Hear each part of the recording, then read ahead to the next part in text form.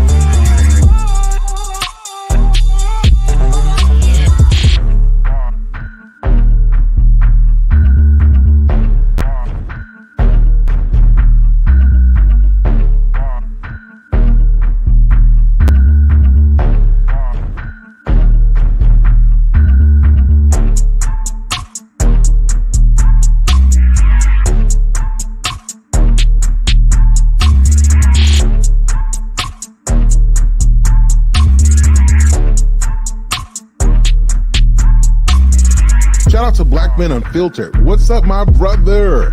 Oh my God. Listen. My man, Black Man Unfiltered. Shout out to you guys. Go follow this smart man right here. This smart man right here. Black Man Unfiltered. Go follow him. It's a great show. It is an absolute great show. Yeah, you are missing out if you are not tuned in and subscribe to Black Man Unfiltered Network. I ain't ready yet. Everybody in this panel, everybody in this chat, before you leave here, make sure you hit the like button, make sure that you are subscribed, because whether you agree or not, you see that this is a higher level of conversation that we're having.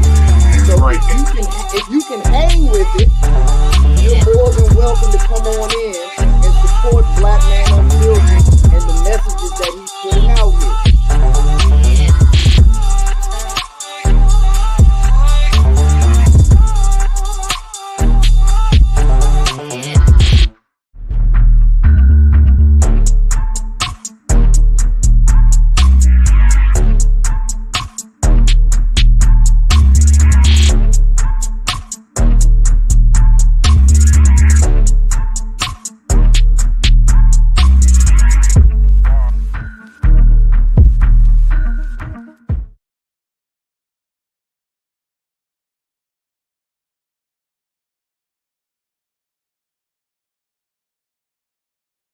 What is up, ladies and gentlemen? Welcome to Talk That Talk Tuesday on Black Man Unfiltered Network. Thank you guys for being here tonight.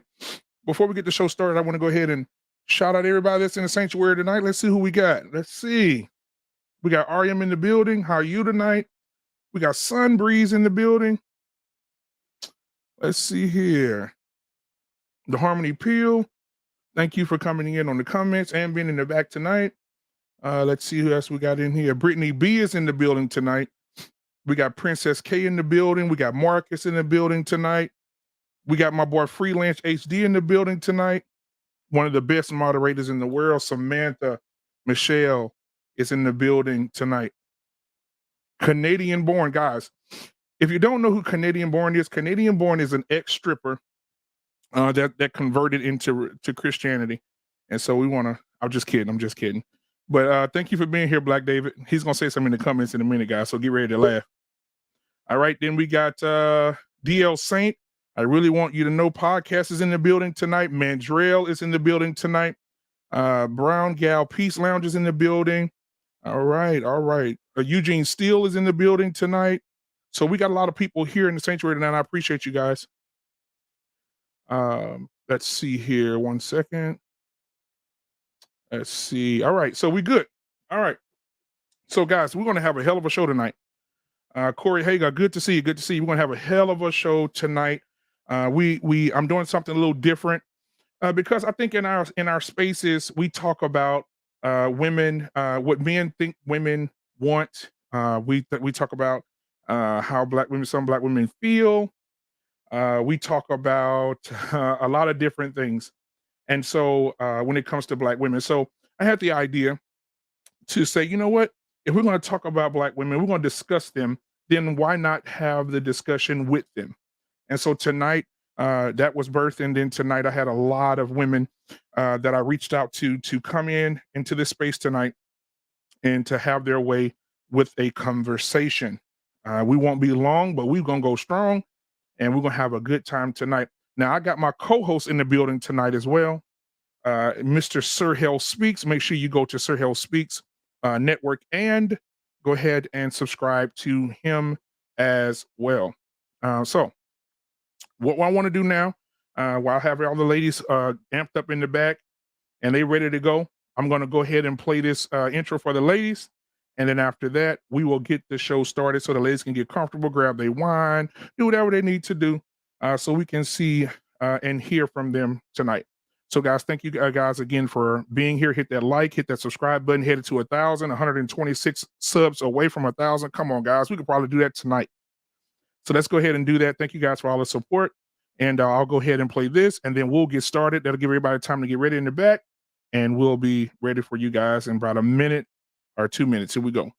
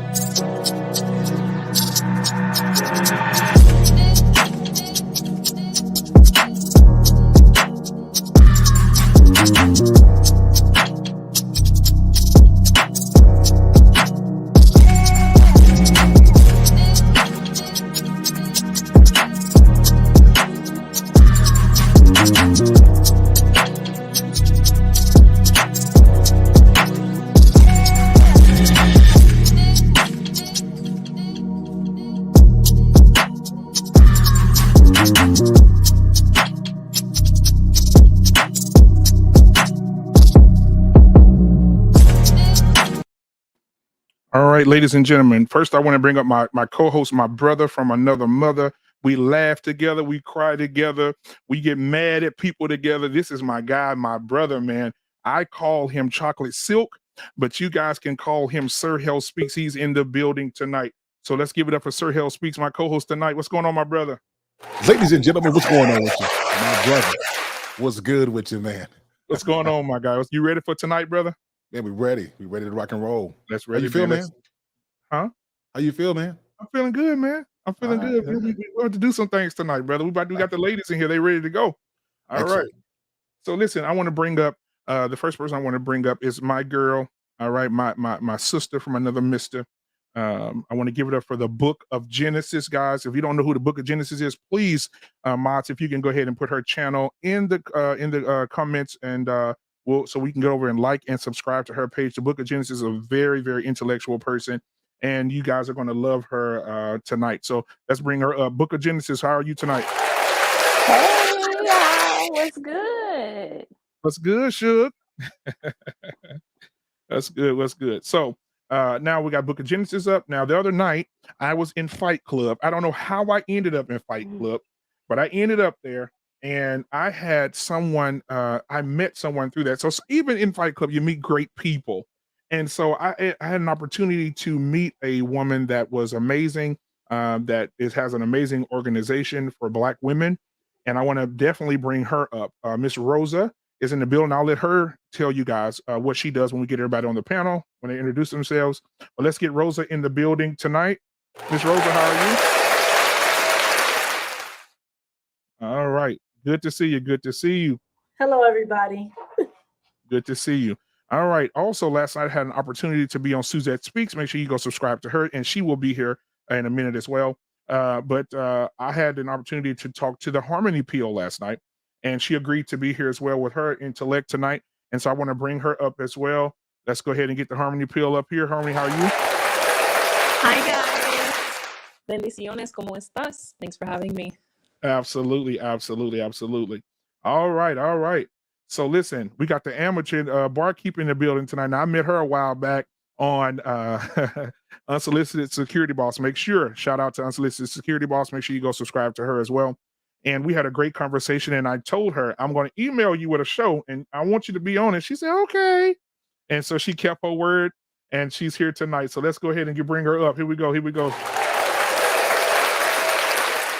How are you tonight? How are you?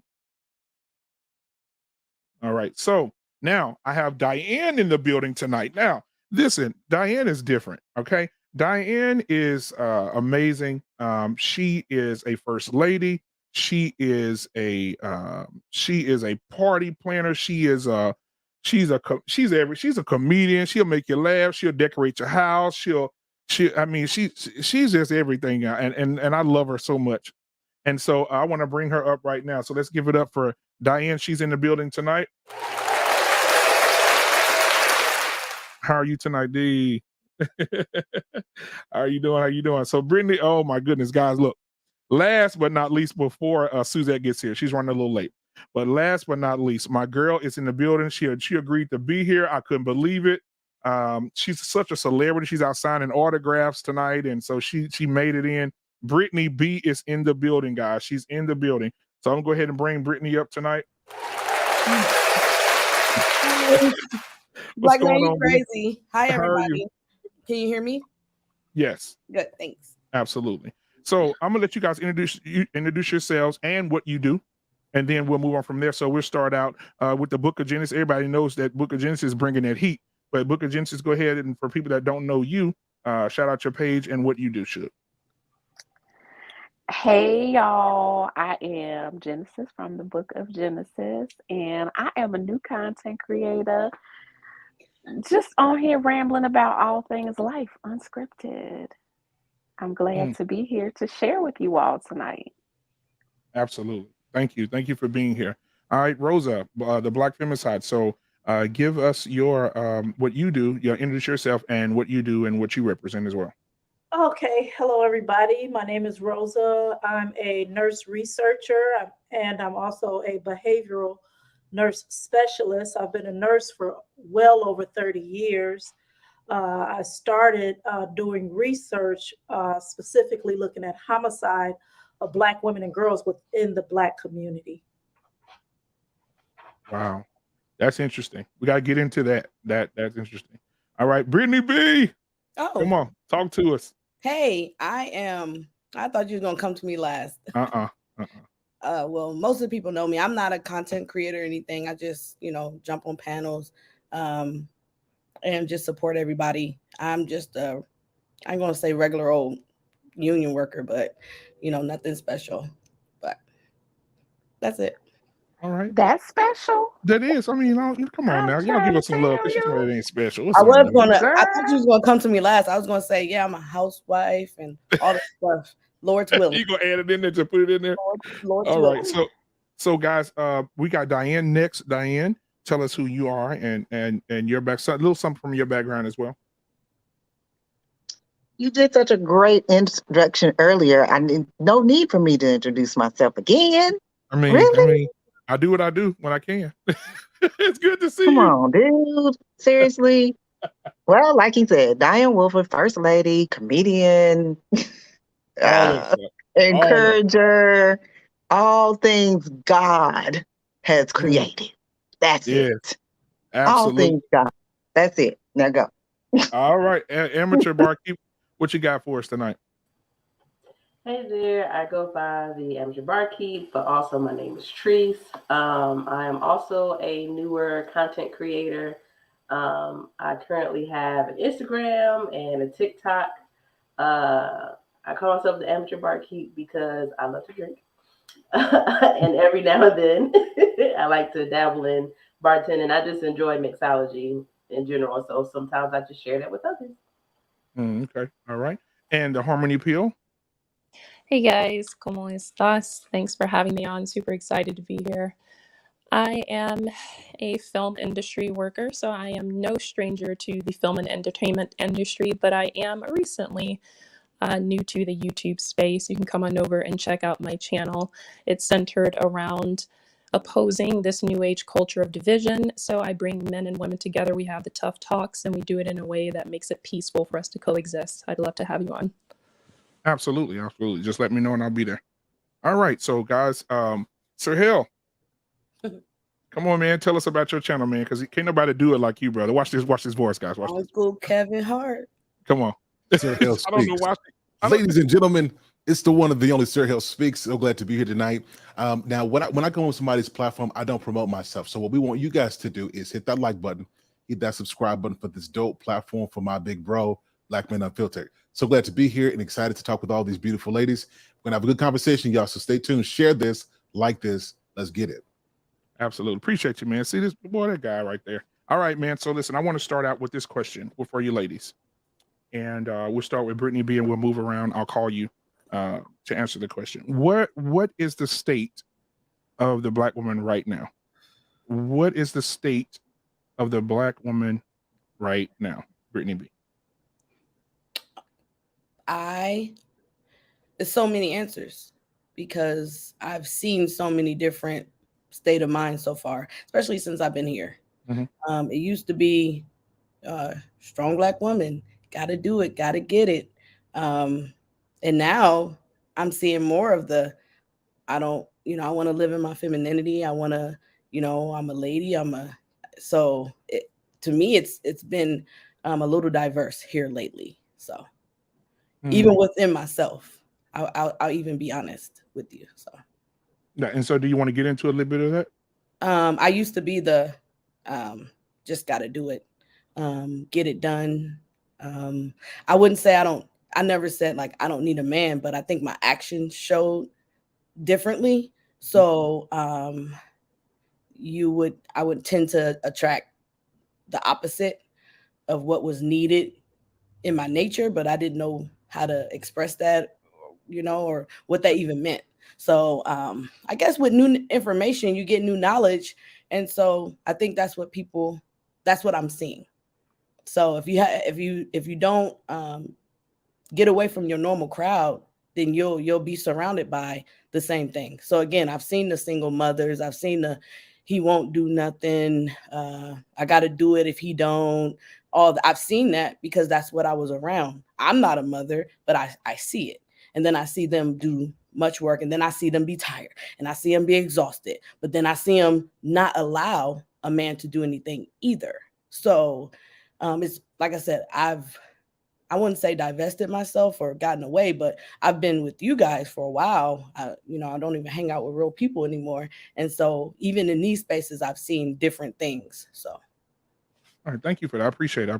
You're welcome. Oh yeah. You're not the only one with fresh locks, just by the way. I mean, well, you don't want to, you really want to do a show? Okay. We'll do that in a second. So Diane, so what is the state of the Black woman right now? I was going to say, kind of like Alpha did, that strong-minded, determined to meet our purpose and our destiny, the encourager or the pusher into our purposes. Wow. Okay. All right. Amateur barkeep. If I can be frank, I don't know. It varies. I am a millennial, so I'm in that weird space where I'm still kind of young and still kind of old. And so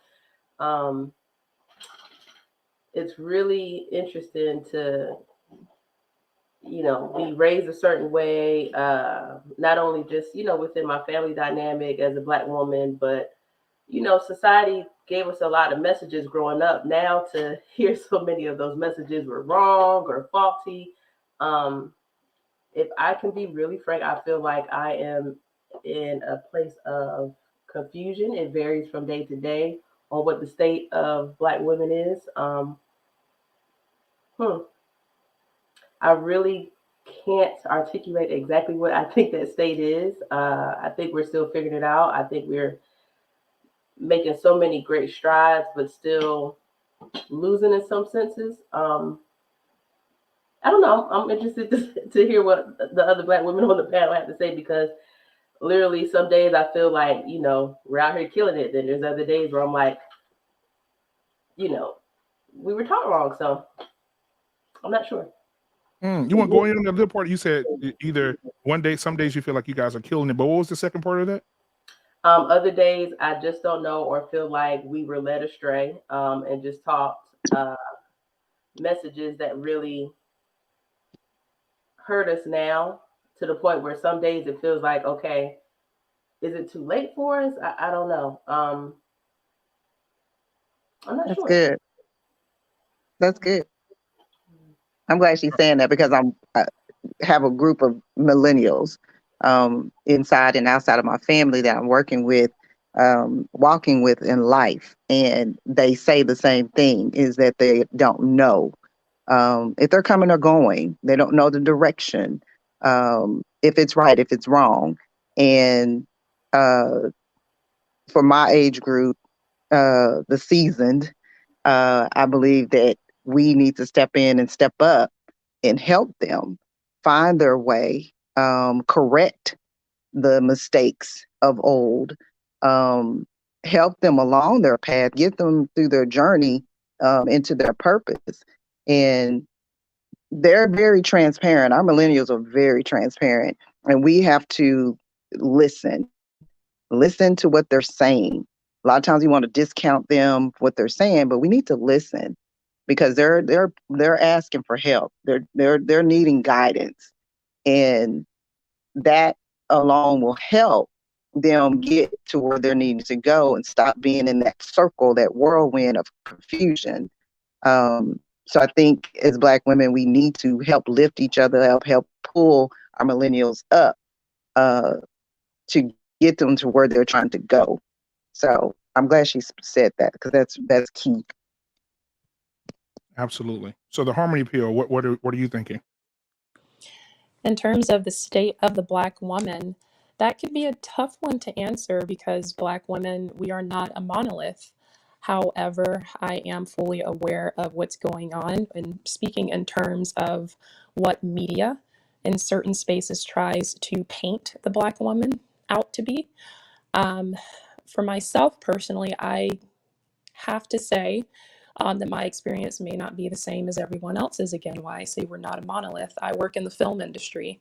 I'm in entertainment, and I also live in Atlanta. And I can personally say that from what I see in my day-to-day life, Black women specifically are highly sought after, and we're practically running the city here. And so I want to speak in that light, because what's going on specifically in these types of spaces is that Black women are under attack right now. We're being painted as if we are negative. We're being painted as if we are a problem. And when I want to say that it's really important that you surround yourself with the right sources to pour into you, to see yourself as God sees you in a positive way, because we have to counteract the agenda that tries to make it look like there's something wrong with you. In my day-to-day life, I'm extremely proud to be a Black woman. We're celebrated here, especially in the industry.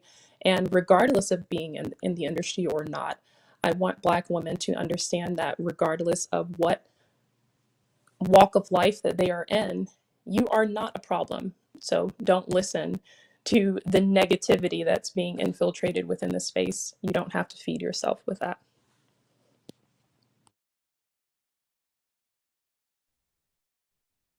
That was good. That's real good. Thank you. Black man, you're muted. I'm asking her, can she hear me? And I'm muted. Hey, Rosa. So yeah, go ahead, Rosa. I was like, wonder why I got silent. Right. Yeah, I was going to speak too. I'm over here. Right. Well, I have to agree with Harmony and Diane. For Black women, it depends on who you surround yourself with. I also, like I said with Diane, I'm older. So I have 4 daughters, ranging in age from 17 to 32. And I have to say that it is important to reach back to our younger Black women and try to get them to start centering themselves and start focusing on having a better future than what past generations have. And although Black women are excelling educational wise and salary wise, I still have to say that because of the work that I do, I can say that I see a lot of Black women being in peril because of antiquated thinking, because of old-fashioned ways. Yeah. Older generations have indoctrinated so many Black women to believe in. I personally, although that doesn't pertain to me, that does not mean that I don't see what's happening. So to me, it's important. It's very, very important. And this could be for Black women, Black men, young men, because I also do a lot of outreach in the community. I do believe that we need to start telling our young folks, it's okay to be selfish. It's okay to focus on you. And and we also need to start telling our young folks to really, really, really start being very, very discriminatory when it comes to letting people in their lives. So, because I deal with a lot of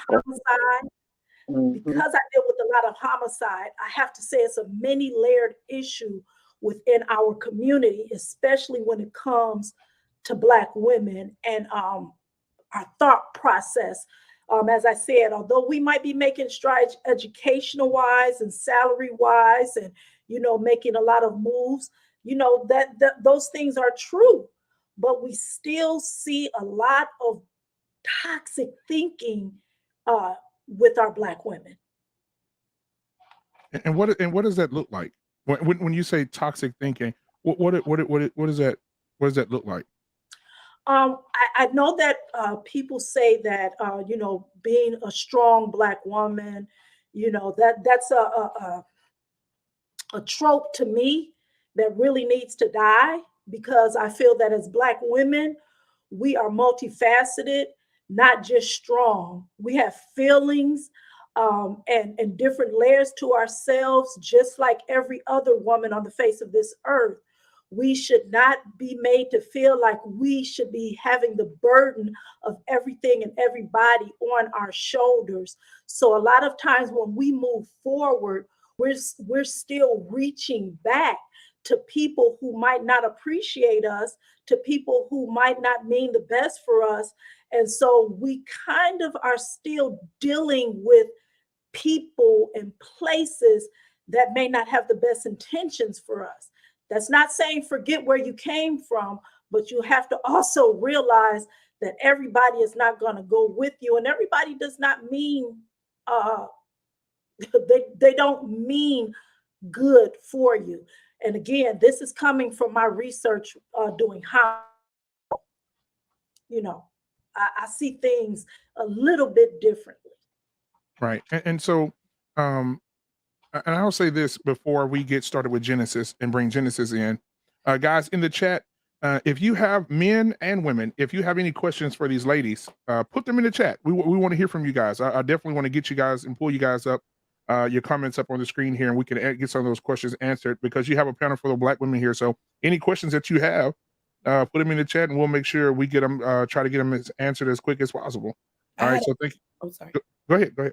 I just had a question for Rosa real quick, and I need to go get me a notepad because you guys are saying good stuff. I just wanted to ask her, what did she mean by it's okay to, and I want to make sure I got it right. That's why I said I want a notepad. Did you say be selfish, or is that what you said?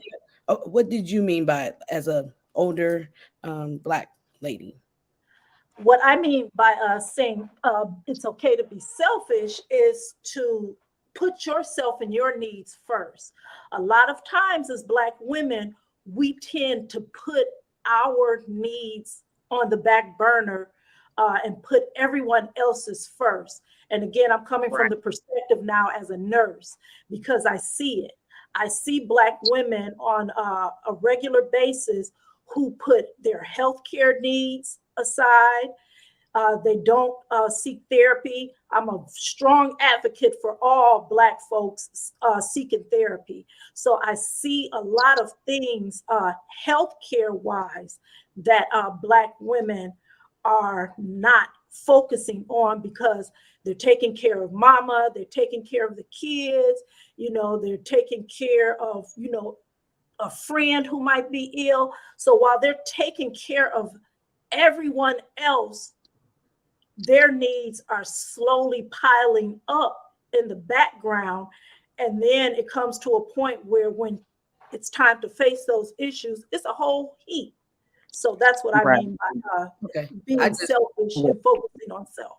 Okay. I just wanted to ask, I guess I could say I used to be, or am one of those people who I don't have a problem putting myself second at all. And I don't know if it was something that was ingrained. It brings me joy. That sounds weird, but I've had many people say, it's okay to whatever. And I'm like, but I don't have a problem. When you grow up in church, that's what you hear. That's what you know. You try to be Christ-like. So some of these things is almost like, what? I'm trying to be like Jesus. I don't know what you're talking about. So it's right. I wanted to, and I respect that.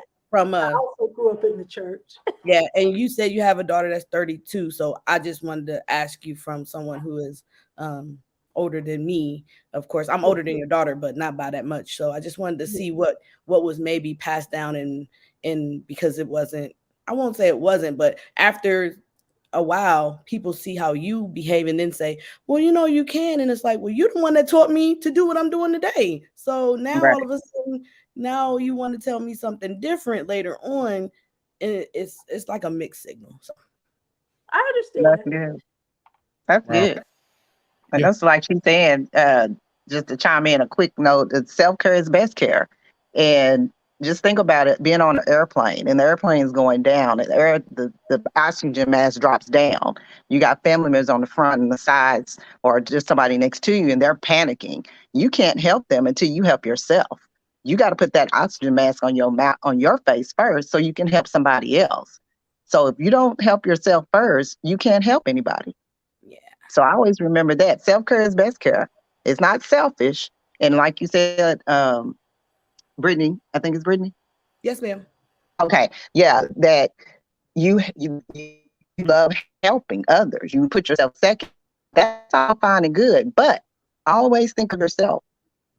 What does Brittany need? Does Brittany lay down and take a nap? Does Brittany need to eat better? Does Brittany need to exercise? Always think about yourself first and then step out and help others. Because God made you for a purpose to help. Yes, he did. He called you to help others. But he's saying you got to take care of this vessel. This your one and only vessel that we have. We got to take care of that thing before we can go out here and try to help anybody else. So always remember, self-care is best care, to take care of thyself so you can take care of everybody else. Thank you, First Lady. And also, you know, just like you said about being a vessel, you can't pour it in, you can't pour into others if you're an empty vessel. So that's the way I look at it. You know, I'm so glad you brought up the vessel part, because in order for you to give to others and help them on their way, you have to be full and engaged. And, you know, and you just, you know, I see so many Black women who are just empty and tired, and you know, they're not any good to themselves, so they're definitely not going to be good for anyone else. So that's really what I mean. That's true. That's good. That's good. And so the book of Genesis, what do you have for us? I think as Black women, we are wives, we're girlfriends, mothers, daughters, sisters, and in each of those roles, we're wearing many hats. And as beings, we're multifaceted. We are also persevering. We're strong. We're warriors, wounded warriors. We're wounded, we're broken, we're tired, we're misunderstood, yet we're still trudging through. Many of us have, even with our broken selves, found success or on the path to success. I think we're underappreciated. I think we are under acknowledged, but still hopeful. Thank you, Genesis. I appreciate it. So we had Suzette come in. Hey, Suzette, how are you doing tonight? Hello, everybody. How you doing? Sorry I'm late. No problem, no problem. Salute Sir Hell Speak. Salute Black Man Unfiltered Network. Thanks for having me. Absolutely. So go ahead and introduce yourself, what you do, and then and your channel and what kind of content you have. I was over there last night. We had a great time, but go ahead. Yes. I'm so excited to be here. Thank you for this invite. I salute all the ladies of the panel. I know, you know, Black women are not monoliths. We come with different experiences, different expectations, different ideas of what success in life is. So I'm grateful to be among, you know, my sisters tonight, so we can explore the different ways we express, you know, joy, success, whatever it is. I'm just jumping in the conversation, so there's a lot on my heart already just listening. But I'm gonna go back to your question. My channel is Suzette Speak Show. I'm a TV host, an attorney. I love personal development. That's really my heart, but I don't think YouTube was quite ready for it. So I am kind of mixing it up a little bit, talking about relationships like we did yesterday. Thank you, Black Man Unfiltered Network, for coming on. We were talking about toxic relationships. Yesterday's show was so good. Go over there and please support and watch. But I try to talk current events, social issues, things that move me, basically. So it's a little bit of a hodgepodge right now as I grow, but I love spirited conversations. So that's what you'll find on my channel. All right. Thank you for that. Thank you for it. And the question that I asked all the other ladies is, what is the state of the Black woman right now? Lord. In preparation of just thinking about how Black women are seen, perceived, how we live, how we move in this world. What was on my heart before I kind of know the context of what other people have said. So please, if I'm going left field, let me know. And shout out to the chat. I don't have the chat open yet, but shout out to the chat.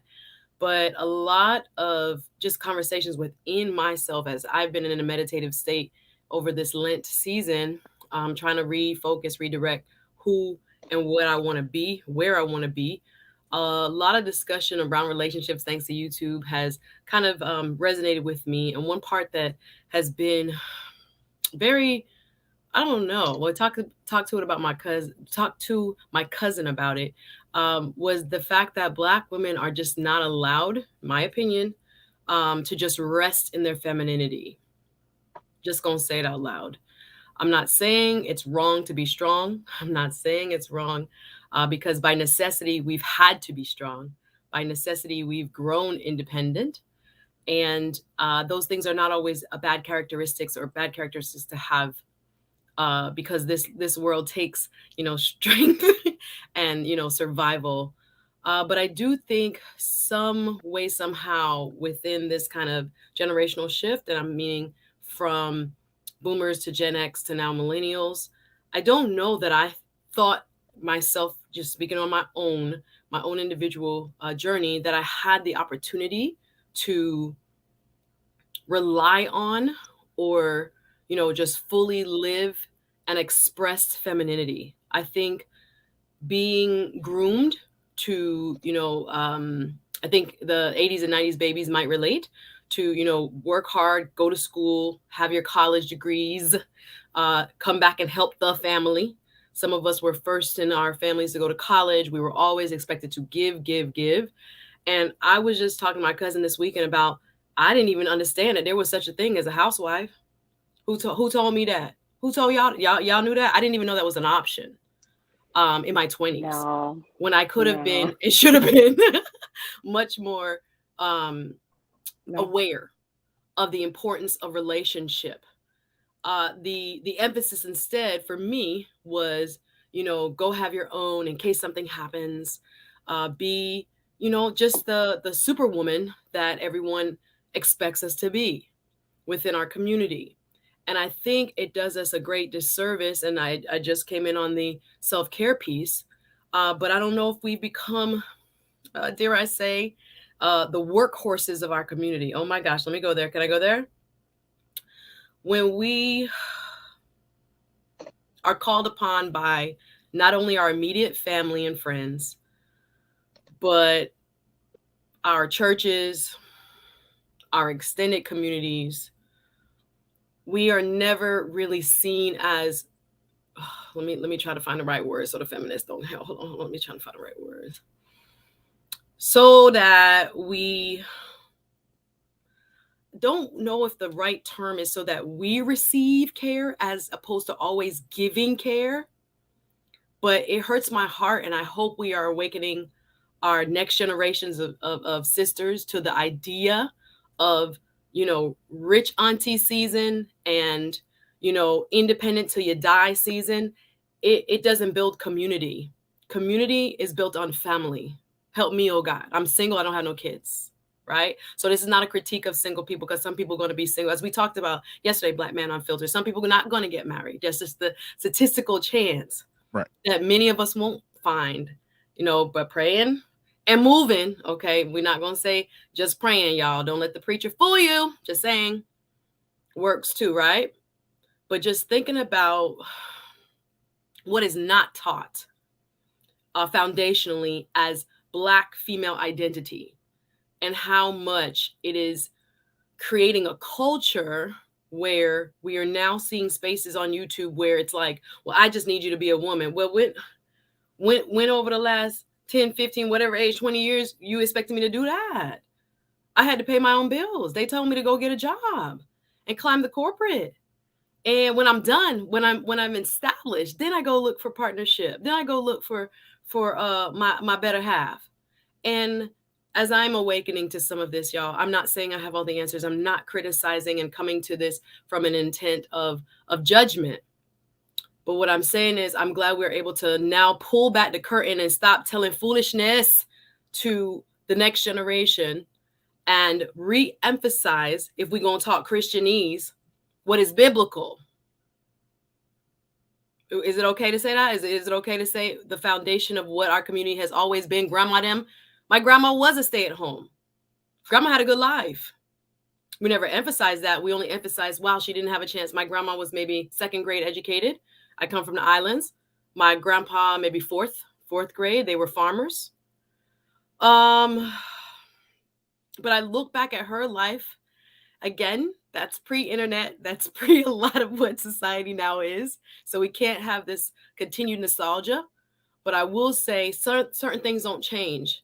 And especially from the perspective of a lot of the, let's say, monetarily successful subsets of our society, they still getting married. They still seek partnership. They see the value of it.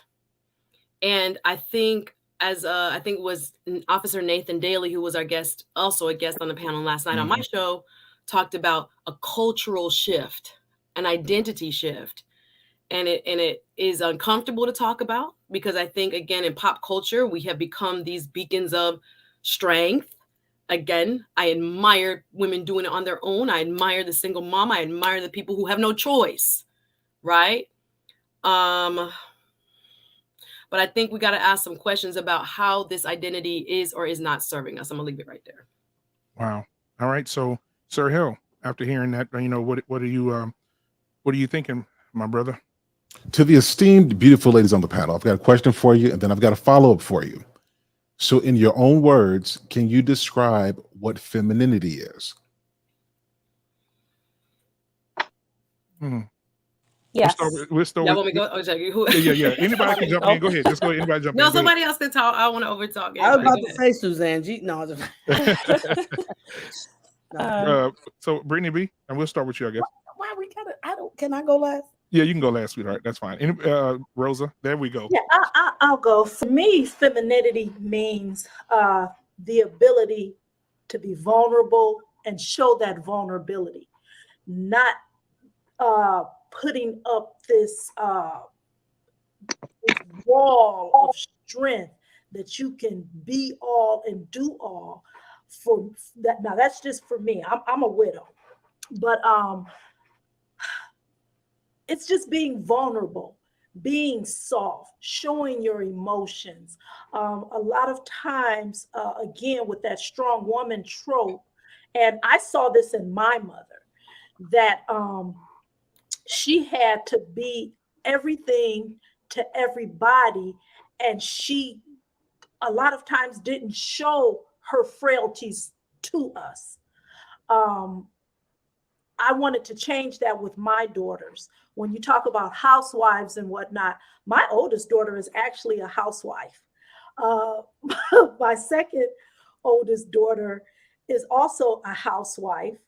My third daughter is working her way towards being a housewife. She's in a very meaningful relationship. She's a chef. She has no children, but she's in a relationship where she wants to be a housewife. I myself was a housewife. I did get the education. I moved up the corporate ladder, but I really made more accomplishments after my husband died. I got my education, and my education was in the event something happened where my husband couldn't maintain the household or whatnot. And unfortunately, he passed away. I was able to, move forward in life, traveled the world and everything. So I just want more women to be vulnerable if they want to be feminine, if they want to be housewives. This is something that is attainable for Black women. And this is something that Black women, you don't have to think that being a housewife, being feminine is something that is reserved for other women. That's something that we can be too. It's okay to be vulnerable. It's okay to show that softness to someone. Now, make sure that it's the right someone, but you don't have to be a wall all the time. Yeah, that's good. Ooh, Diane? I'm going along with my sister there. I'm going to say transparency for me, being at my age, is transparency. Then being soft and strong with balance. Having a balance between the two, and vulnerable. So finding that balance in between there, being, like she said, the strong, but yet soft and delicate, and being open and transparent with our other sisters about what we're going through, what's going on. All right. So the harmony pill, and then we'll get Suzette. Then yeah. Sure. My definition of femininity might be against the grain from what a lot of people are used to hearing, but I can only be transparent. A lot of what we speak on has everything to do with our upbringing, and I think that's what we have to be understanding of when each person answers this question, because like a few of us have said, we are not a monolith. And for those that might not understand what we mean by we're not a monolith, it means that we all did not have the same experience. As Black women, we might all be in the community, but we didn't all have the same experience. My parents are still married to this day. They got together when my mom was 13. They started dating at age 13. They are still very happily married. My mom has been and is still currently a housewife. She lives a very good life. And so I speak on what I grew up seeing. And in terms of femininity, I learned that from my mother. Now, this might sound like it's going a bit against the grain, but I have to be honest.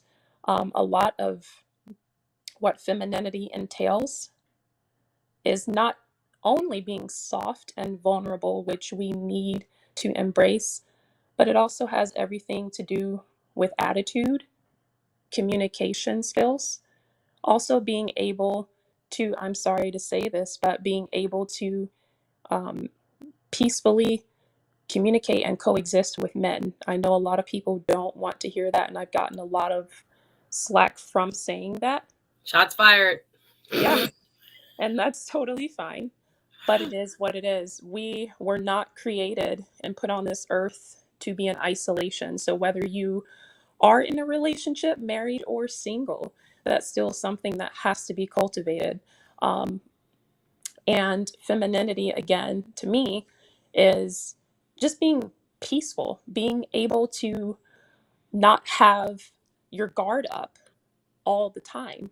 And I know that depending on your upbringing, you might have that natural guard up. But what happens is we just have to make sure that we're not keeping that up to the point where it forms a wall. And now men are looking at us in a way that we're unapproachable. So for me, yeah, femininity is not only being soft and vulnerable and ladylike, but it also has everything to do with communication, respect, and yes, I'm sorry to say, but men also That's deserve good. to be That's true. respected. That's a very true point. Yeah. Men deserve to be Right. respected, and we have to master Yeah. the art of communicating respectfully and not going out into this world and using past negative experiences or our own circumstances to have this wall up to the point where that's the only energy men are giving you, or that's the only energy that men are getting from you. So that's my I piece. think that goes back to I'm sorry, this sweet baby, pretty girl at the top. Brittany. No, Suzette. Suzette. Yeah. I think, yeah, Suzette. I think that goes back to her saying getting back to the basics, going back to the basics of the biblical. What did that look like? What does the Bible say?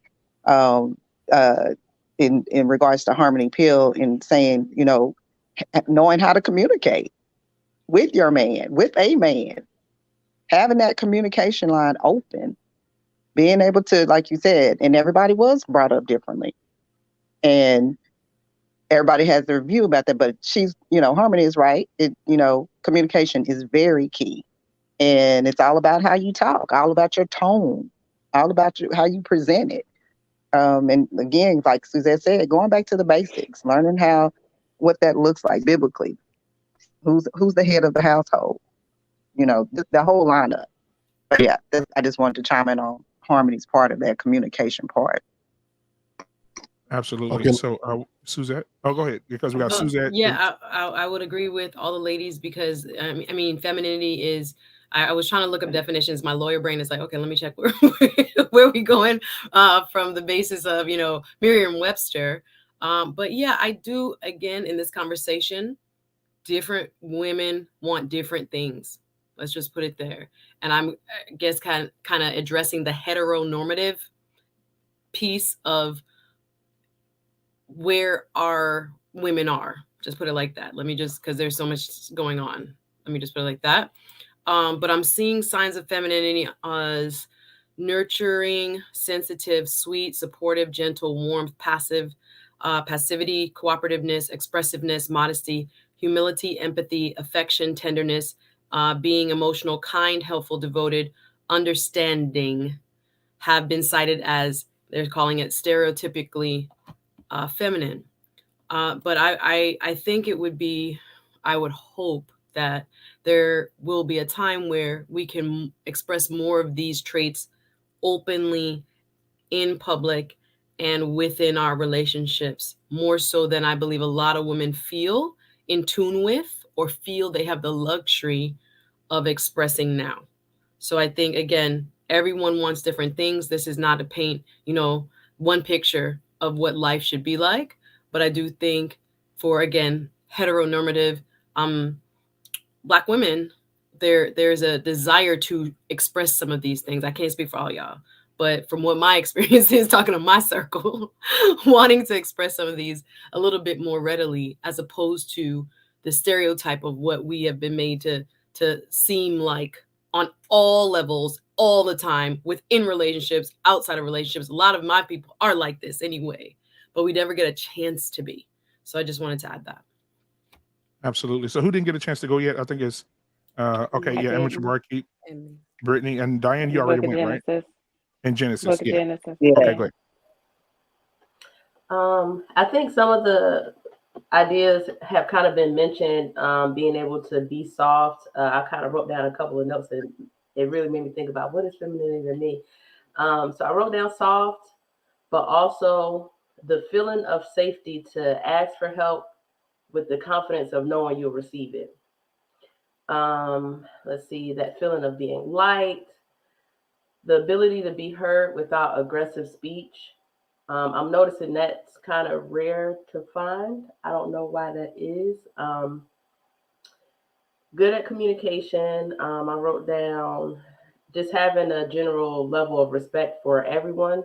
But for me, I have a certain level of respect towards all masculine or, just men in general, until, otherwise. But I'll say adaptable, and also being a protector of energy. So like there are some women that are like, oh, there's times that you've got to get aggressive and speak a certain way to people, even men and things like that too. But for me to protect my energy, to be feminine or stay in my feminine, I just don't surround myself in that type of energy where I've got to be aggressive or talk with a certain tone or certain language and things like that as well too.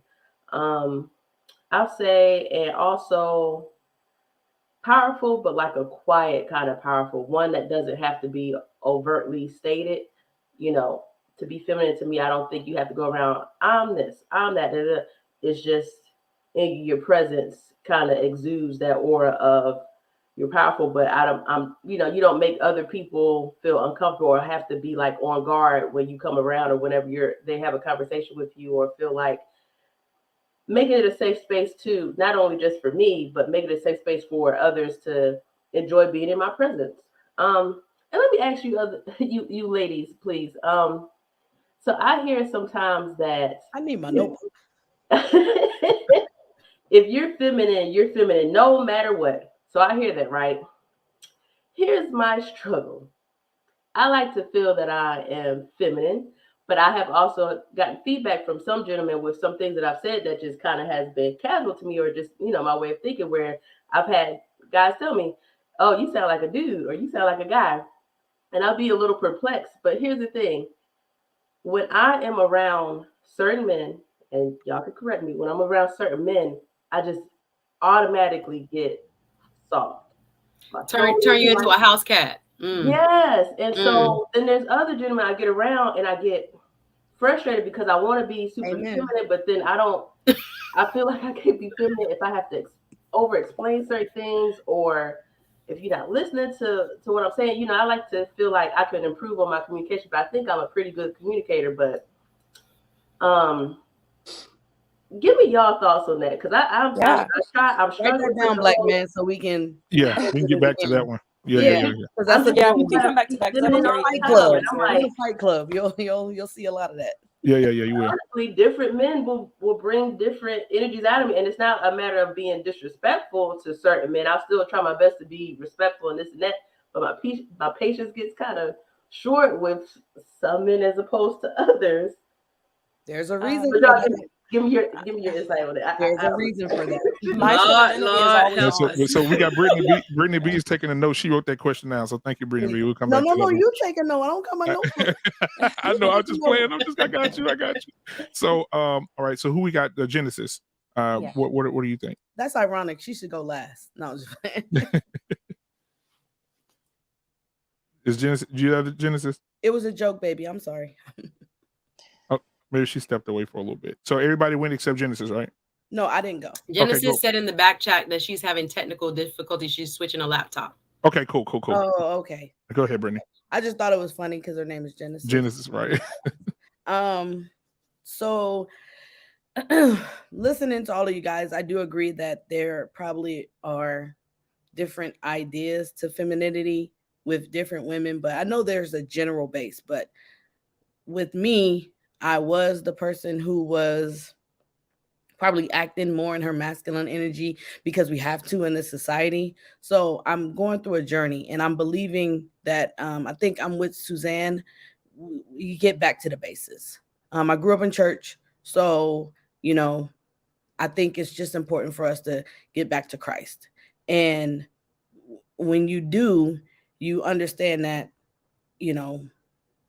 once you're a woman of God, then everything else will fall into place. So when you're obedient to him, I think that's it. Once you're obedient, everything else will fall. Your behavior, if you're trying to be Christ-like, then how much more, what else can you do? And I think it was you, Miss Bartender, or I can't see your name. Oh. Someone made a comment about when you step into a room and your presence is seen. I believe the same thing when you follow Christ. When your behavior will let people know who you represent. So again, just like a man of Christ, just like a woman of Christ, our behavior will let them know who we are. So when it comes to feminine and masculine, I think I'm just going to go back to the basics. I don't really want to, do the whole what society says. I want to do what Christ says. So that's just my answer.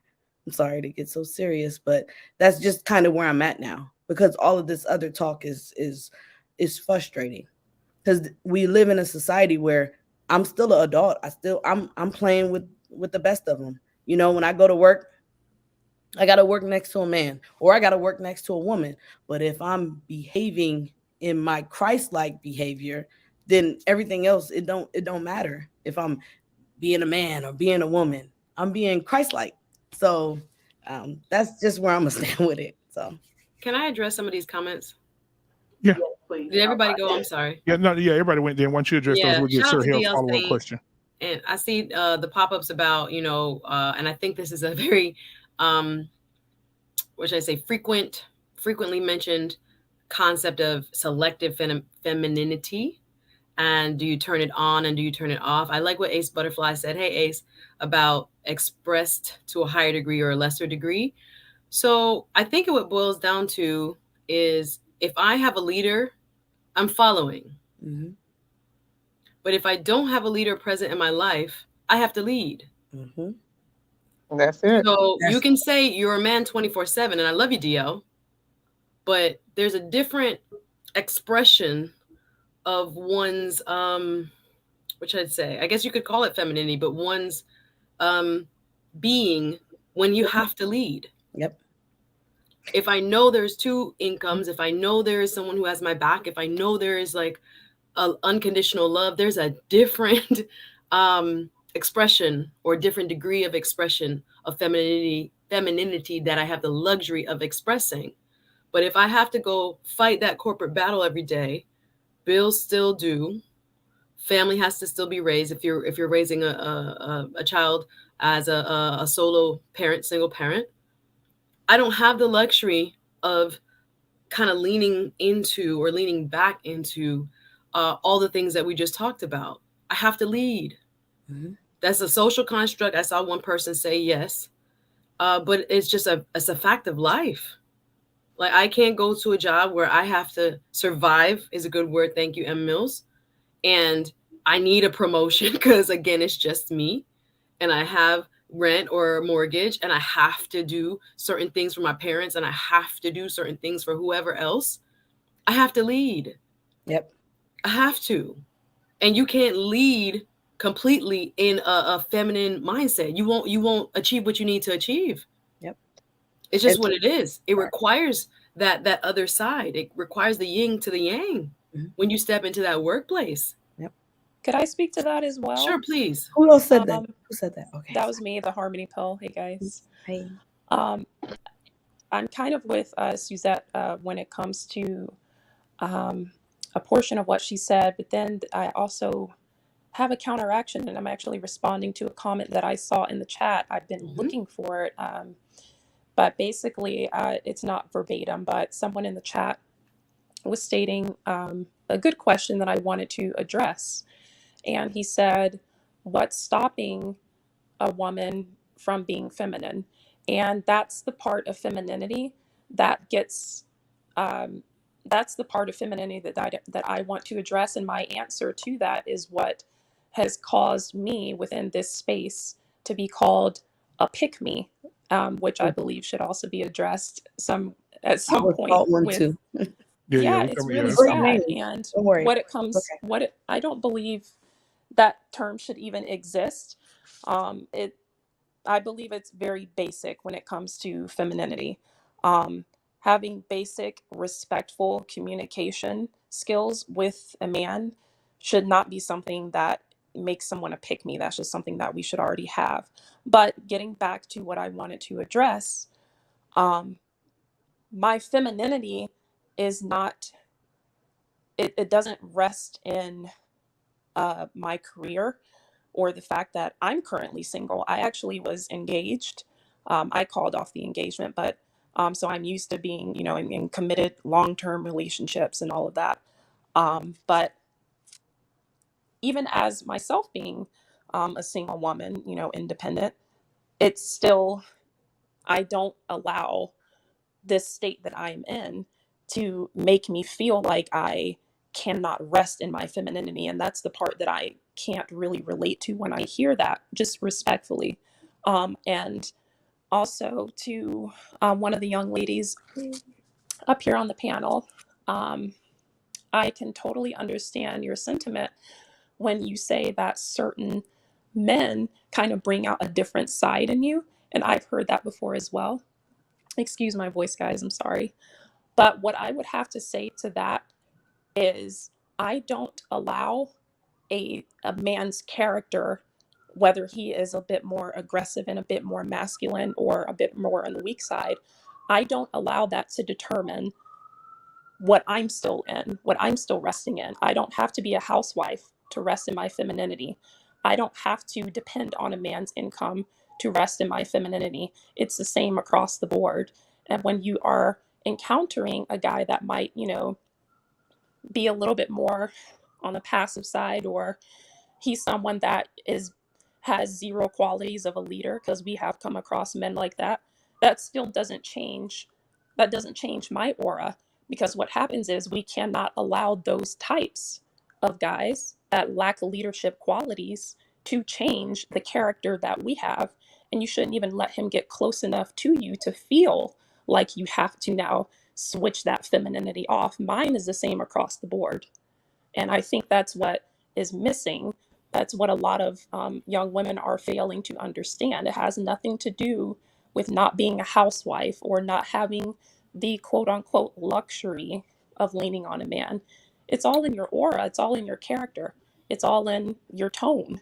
And we also have the choice, right? We have the conscious effort, and we make the choice to decide if we want to be more on the hard side and kind of put that guard up, because that's really what it is. You're putting up a guard. We have that choice. So, Yeah. so Sir Hale Speaks had a follow-up question. Sir Hale, what do you have as a follow-up question, my brother? Suzanne had something she wanted. No, I think we're conflating this issue. Femininity in a relationship versus femininity in like a corporate setting is two different things. I think you're talking about relationally. No, And I'm I think talking about across the board, outside of a relationship or not. I'm not in a relationship, I'm single. But my femininity does not change regardless of my relational or corporate status. But that's what a lot of I women don't are think putting I think still we're saying something different. You guys are. Yeah, you're not addressing what I'm addressing. I Because agree with you. I'm I feminine agree. 24/7. Yeah. I get what you're saying, Yeah. but it's on a different. I think we're on two different planes when we're talking about it. Yeah. Just want to mention that. Because I can lead, and it's how you lead. So there, to take the role of leadership is something that Suzanne is speaking of, and Miss Harmony is saying it's how you lead that you can still stay feminine. So it's a beautiful thing, and that's the power and greatness of being a woman that I think a lot of people haven't tapped into. They always think it's either this or that, but it's like once you learn how to get that train rolling and mesh it all together and start, doing all this stuff with it, it's beautiful. So. And for my comment, I started off by stating I'm never at a point where I have to be aggressive. It's just certain types of interactions where my patience gets a little shorter because of with being feminine, which again, I saw DL Saint make a comment, I'm a man 24/7. I'm a woman 24/7. Actually, that's not the point. I had a comment to that. I agree with this, T-Shaw. Yeah. I agree that when men try to say that we are turning it on and off, let's never forget there are men who are masculine and there are men who are feminine. Yeah. So people forget that you may be a man, but you can be behaving in a feminine way as well. And so when they try to say that someone is masculine, maybe you need to check how feminine you're acting in a way. But again, that's Fight Club coming out of me. You just both walk around. Let go. I apologize. All right, go ahead, Sir. Okay, ladies, we got to get into this because generally when we get into these discussions, and men are specific about what femininity is, we get a pushback, and I oftentimes reverse a statement to see how it sounds. Right. So let's take a statement. I just want to get your honest thoughts about this statement. When I'm around certain women, they just pull out the masculinity out of me. What's your response to that? That's a true statement. It's no different than what Miss Bartender. I think that's true. Amateur bar. I think that's true. Around the right woman, you'll behave different. That's a true statement. Yeah. And on the vice versa, if a certain man comes with a certain energy, if a man comes with a certain energy, I'm like, oh, okay, let me get myself together. Let's go. Absolutely. I wasn't expecting you guys to say that.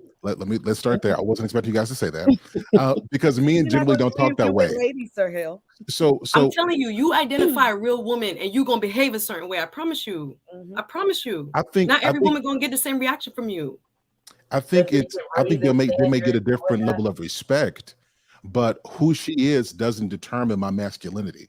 Like that, either how you express it. Yes, it does. Either you are no. What she can receive is different. What I give stays the same. Right. So if she's feminine, then she's going to be receptive to a different level of energy than somebody who is closed off and cold.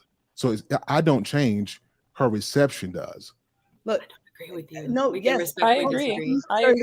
Sir Hill. Suzanne, can I give an example? Sure. And let's role play, Sir Hill.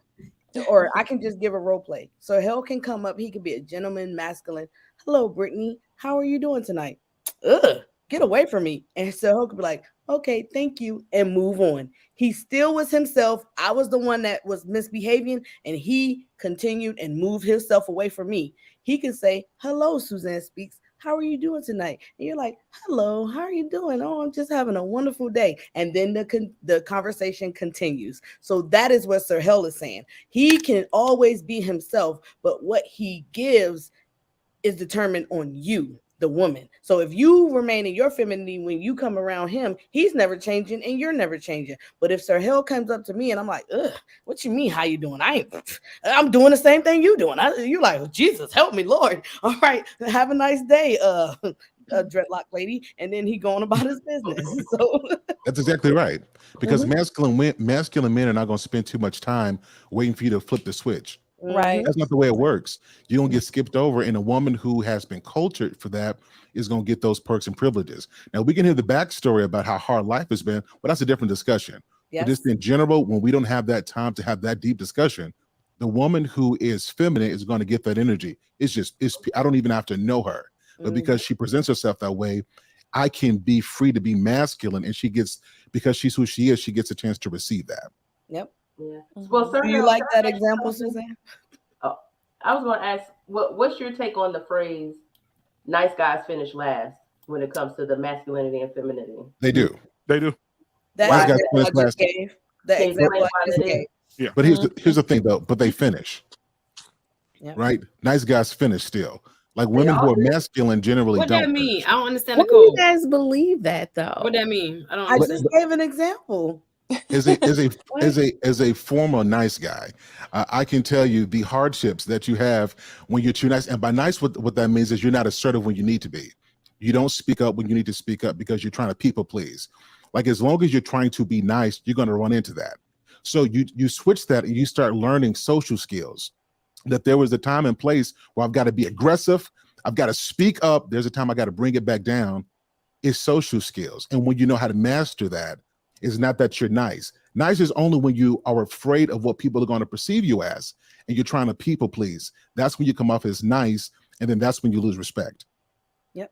Just like in my example, if Sir Hill would have been talking to me, and I would have continued to go off on him, and he would have said, "Well, I'm sorry, baby girl, what's going on? You want to drink?" And he would have continued to go on. I would have known, he a pushover. He's just gonna let me talk to him any old kind of way.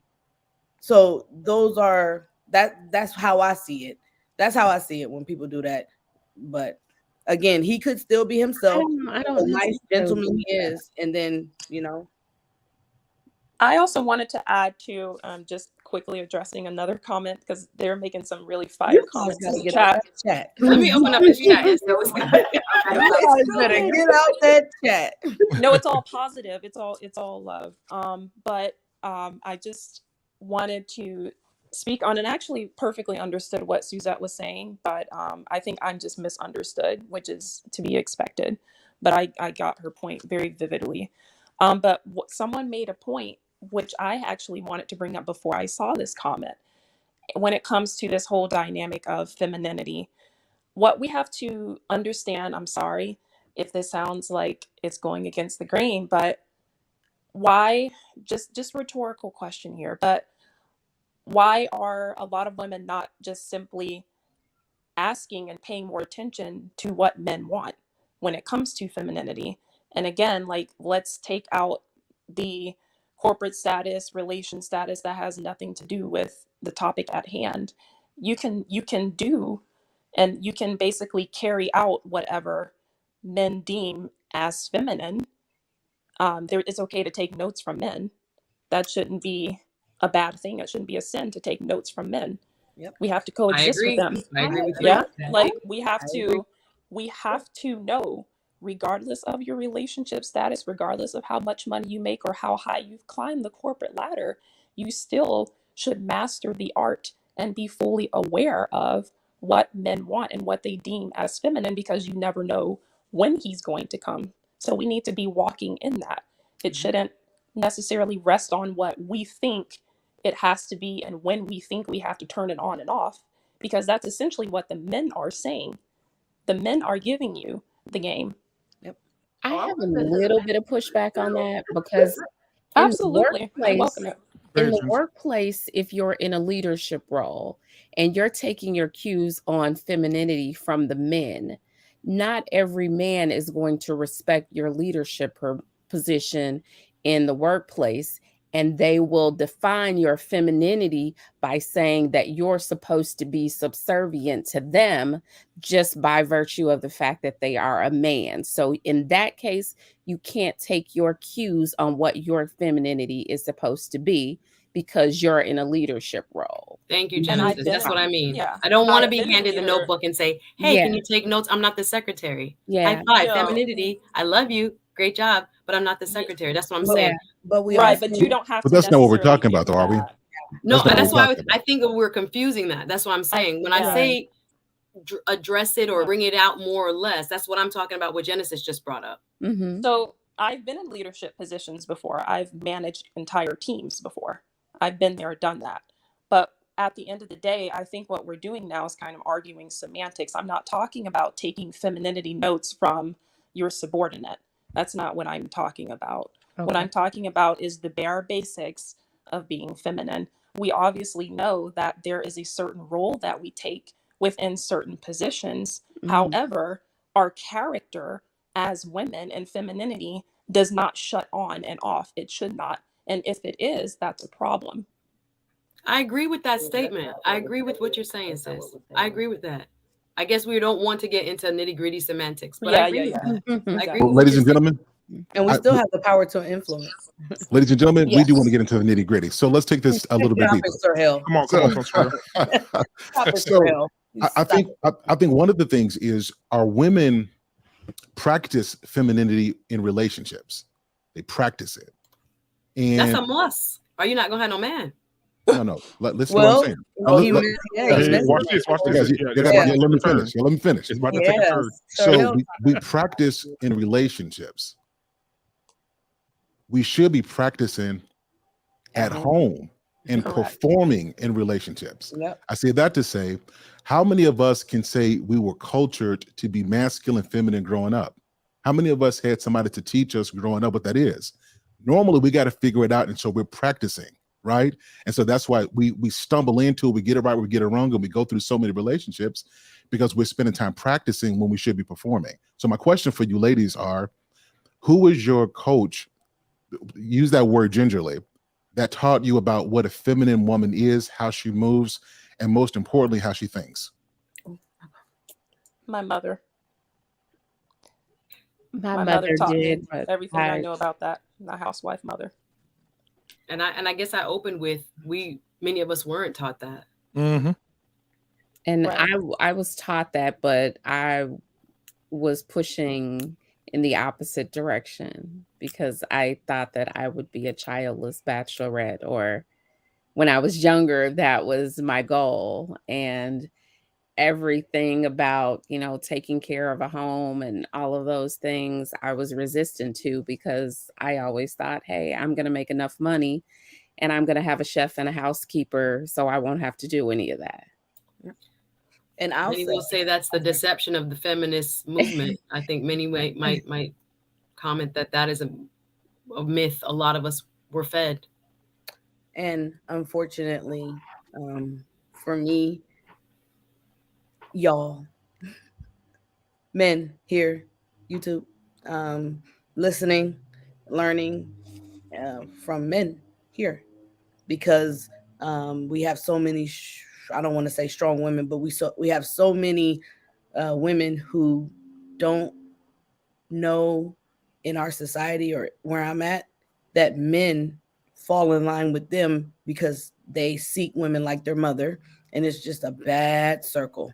So it wasn't until here that I saw something different. So I'll be honest.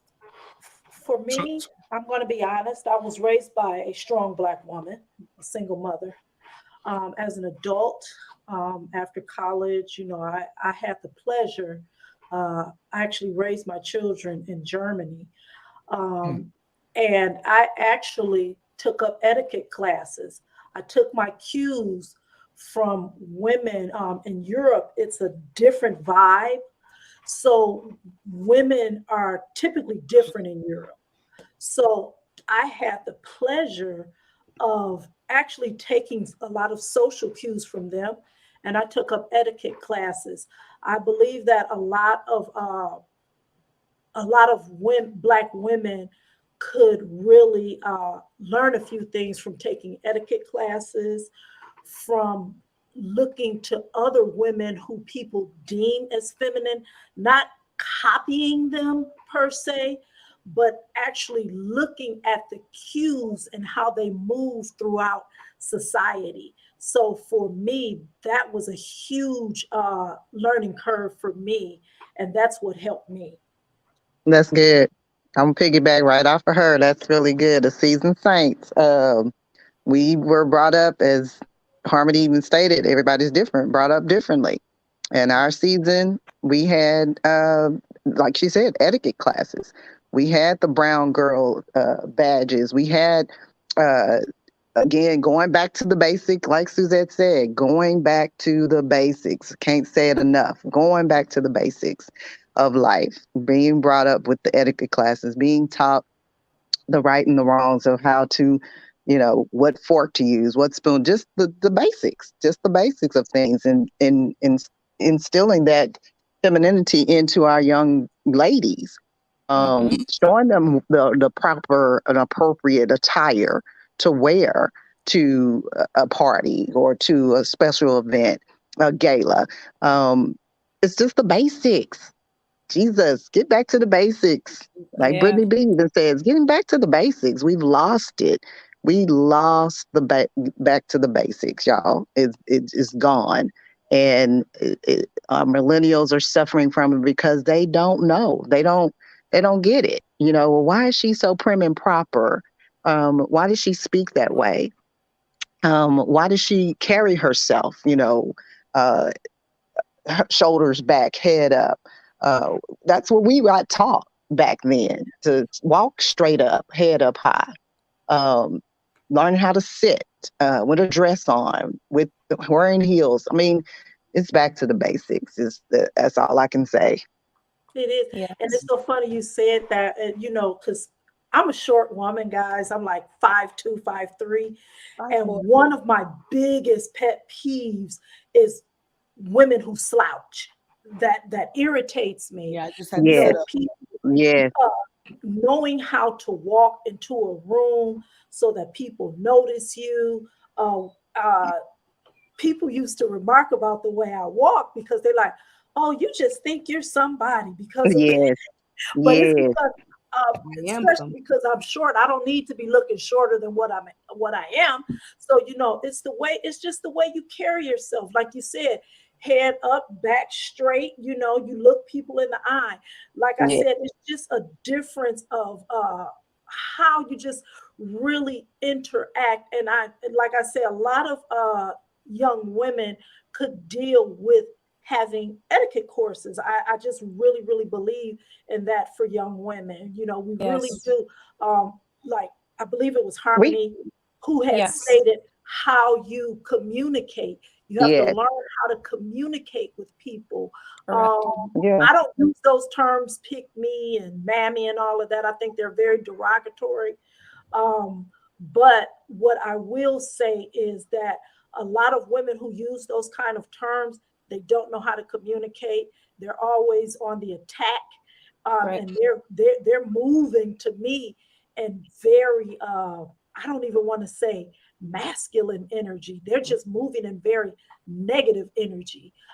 So those are the kind of women that you see use that kind of language.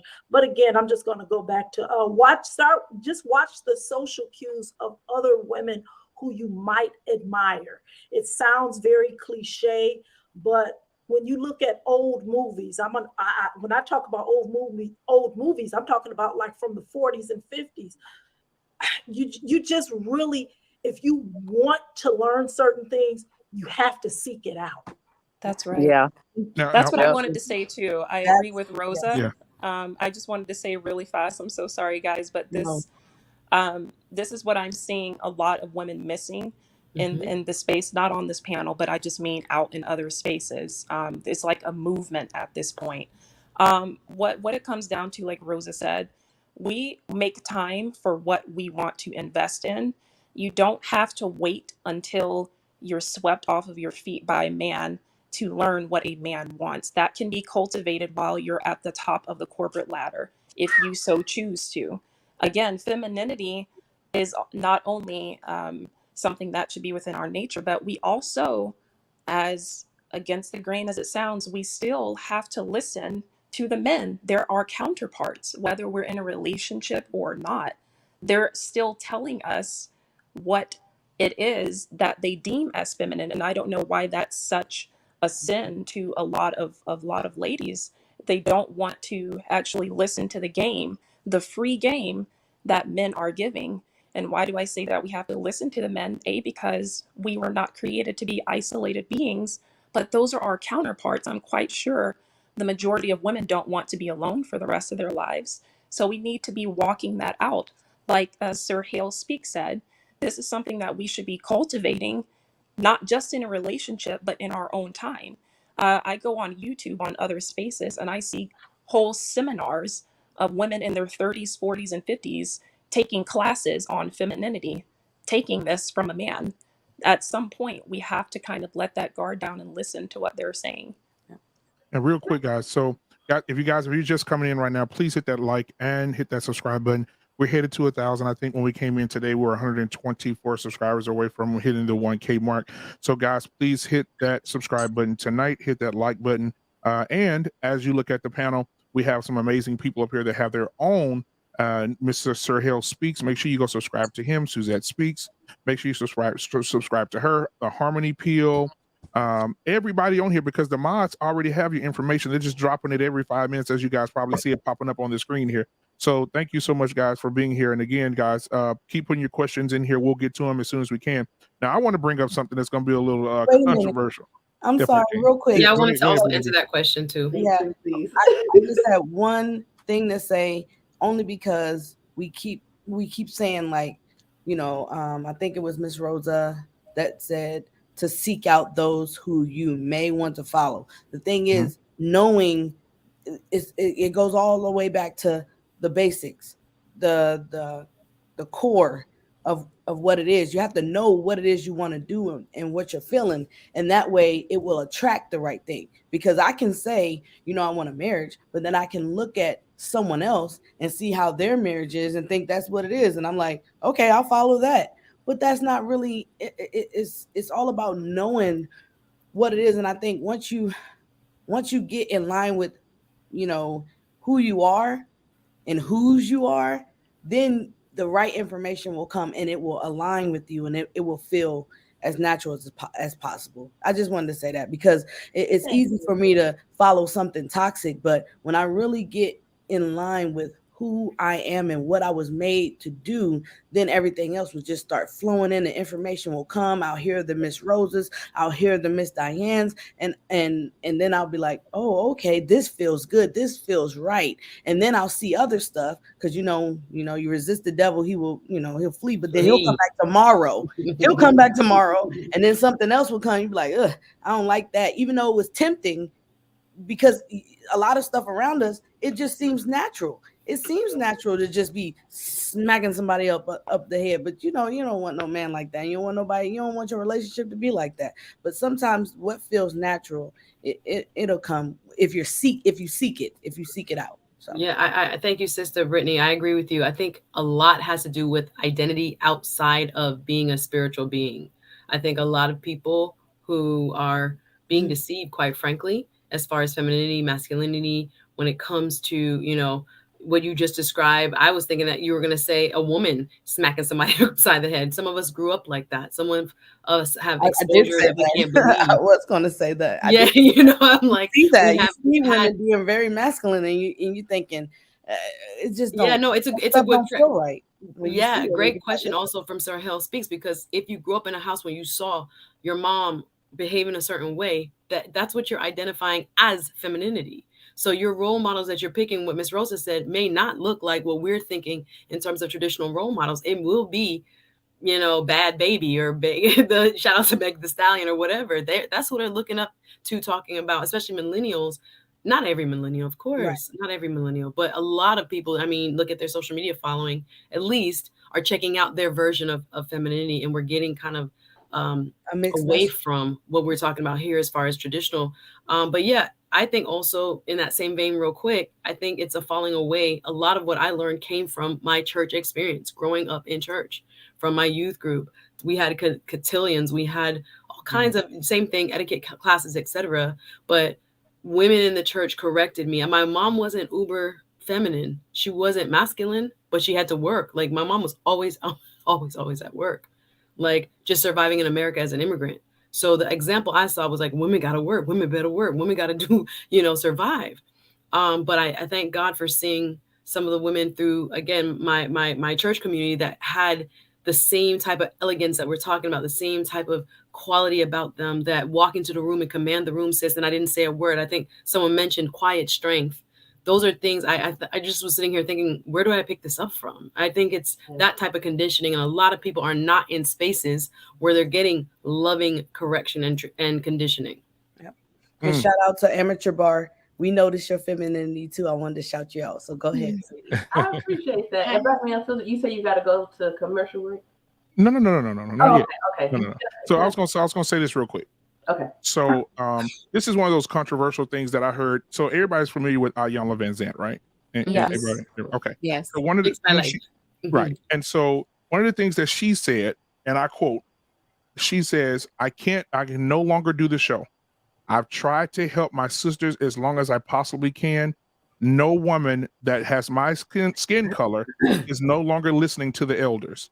I consider myself as an elder, and as I've helped these women, they've given me death threats. They've come for me. They've tried to fight me, and they curse me out like I'm a teenager on the street. I canceled my show for this very reason. Then she went on to say, desirability. She said the reason that she said black women are the least desired, they're the lowest on the totem poles, and that if they need to close their legs and open their hearts to change the situation. What do you guys think about that? Now you guys, Amateur Bar King. I'll let one of you guys go first. Amateur Bar. Can I, before addressing that, right, just going back to the previous conversation really quickly. When I first stated that the state of black women, I'm confused by it, and it changes from day to day because, for one, I feel like there's so much shame that's thrown at black women. Not all of us grew up with a good example of a feminine woman, because not all women had the safety or living circumstances to be in their feminine and be sought and all this other good stuff. And that whole, I'm a woman, I'm a man 24/7. And, I never turn my femininity off and things like that too. That is privilege. And so for me to get it from men, oh, you need to be feminine all 24/7, no matter what's going on the outside, no matter how men treat you, you have to be feminine no matter what. Then you get it. Sorry, it's getting good. Then you get it from women too. And it's like, okay, you may even be trying. Then other women, whether it's the older women saying, oh, well, I took etiquette classes, to me, that's privilege too. If I grew up just trying to survive, etiquette classes were not an option for me. I was trying to survive, and I saw my mom trying to survive and have bad relationships with men and things like that too. And to me, the feminine and masculine conversation is new to me. And so now not only is this conversation new, but there's shame being thrown at. And I don't know if you guys know about the cycle of shame. It doesn't promote progress or change. It just keeps on going. So if I got men telling me, oh, you're doing it wrong, you're bad, just do it this way and all your problems will be solved. No, that's not how that works. Then you get women too saying, oh, well, just listen to the men. I'm listening to them. Guess what? That still isn't solving my problems either. So what is the solution? Instead of it just being, oh, well, you need to, you're doing it wrong and this and that. Give some assistance. Be nicer too. You know what I'm saying? When people are saying you're doing it wrong, okay, well, you be nice to me as well too, so that I don't feel like crap about never being taught, trying to survive. I don't know if you guys know what inflation is. Trying to survive currently in this state. And then not having anybody that I could really feel that I could turn to, but then just being told, oh, well, just take a class. Just pay and take a class, and that'll fix your problems too. These are not solving the problems. That's why the stats are where they are. if there was even more compassion in the advice that's given to us as women, that to me, I think would help to promote more of more change. And I've kind of gone through a few therapists, and there were some that I had to stop speaking to because they kind of had that older Black lady vibe where I'm like, I'm coming to you for a specific assistance. I don't need you talking to me like my grandma or like my aunt, you know, just that shame and, oh, just do this and do that. Oh, girl, why would you do that? That doesn't help. And also, too, with this conversation, I hear nothing about the science behind it. We keep saying, you know, just learn to be by yourself, get rid of toxicity, but there's familiarity in that toxicity. There's reason why people are in those toxic relationships and can't progress.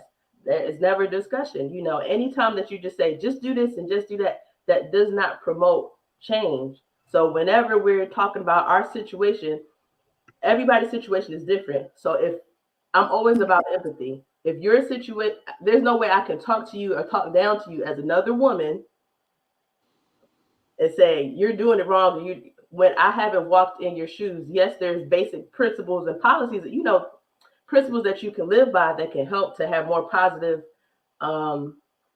effects on you. But like even with the Yana Vincent comment, you also too have to recognize, are you speaking to people that really want to change? I really want positive aspects. You know what I'm saying? A positive change within my life. Is there a support system that allows me to do that? There's privilege, there's bias, all that other good stuff. None of that is put into perspective. And also femininity changes from culture to culture. So you can't just make a blanket statement and then talk down on certain women. There are some women that are all ghetto, blah, blah, blah, whatever. Not all of us are like that. Address people accordingly. If somebody is really coming for help and assistance, talk in a compassionate way. Don't just use shame when you're talking to me. Oh, you need to be feminine 24/7. But nobody's talking to the men. Hey, sir, see Sir Harold's face. Sir Harold has something on his mind right now. When you said femininity is different from culture to culture, I think his nose went a little to the left. Yeah, I heard. Validate your feelings. I just Did want you to guys say that. hear that? I heard straight from Mount Copernicus. So I understand that. Here's what I think. I don't think that you're totally wrong on what you're saying, because I think culturally we do need to have some compassion. I do think that I've got a question about that very point you just made. I do think that we are too hard. I do think that just culturally, men are too hard on women. But here's something that I've learned about our culture. Whenever we want to get a degree, we don't really ask the professors to be nicer. We don't ask the schools to be better. We do what we got to do to get the degree. And the point that I'm making is that at what point, if there's something you need that's going to improve your life, do we stop waiting for the conditions to be right and then go after it because you need it? That's a legitimate question. Exactly. That's what I wanted to speak on. That's the angle I wanted to hop in on. Sir Hale actually prefaced exactly what I was getting to say. What I can see with this whole femininity movement, debate, conversation throughout the world, throughout the United States, throughout this space, femininity is being blown up into rocket science. Okay. And I have to completely agree with Amateur with what she said. I believe in compassion totally, because not everyone comes from the same background.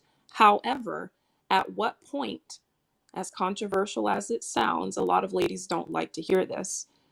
At what point do we decide to progress and stop regurgitating what we came from? Because at some point we still have the choice as free moral agents to push forward, to progress forward, regardless of what we came out of.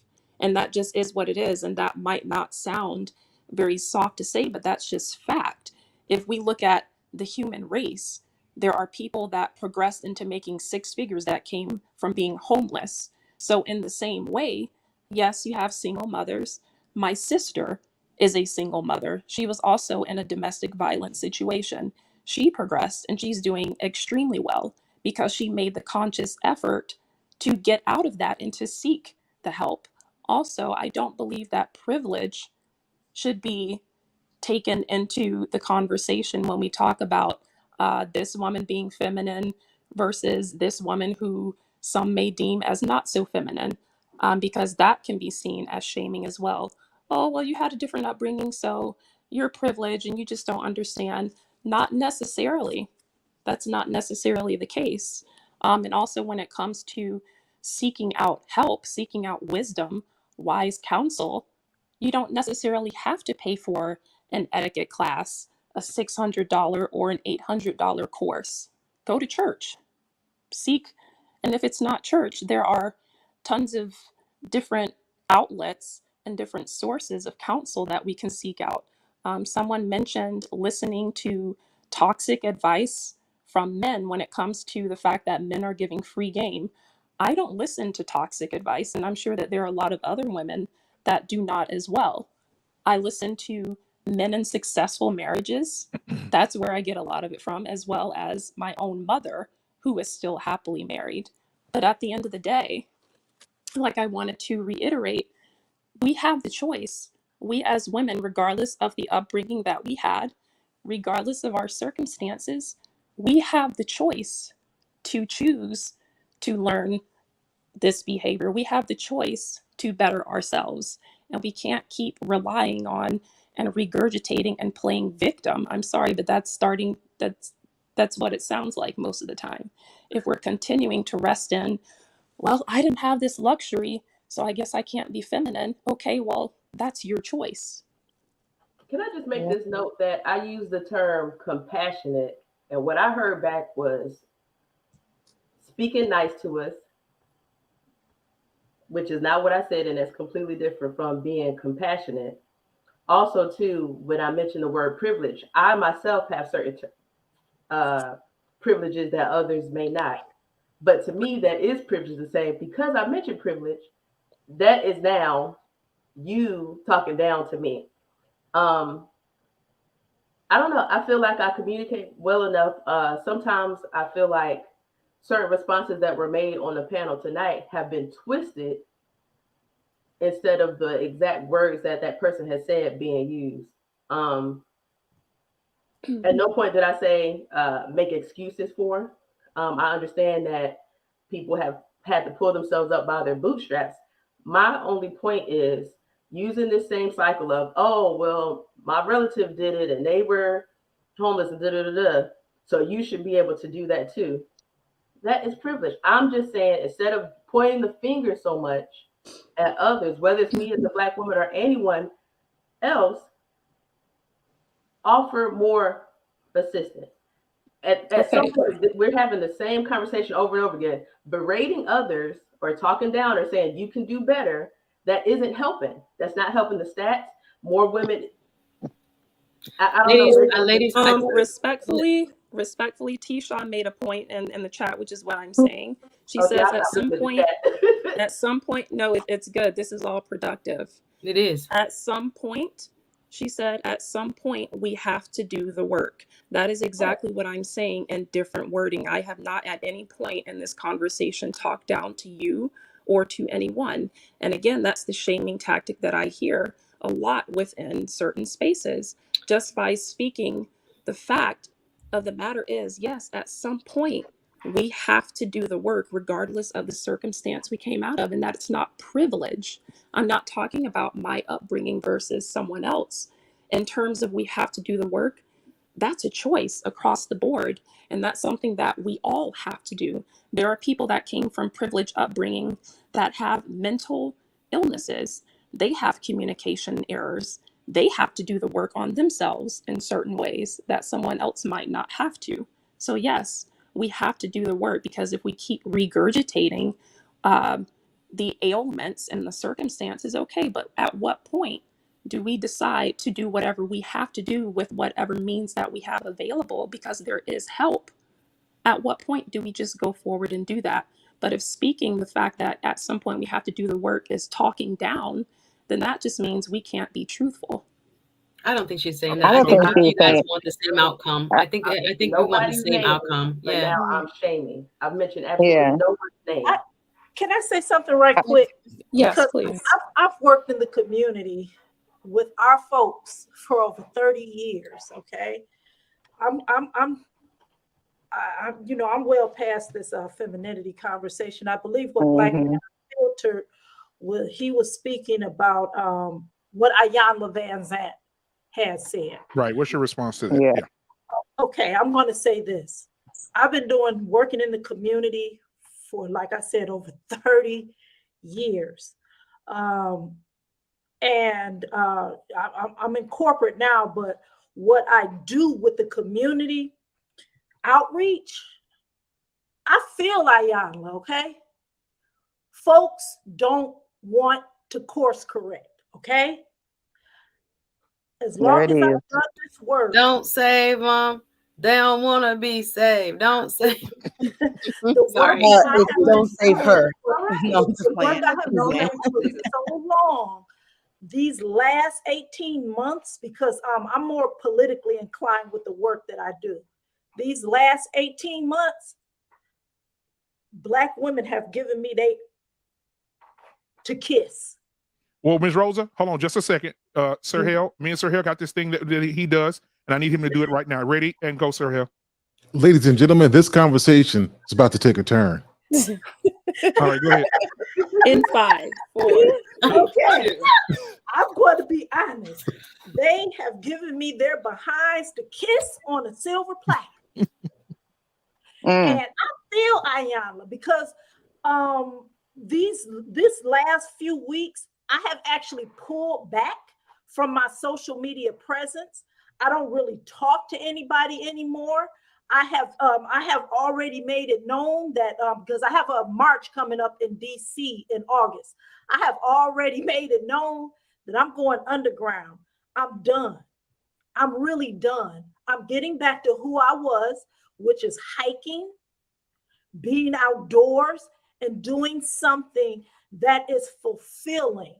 While there are Black women who do want to course correct, who do see what I'm trying to do to empower us and to change a lot of the behaviors, there are far more.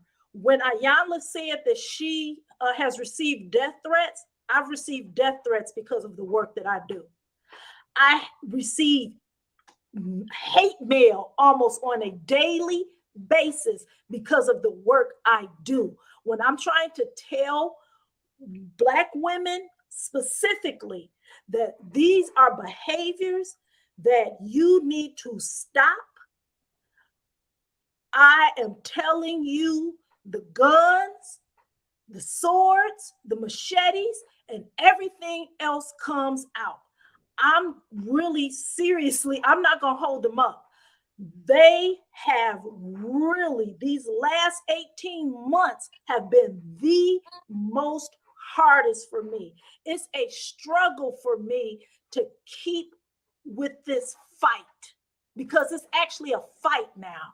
And I have actually been doing this research since 2015, but doing the work in the community for over 30 years. And it has gotten so bad. I feel Ayanna. I understand. Like I said, I've told people, you know what? After this march, y'all on your own. I'm trying to get people politically motivated, activated to fight for our interests. And I got to hear, you need to die. Someone needs to rape you. I got to hear all of this nonsense because I'm trying to have people change their behaviors. Yes, I talk about homicide and the people that are doing it, but we also need to talk about some of our women who are taking up time with men that they know are no good and bringing them into their home and all of these disastrous results. Oh my God. Preach. Ma'am, I'm so confused. So you do social work, political work. Can you give us some more context? I'm trying to understand what are you doing? Okay, because I have an organization which is Black Femicide. I track the murders of Black women and girls across the country. Okay. I actually sit on a global panel with the UN, MIT, and Rutgers. So I don't do social work. I track femicides across the United States, specifically looking at the Black community. So when you're talking about homicides and things, you have to look at behaviors as well. So when I'm looking at these issues, I have to talk about them. I have to talk about those issues. And again, with my background with behavior, being a behavioral nurse specialist, I also look at the mental health aspect of a lot of it, because our folks need therapy. So when you say about political, yes, it's political, because I'm trying to get Black women to understand how other groups of women prioritize themselves and have legislation against the crimes that are going against them. This is Beyond the Violence Against Women Act. I'm really not, I don't want to take up the panel's time about that political type of work that I do. But with the type of work that I do, I have to talk about the behaviors that are creating the circumstances that are leading to these femicides. Yes. So again, when I'm trying to talk to Black women about this, they don't want to, forgive the cliche. A lot of them don't want to give up Pookie and Ray Ray. Oh, Bingo. Lord. Bingo. A lot of them, That's it. That's It's a it. choice. a Choice. lot of Choice. them don't want to Better themselves. better themselves. Yes. I have Don't want tried it. to help, Black women who say, hey, well, I want to go into nursing. I can help you go into nursing and be debt free, but they don't want to go through that. They don't want Don't want to go through the process. They don't want to go through the process. They don't want to get a job at the VA, which will pay for all of your education. You just got to work for them, 3 years after you graduate? You have to, they don't want to say, oh, I don't want to work as a nurse assistant, a secretary, a housekeeper, and dietary for 1 year before I sign up for the Van Eek program. Right. So they want an easy way out. So Yes. I'm telling you, when I'm trying to help Black women course correct, they get angry. They get mad. I understand. Can you talk about some of the socioeconomics and age ranges you are specifically working with? A lot of the women that I work with in the community do come from a lower economic status, but these femicides cross socioeconomic boundaries. Mm-hmm. But a great majority of them do happen in your lower socioeconomic brackets. So yes, again, my research, I could talk on and on about my research, but I'm talking about the vast majority that are victims of violence, be it homicide, assault, and different things. A lot of the behaviors are something that we do need to start looking at and discussing as well. They don't want to talk about that. They want to, somebody said it earlier, and this, I'm just going to say it. Some of them like being a victim. I'm talking about from the work that I do and from what I see. Lord have mercy. Being the victim status. Yes, of course, the person who perpetrates the crime is always the one responsible. Please do not take away from what I'm saying. Miss Rosa, come on, hold on just a second. You cooking, just a second. Okay. Guys, I just want you to know right now, I'm taking this from my brother Sir Hale, because he does these moments like this. Guys, I want you to know right now that when Miss Rosa came here, she was not paid to do this. She was not paid to come in here and tell this truth tonight that you guys are hearing. She came in blazing saddles, and she's telling the truth. And these are the things that you hear in these man spaces. Now you're hearing it come from a woman. I don't know what you're going to do now.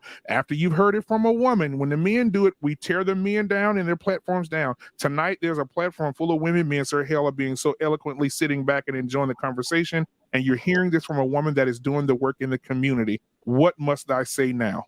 Bingo. Let me get back to Miss Rosa. Miss Rosa, and she was not paid to be here, guys. No, here I wasn't. Preach, Miss Rosa. But when we have to say that some people do like being a victim. Some people enjoy being a victim. Of course, the people who perpetrate the crime, like I said, I'm not taking the onus off of them. The onus will always be on the person who committed the crime. But we also have to look at, how did you get to this place? How did you get here? Yes, These are the private conversations that I actually do have with women. I'm just letting y'all know right now, I'm not a part of no kind of community. I don't get no fund. I don't get grants or anything. I'm trying to raise money for the march in Washington that I'm having in August. So, when I am sitting up here talking to Black women about these issues, I get a lot of women from these divestment communities. Hey, that's a cuss word. That's a cuss word over here. Y'all know that Come on. I've made some enemies in the divestment community. I'm not no relationship coach. I'm not no dating coach. Do what you feel is good for you. I want every Black woman to be happy, healthy, and sane in her relationships. I'm not telling you to leave Black men. I'm not telling you to seek solace over here with white men or non-Black men, because all men, if you don't vet them, pose a threat. Let's get that out there. There is no safety leaving your community if you're still taking that same toxic mentality to another community.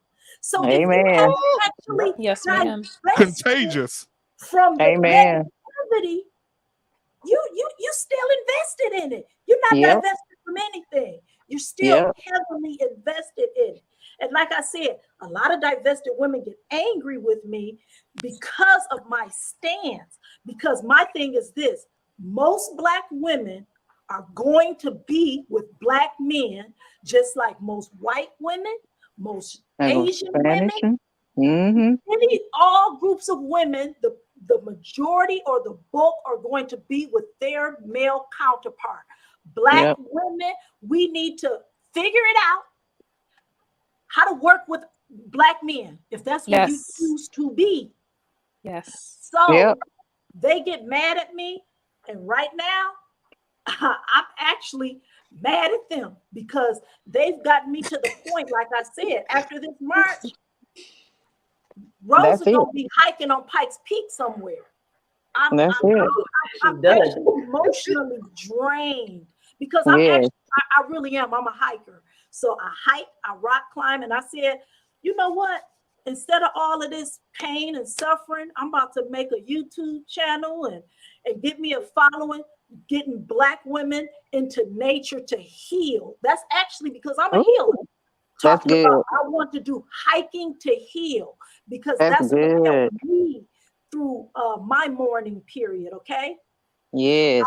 When you go to nature, you look at nature and you see the cycles of life, and you can apply that to you as a human being. So really, that's where I'm going after the march, is getting back out into nature and bringing Black women along with me who actually are invested in wanting to do better for themselves and also their children and future generations, because I'm actually concerned about our future generations, our young Black women, and also our young Black men.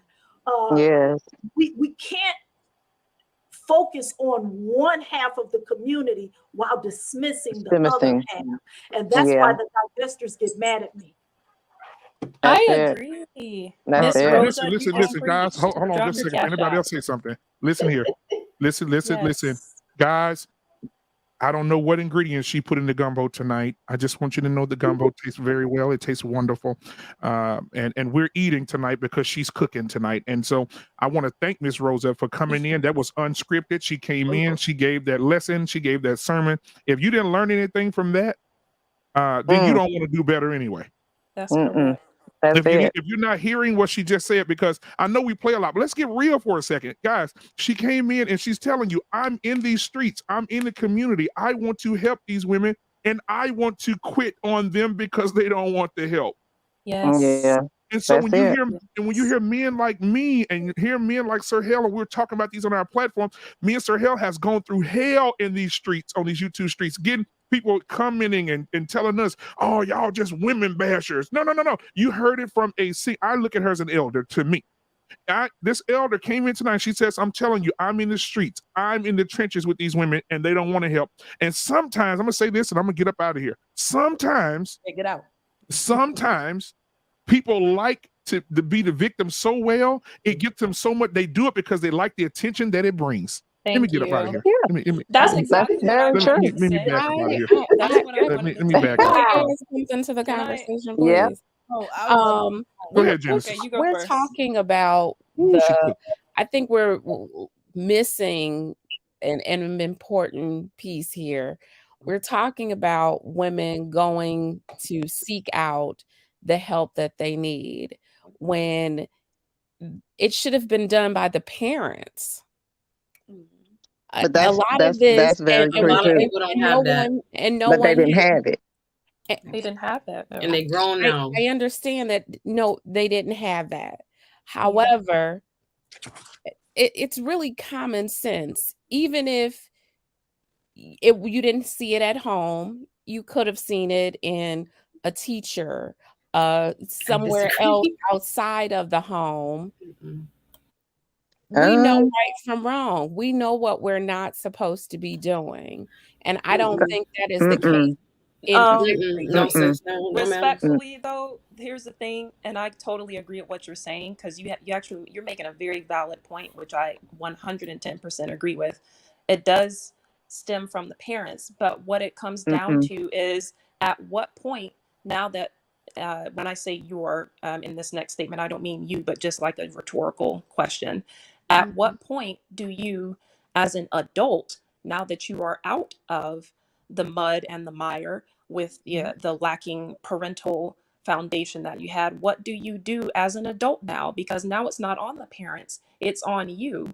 And that's what I wanted to speak to when it came to Miss Rosa. This is why a lot of women have issues with me and with my channel, because I'm speaking fact. I'm just speaking accountability, something that for whatever reason is a cuss word when it comes to women, especially Black women. We can't keep regurgitating what went wrong, what I did not have, who didn't do this for me, I didn't have that, I'm not privileged like you, she's privileged and I'm not. Okay, we have to at some point make the conscious effort to get out of it if we want to, because we have that choice. It doesn't always require monetary means to get help. People are out here all across this world, all over the planet, seeking help and bettering themselves in tons of different ways. And God will provide that to you as well. I think Brittany said something about that, and I'm a believer. So I'm sorry if I'm not allowed to say that on this panel. No, whoa, don't come on now. Come on now, I'm a believer too. Now, I something in my condo. The reason why I said that is because I agree. as Hold on 1 parents, second. I'm almost done. I just don't want to lose my thought. Give me 1 second. I'm so sorry. But I just wanted to say this. I'm a believer. Everything that I am and all of that, it's going to go right back to being centered in Christ. And what I wanted to say was, yeah, we all have different upbringings. And yes, it does fall on the parents. But at some point, like Miss Rosa was saying, we still got to make the choice to do the work. It's a choice. We also make the choice of being in toxic relationships if we so choose to. And that's what I'm seeing a lot, and what I'm hearing a lot. It's a lot of bitter, jaded women that chose to stay in the muck and in the mire. Yes, it was a choice. I'm not talking necessarily about their upbringing now, but if you're, and this is just common sense, right? What I would think to be common sense, because we make it rocket science. Okay, yes, some people came from a hard upbringing. Yes, that is very true. My mother, like I told you guys earlier, my parents are still married to this day.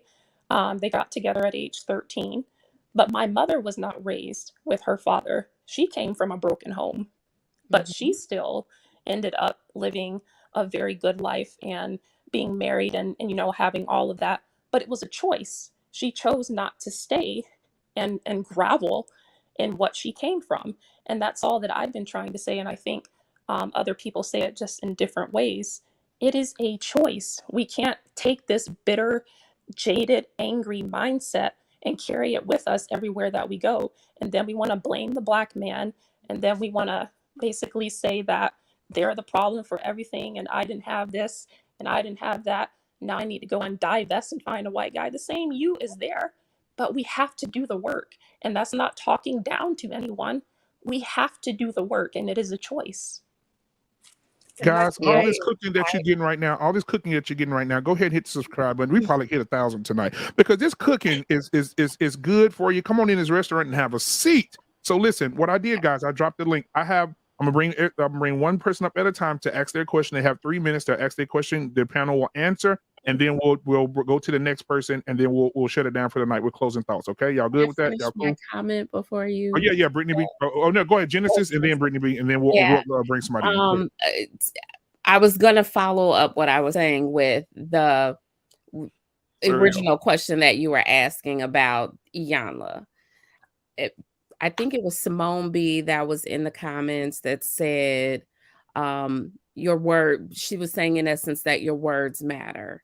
And I think that may be a little bit of why Iyanla may have gotten some pushback, because I have seen some of her shows and at times she was a little bit abrasive, and Black women are beat down enough in the streets and elsewhere.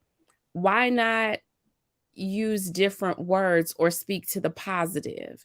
Even if she is with a Pookie or a Ray Ray, speak to the better in her and let her know that she's capable of being with somebody else. Build her up rather than tearing her down with your words. So let me respond to that, Genesis, real quick, guys. Hold on, real quick. So watching Iyanla, because I pay attention to her a lot. I pretty much tried to watch all her shows, right? Mm-hmm. And so she's giving that tough love, but let me tell you why she's giving it.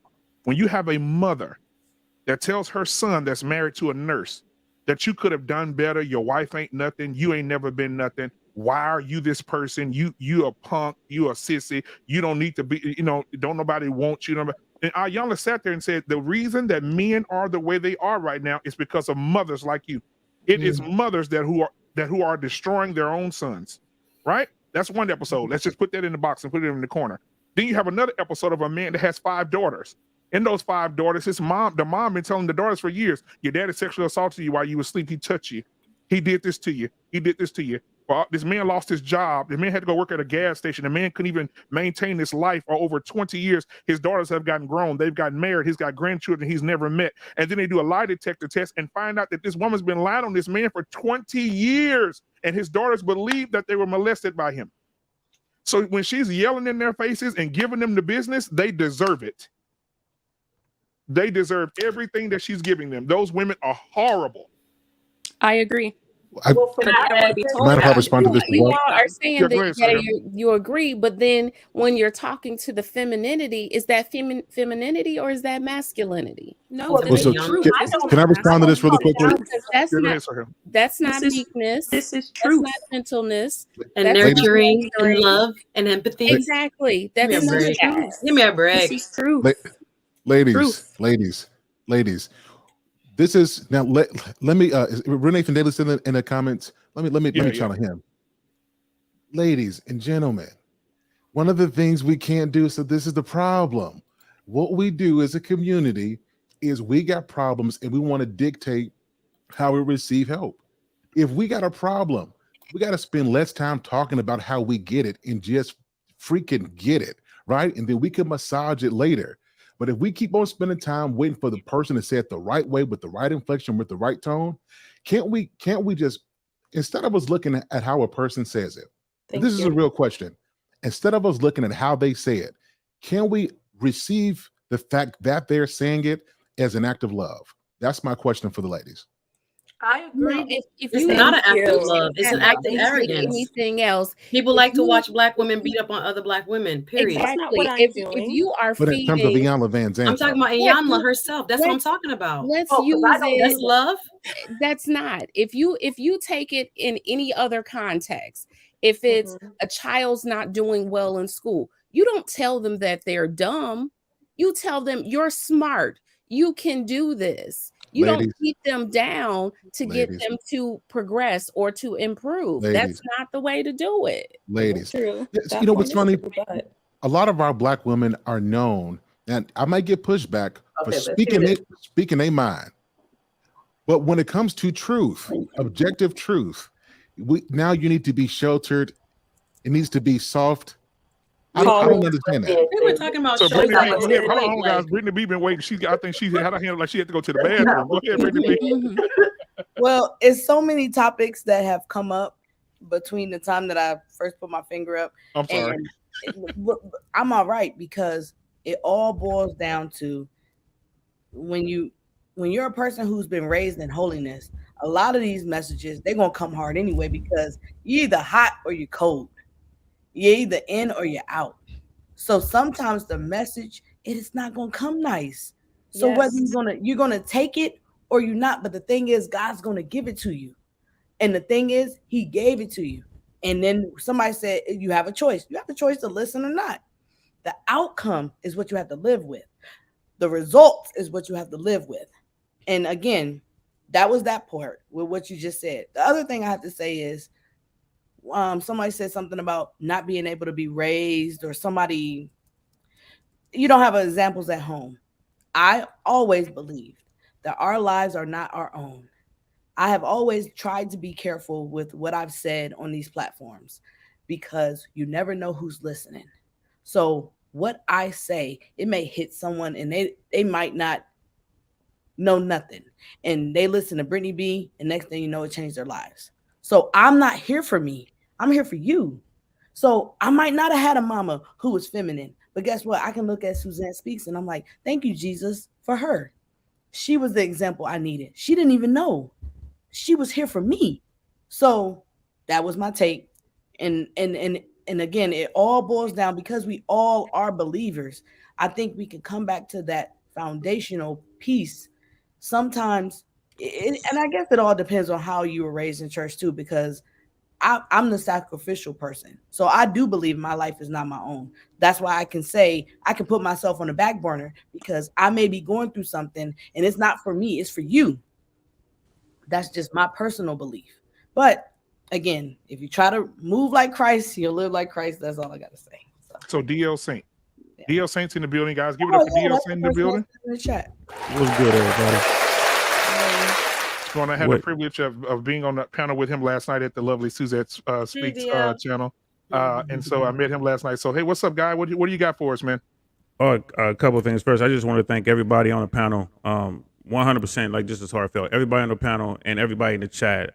Shout out to Ace Butterfly, especially because I've been looking for this conversation out there for a long time. And what I run into is especially when we gather a group of women, I don't know if it's an age thing, I don't know if it's like a female thing in the West, I don't know, but most women tend to not tell the truth. Just want to stay politically correct.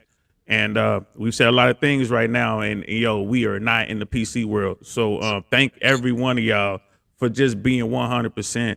Shout out to my people, Suzette. Like, she is absolutely a beast in harmony. I see you out there doing your thing as well. And to those I don't know, shout out to y'all too, especially Suzette. Sorry, she came in shooting at me. I'm like, dang, big sis, what you doing? We can agree and disagree. There's no lack of respect, though. Always. But that was just fun. I love that. I love that. I pride myself on being, like I said, I'm a man 24/7. This is what you get. That doesn't mean I'm screaming at the top of my voice and I'm grabbing people. I'm just observing. You know what I mean? I am always respectful. Number one, always respectful. So, with all that said, and thank you, brother, for putting this together. Yo, Black, you are amazing. Thank you. I can't wait to keep working with you. Ace Butterfly and I have been having a side conversation, not side, it's in the chat, while you guys were talking, and we're talking about the systematic destruction of the African American community. I'm paraphrasing, but that's pretty much what I was saying, and that's what she was saying. And we're talking about how systematically our community has been destroyed. We're talking about feminism. We're talking about how, social dynamics. We're talking about dating. We're talking about marriage and all this stuff, but we haven't really touched on the cornerstone of any society, and the cornerstone of our community has been obliterated. It doesn't exist. I'm a single dad. You know, I wish. I mean, I sit here now and I just kind of think like, man, was there anything I could have done? Because my daughter is the one who hurts, right? It's like a vicious cycle. She's being raised the way I was being raised. One thing I wanted as a man is to not have my children growing up in a home without their parents, and look what happened. So I think we need to stop being victims. I think it was a big thing too, not to call anyone here a victim, but I hear that all the time. I hear the reasons why we can't do this because of that. We can't do this because of this. And I'm, you know, and even tonight it's a great conversation. But my question to the panel and to everyone listening is, what are the solutions? Give me one. Just give me one solution tonight that we can work on, and I can carry that over to my channel, and then we can, because I'm going to carry this conversation forward to my channel, close it over on the red pill side, because I heard a lot of red pill truths over here, and I can see that the blue pill ain't crazy. Everyone has the same. Everyone wants the same goal. We're all on the same mission. We're trying to figure it out, and we get lost in the words, and then we come off mission, and everything still stays the same. Like, we're still hurt. Someone said something about going after Latinas. I'm guilty of that, and then I thought about, like, well, why? Well, they still have their fundamental core, at least for now. But with the rise of hip hop and reggaeton, that might change. You know, and with social media, that might change because they're going after them the way they went after us. So. I'm sure my 3 minutes are up, but that's what I wanted to say. And give me a couple weeks. I got something going on with family, but as soon as I sort that out, I'll be back. And this is gonna be one of my top 3 shows that I'm gonna put together. And I'm gonna be reaching out to y'all. I got emails. I'm gonna be hitting you, like Suzette. You know I'm gonna be hitting you. Harmony, Black. I got y'all emails. I'm gonna be hitting y'all up. Ace, Butterfly. You listening? I'm coming for you too. You ain't never getting up on the screen. I'm gonna get you up on the screen because you have some excellent points that we got to get out there. And thank you for the time, and you can just dump me down again. I'll go back to the chat. All right, man. Appreciate you, man, for being here, brother. I enjoyed you last night as well, man. Thanks, DL. All right. So, all right. So we're gonna bring up. Let's see here. We got Mandrell in the building tonight, my brother. Can we Mandrell. answer this question or no? Oh yeah. Go ahead. Anybody want to respond? Hey, everyone. Well, you know what? Our closing comments will be solutions. What everybody feels like the solution should be. Mandrell. Hey everyone, how you doing? Can you hear me? Good to see you, man. Hey, how y'all doing? Hey, okay. Good, how are you? I'm all right. Brittany B, you still there? Whatever you're doing is working. Anyway, I have a statement that Hi, Mandrell. Hey, how you doing, Brittany? Like I said, whatever you're doing is working. I don't know what am I doing? We'll talk about that later. Hey, he never hits me up, Black man. Don't never. Ladies, I only have a limited time, and this is kind of important. Ladies, from my observation, since I've been out here and I've observed people, women in particular, Black women, you don't know what femininity is. You don't understand it. That's the conclusion I've drawn. Because I've heard things in this conversation tonight that didn't make my blood boil. It just took the wind out of me. And that's like, say Suzette, say you're at a job and you're at a high level and you're competing with men, right? Yes. You're female. You do not meet masculinity with masculinity. You don't. I don't. Listen, don't get me wrong. My feminine energy keep me on top. Do not get me wrong. There you go. So I don't want you to misinterpret what I'm telling you. You're right. Okay. Especially when I'm dealing with older white men. Oh, baby, I'm getting where I need to go. Exactly. Through femininity. That's why I feel like that part of the conversation. I'm like, what are we talking about? We're not talking about the same thing. As if I drop it off and leave it in the box outside. She's from the islands. That's my strength. Right. Especially when I'm dealing with men. Of course. Because my point was like, when we were talking about it, I'm like, what are we talking about? Right. My point was this, to tell ladies out there on this panel and out there watching, is that femininity, that has the power to destroy empires. But at the same time, you can raise kings, conquerors, emperors with the same power. You do not go into a job and compete with a man with masculinity. That's the wrong answer. Because the second, number one, you're already at a disadvantage because you're a woman. Two, you show your teeth at him, they're gonna eat you alive. You go into that that wolf pack showing your teeth and growling. Ask the judge. Absolutely. Exactly. You know, you don't do that. at all. And I hear it so much and see it so much till I'm at the point now. I'm like, I think we're doomed. Because it's because we've allowed this whole thing, women blaming men for not being there, men blaming women for being recalcitrant and unruly. And so I just we want just to got nowhere. brother, sorry to interrupt, but all I wanted to say was that if my energy is focused on the corporate climb, it's not focused on the home team, which is looking for and creating a stable, loving relationship. That's what I wanted to get at. That's where I feel like I lack the expression. My expression is focused on getting bread. That's what I meant. So I don't want you to kind of confuse as far as coming in trying to run stuff. You can't run stuff like that, especially with white men. You can't do that. Exactly. You have to walk in your femininity 100%. I see it as like the biggest tool I have, right? There you go. Because they're going to respond to me different. I understand that, and I don't want anybody to misinterpret that. All I'm saying is when my energy is drained because I spent 12 hours at the office, where I should have been investing in my home and in my home life is lost. That's what I'm saying. Where did this accent come from? Yeah, she's from the islands. When I get a little emotional, you might hear. Yeah, when the people from the islands, when they get emotional, the accent comes out. The accent comes out. Come on, you gotta make sure that you do these Caribbean. Because I do really to make a distinction, though. I think sometimes we conflate like passion with masculine. Yeah. I think when I heard Tuesday Speaks and Rosa speak, it was such passion, but that was straight femininity as well. I think we need to make sure. Exactly, that's what I'm saying. We know the difference. We should use this as an example because even when she was getting passionate right there, she was straight feminine. You know what I mean? That was a woman through and through. You know, and again, from my observation, and also from my observation, Black women in particular, other women of other cultures do it as well, but as a group, as a whole, it seems like Black women are the only group of women who can be given the answers to an exam and still fail. I do not understand it. You do it all the time, ladies. I do not understand it. They're getting free game. Man, hey, that's part two. So guys, listen. Mandrell, go ahead and shout your channel out. My channel, it's your channel. I'm sorry. He's on the Black Man Unfiltered Network. Shout your show out, my bad. I'm sorry. I want you to do your show. Okay, my show. That was a good point you made. Right, my show is called Unapologetic with Mandrell. It's every Wednesday night, 8:30 Central. Okay, come check me out. Tomorrow night, I'm going to be talking about slavery in 2022, America.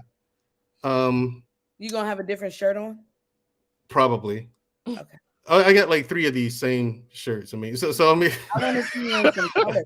I'm a minimalist when it comes to that. I mean, but also I'm gonna have a show called The Marriage Solution, and the goal of my show, period, is to find solutions to these issues. One solution I can offer you. Huh? You should get married. I should. I'm trying, but you know, you won't. You tripping. You won't meet me halfway. Hey, look, y'all can go in the back and flirt. Let me go get it right here. Mandrell won't go in the back and flirt. Oh yeah, you can play that music with Brittany. I mean, listen. Don't listen. All right, man. Brittany. I'm just I gotta get everybody up in here. I know. Like I said, tomorrow night it's gonna be about the prison population. In 2 weeks, I'm gonna have a very special guest on. It's going to be about Black people in show business, not just Hollywood, show business as a whole. That's going to be a really good one. Please come out and check that out. That's going to be not next week, but the week after. All right, brother. I love you, man. All right. Have a good night, brother. All right. So I do want to say this. Who was the one that said something about sitting up straight? Because that Rosa? Those are the examples of taking in information and utilizing it. So when she said that, I was like, ooh, okay.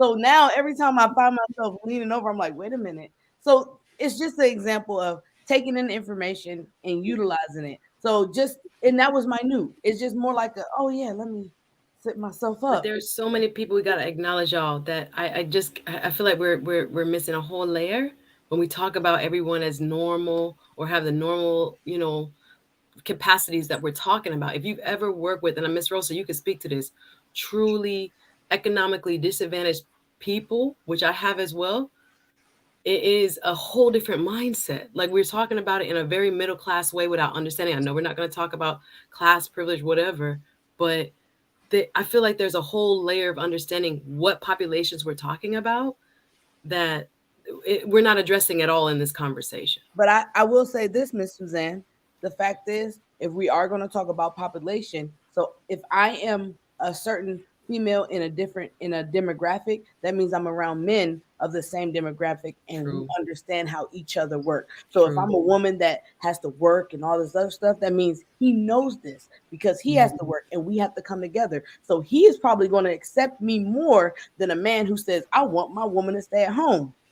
So if I get around that man, I have to make a total mind shift. Whereas here in the Midwest, I can get me another union brother and we good. We ain't even never going to have this conversation ever. In Miami, I'm talking about the hustle woman who have to date the hustler. And to break her mentality and to kind of reach her where she is a whole different conversation. Like, I don't think, like, this is a very gentrified conversation we're having right now. And so that was my only point. If I get me a man that make 50 and I make 50, we kind of see eye to eye on what 50. No, because you're normal and you want a normal lifestyle and you want a normal family life. And there's a whole group of people that don't have that concept. Yeah, we didn't do anything. Like, if I'm making 50, I ain't doing too much that be like, I need a man that, no, I don't. I need a man to make 50 with me, please. No, you see that's a whole normal set of facts. So look, you talking about people work with people that you listen to the facts of their life, and you're like, so we got Jay Boogie in the building. Sorry, Jay Boogie, how are you tonight, my brother? Are you muted, my guy? You muted. So what's your question for the panel tonight, my guy?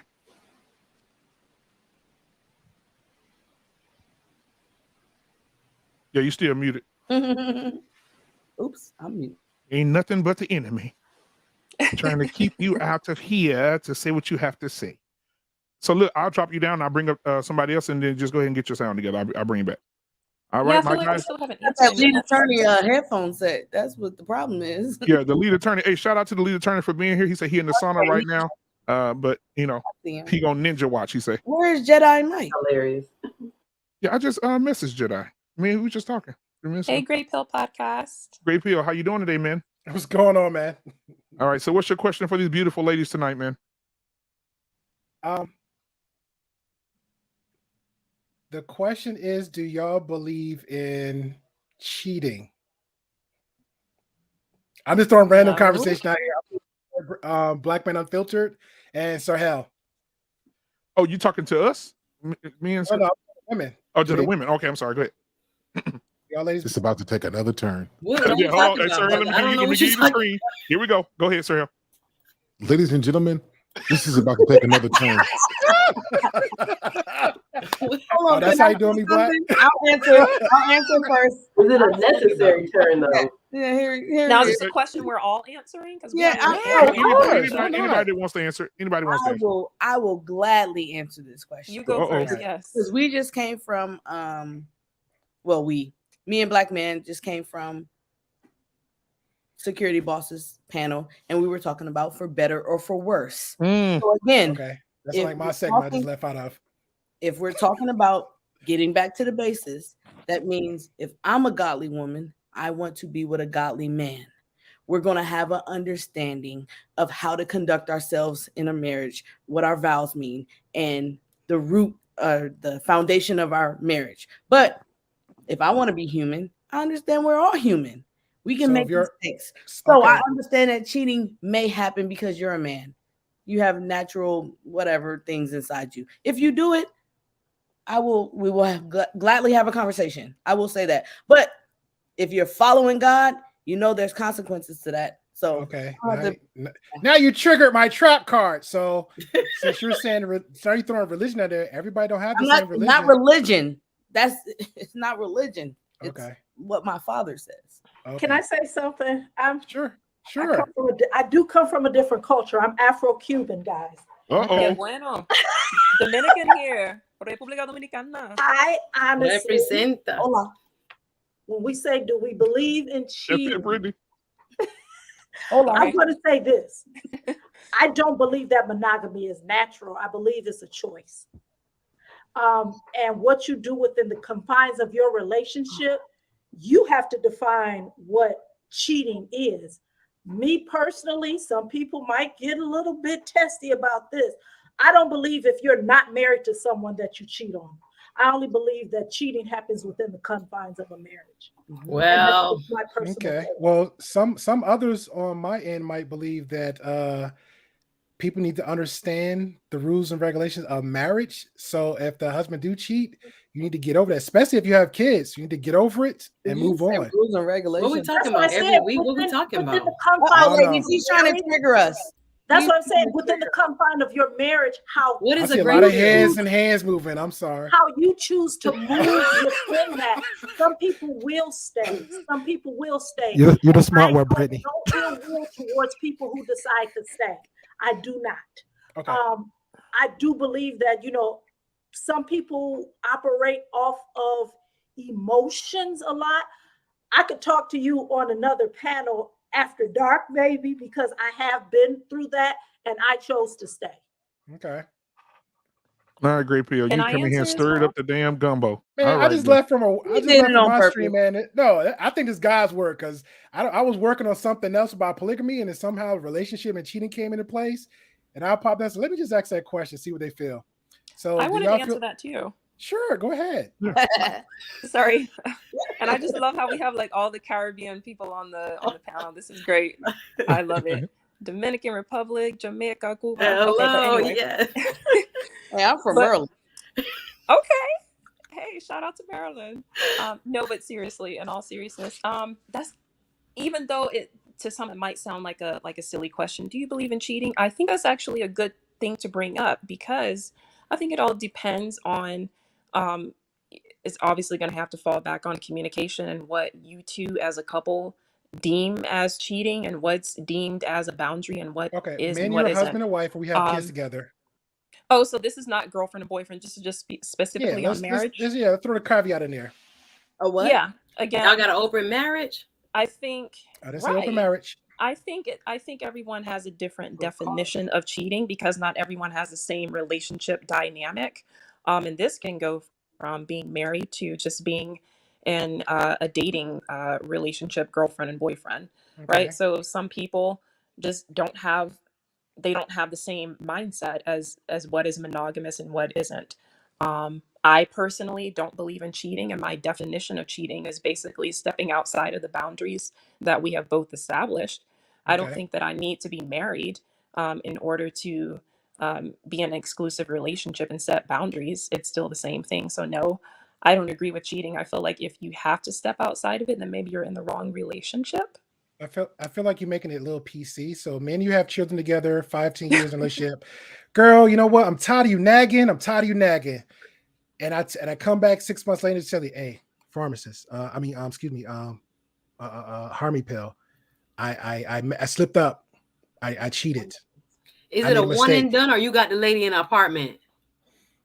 One and done.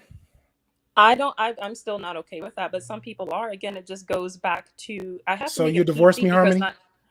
not everybody has the same definition or the same tolerance with cheating. That's what I'm trying to say. So it's not going to be a one size fits all. Okay. If someone did that to me, I'm out. Okay. But that's not everybody's case. Okay. Appreciate you, my brother. Appreciate you, man. All right, see you later, man. We're gonna chop it up Friday at the barbershop, brother. That's for sure. All right. All right, ladies. Bye, All right. Let's see. Now let's see if Jay Boogie got his sound right. Then we're gonna get the real Nathan Dalius in the back. He's ready to go. So Jay Boog, can you go ahead and speak, Deacon. Does my mic sound nice? Yeah, you good, brother. All right, I'm good. All right. Hello, everyone. I just Hi. want to Hey, good, say, man. yo, this is a wonderful panel. I want to give a shout out to the brothers on the panel for keeping it everything regulated as much as you could, right? I just had a question that I wanted to ask, if that's okay. Yeah. Can I ask a question? So as far as concepts are concerned, do you ladies believe in the concept of what's becoming popular, which is the modern woman? And is there a such thing as a modern woman? And if so, which is better, the modern woman or the traditional woman? Uh-oh. In your opinions? You guys are not going to like my answer, so I'll let somebody else tell me. Anybody can hop in. Go ahead. Can you ask that question again? They're not going to like my answer. He's basically saying, what's better, the modern woman or the traditional woman? And can I ask another question? I'm sorry. I've done both. I had to step away. And for me, I've done both. And honestly, it really depends upon your situation. My husband was a lawyer, a pilot turned lawyer. And it really depends because of his career and how it was set up. It was better for me to be at home with the children. So traditionally, it was better. That was better. When we didn't have children, that kind of fluctuated because, you know, he was gone a lot. He was gone a lot, even, you know, we lived all over the world. So it really depends on your situation. Like I said, I've done both. If to have children, my personal take, the traditional route is better when you have children. And especially because of the crimes that I see happening, I really, it's very scary to have your children in a lot of these daycares or with people that you really don't know. I would be really afraid to be raising children up in this era right now. So for me, it would be traditional with children. Okay. I would have to agree. I personally am 100% against modern woman. Sorry, I've been going against the grain the whole night, but this is just my truth. I personally am very traditional myself.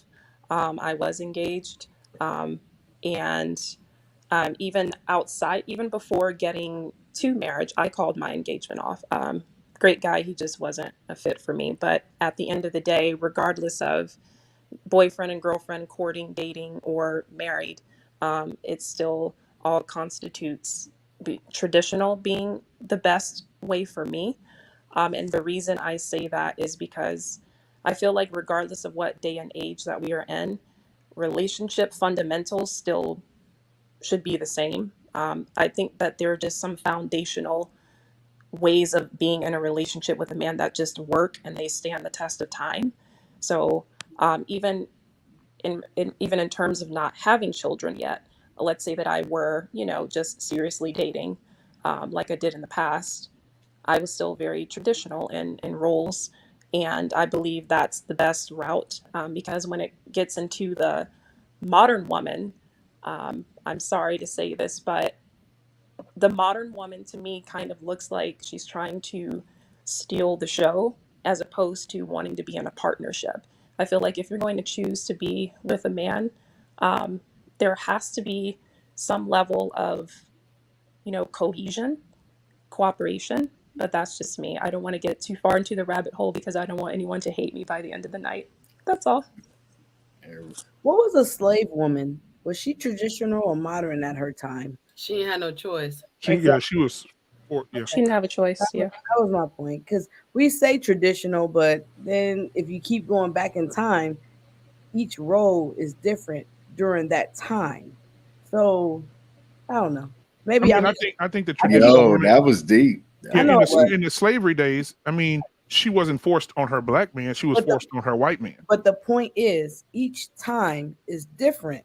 So you wouldn't call someone in slave days modern or traditional, just like you wouldn't call somebody in the 50s. Yeah, she wouldn't have been no.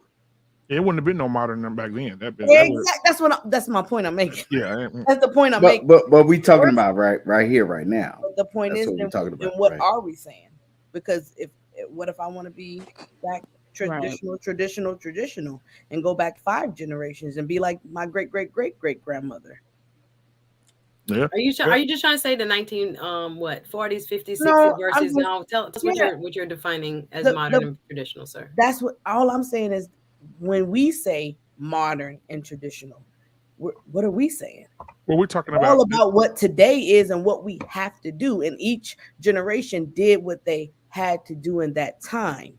Yeah, So define it. Define But it. yeah, I mean, it's up okay, to the so man, I guess. yeah, let me say this. So look, we did the modern because daily coming up in a minute. So we really finna cook this gumbo. He only got 3 minutes though. I'm about to say this guy's time He's is gonna up. be up for 15 minutes. So This what? is So daily. what I'm saying is, the modern woman is more looked at like, okay, I got my job. I climbed, like what Suzette said earlier.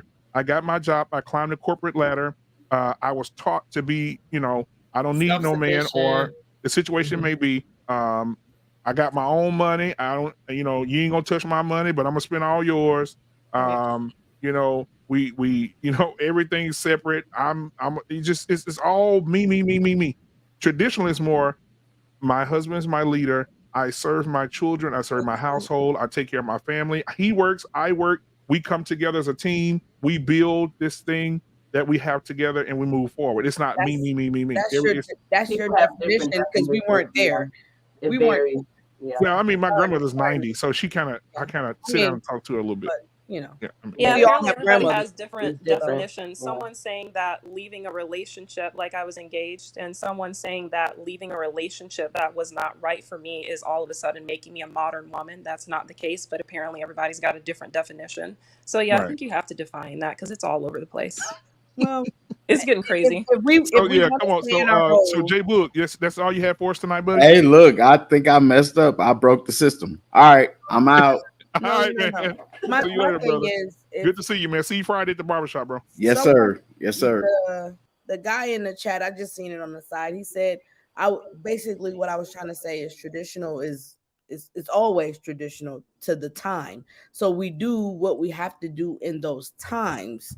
So we could still be traditional today because in 20 years we're going to be traditional, and 20 years from now they're going to be calling themselves modern. So I don't know.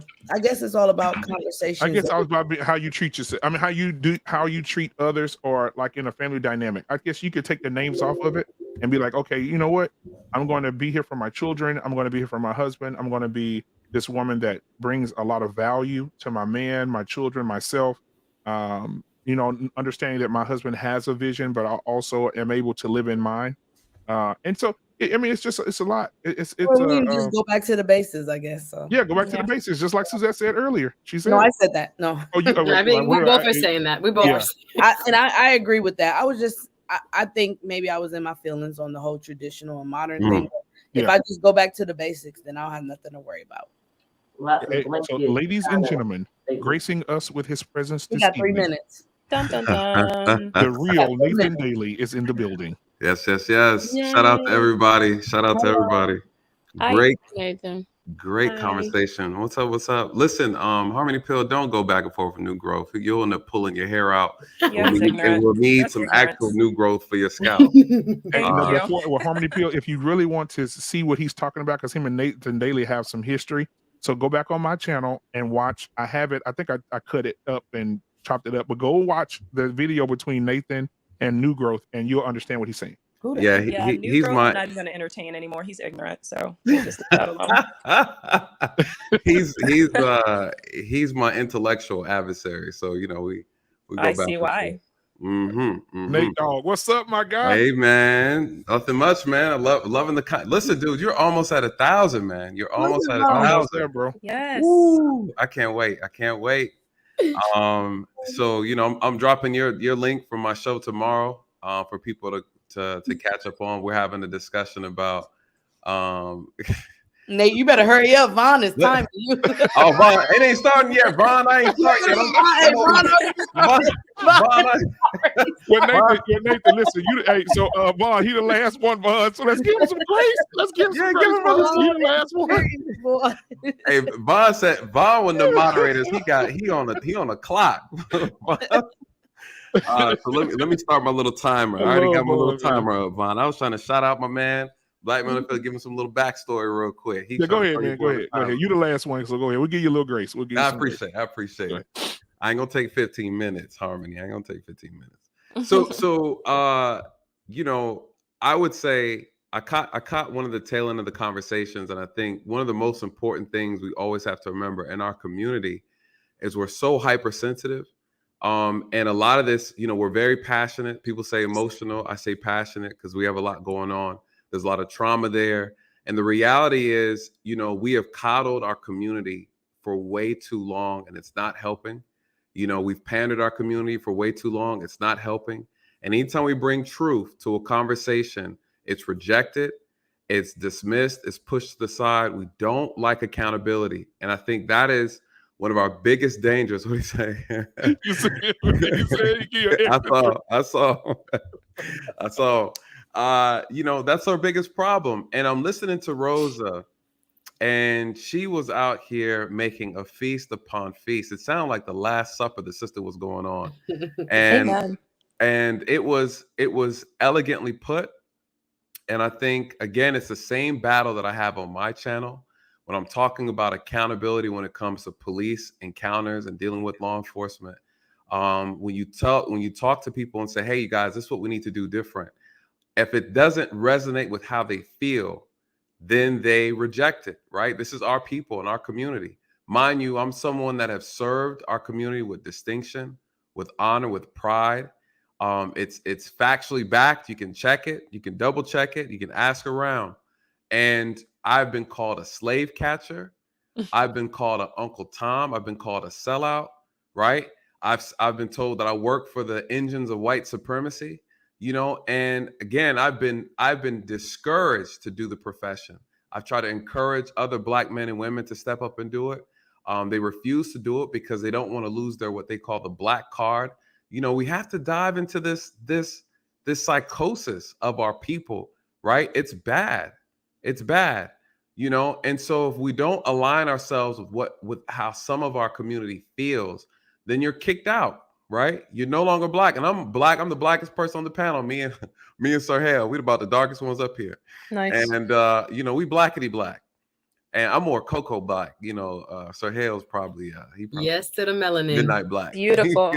Yeah, Black Man's next show is going to be on colorism, by the way. Colorism. You know what? That was my next subject for the ladies, but we got into another conversation. We got to do a part 2 of this for sure. Right? Absolutely. No, yeah, facts. But yeah, it's the color. So, you know, so we need more of our Black brothers to get in here and straighten out the color line, right? Our sisters are getting too light. Y'all been dipping and dabbing across the street. And so we're gonna darken y'all up. We're gonna darken y'all up. Needless to say. So I think, you know, the challenge is what? We can't come to each other with pure love and honesty, right? Because it's rejected. You know, you have people giving up on their crusade to save our community because we're being rejected. And that's the scary part, to hear Rosa say the things that she's saying. And I'm in the back chat, you know, trolling. I'm acting like a whole troll. And I'm like, man, this is so true. You know, and I speak to him and I say, hey, you don't have to date you. I date you guys. And I'm telling you, it's tough. It's not easy. You know, you have a lot of Black men who really want to be with Black women. We want that bond. We want to build. We want to create. We want to have the legacy, all of that. But at the same time, we choose peace over, right, the other P.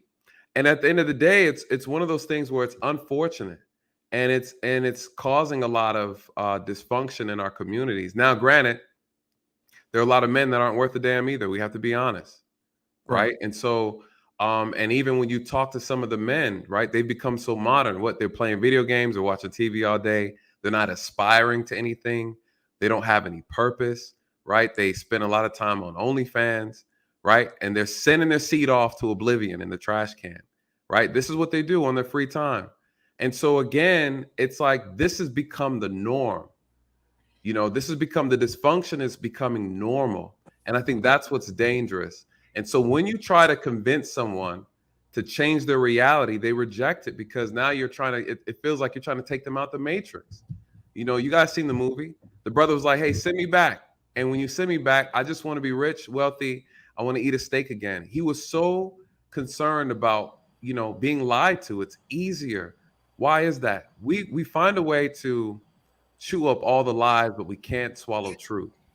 You know, and that will be our demise if we do not accept the truth, you know, and I think that's the danger. And when you said earlier, you guys were saying, hey, well, Genesis, bless her heart. She said, you know, tell it to me in a way where it makes my ears feel good. You know, listen, the reality is certain things aren't ear friendly. It just isn't. You know, the truth is the truth.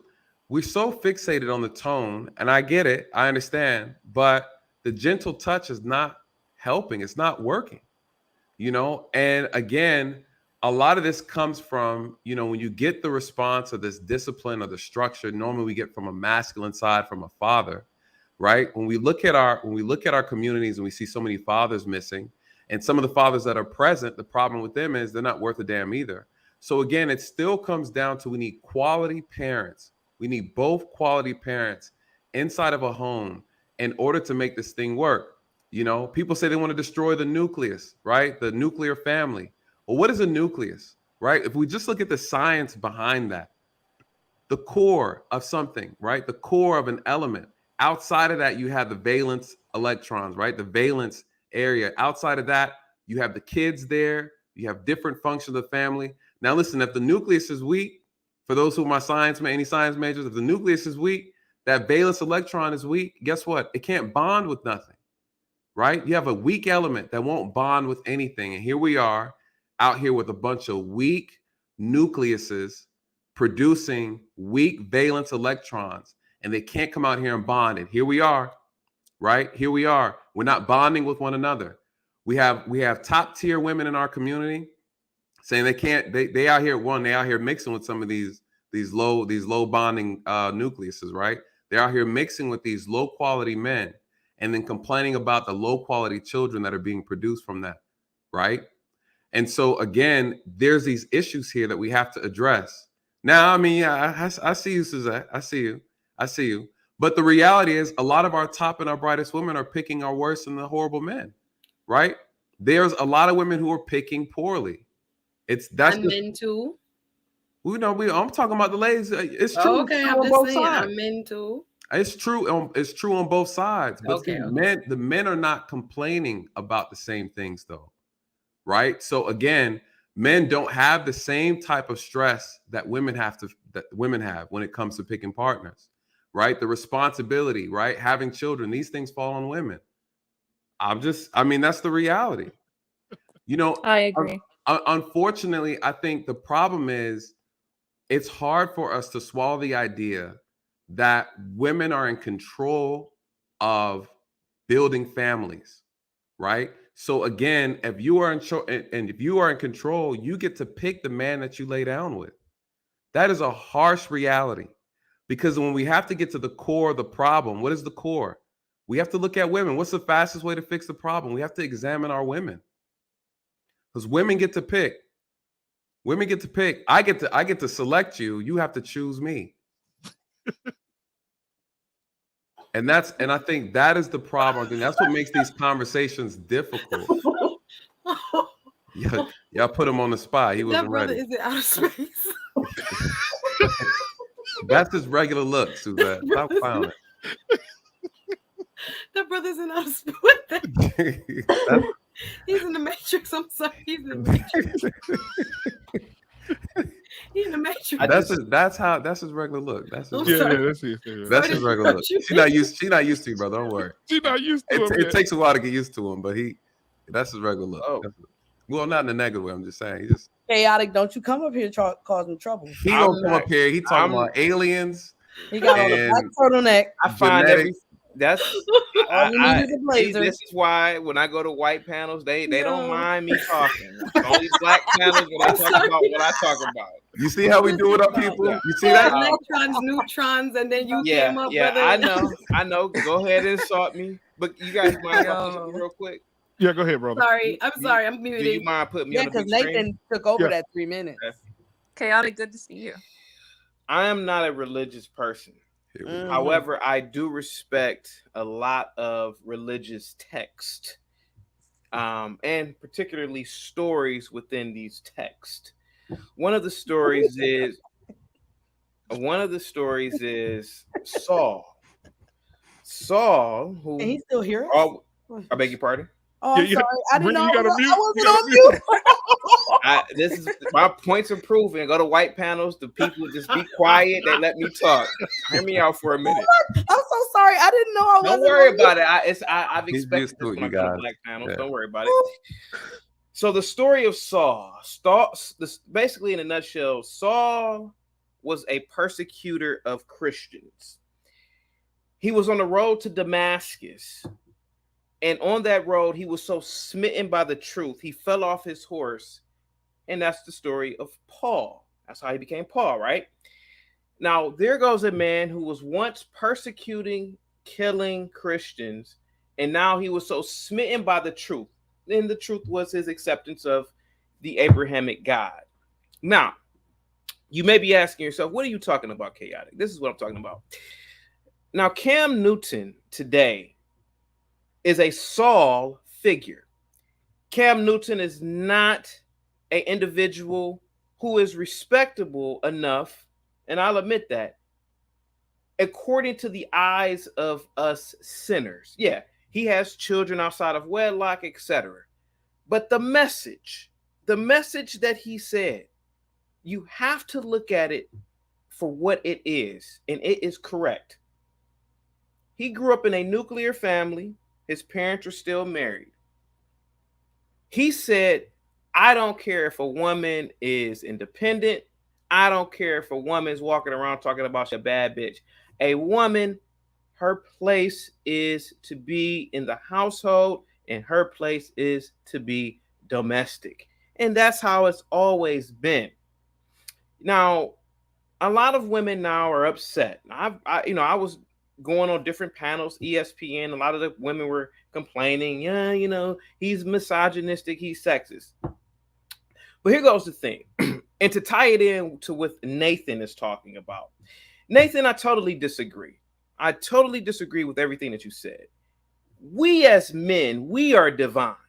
Women know that. We are the prize. We age like wine. We pick the women. And it is up to the man to set the standard. And the standard is this. Your hands need to be wrapped around a mop. That's what the good Lord made your tiny hands for. Yikes. Your hands need to be soaking in water and wrinkled when I come home. Ladies, now, give me Our a second. hands belong around mop. Okay. Is this your king? How about this? Can I key the Superman music, please? No, I agree with you, Chaotic. I know, but let me finish. Now, here goes the thing.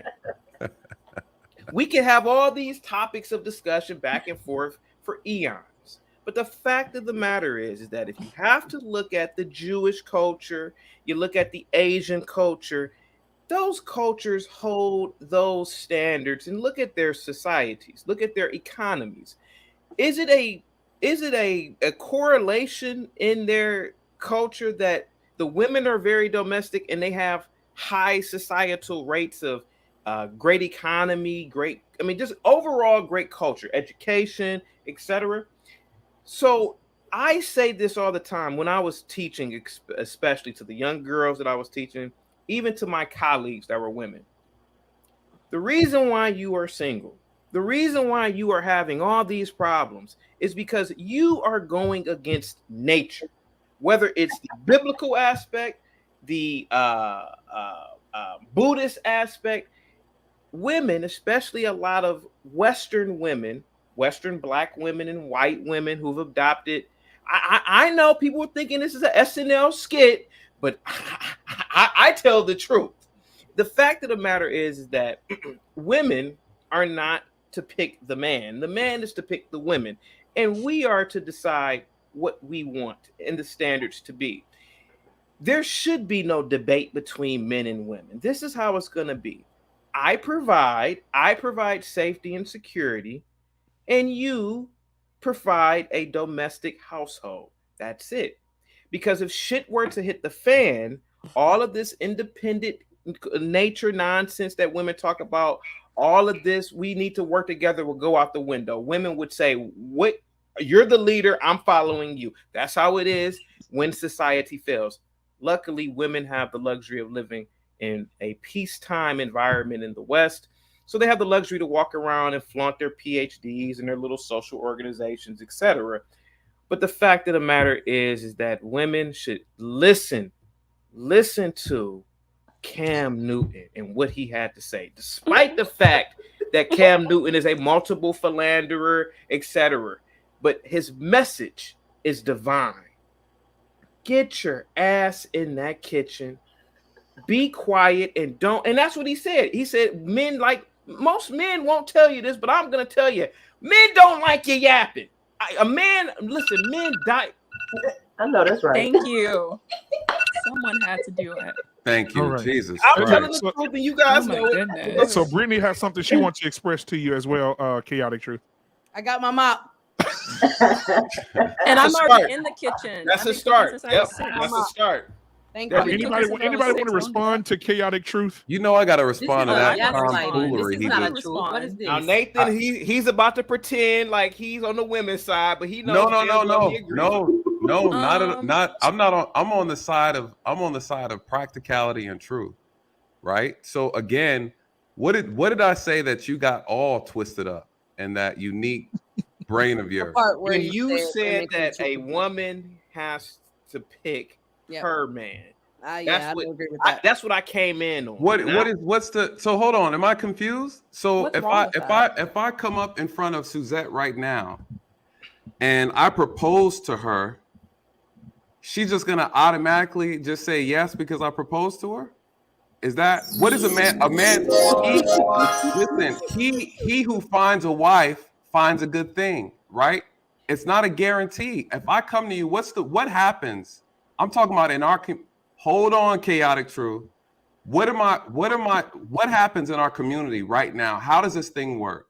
You have a lot of quality men who are walking around who come across the presence of a woman, right? A black woman.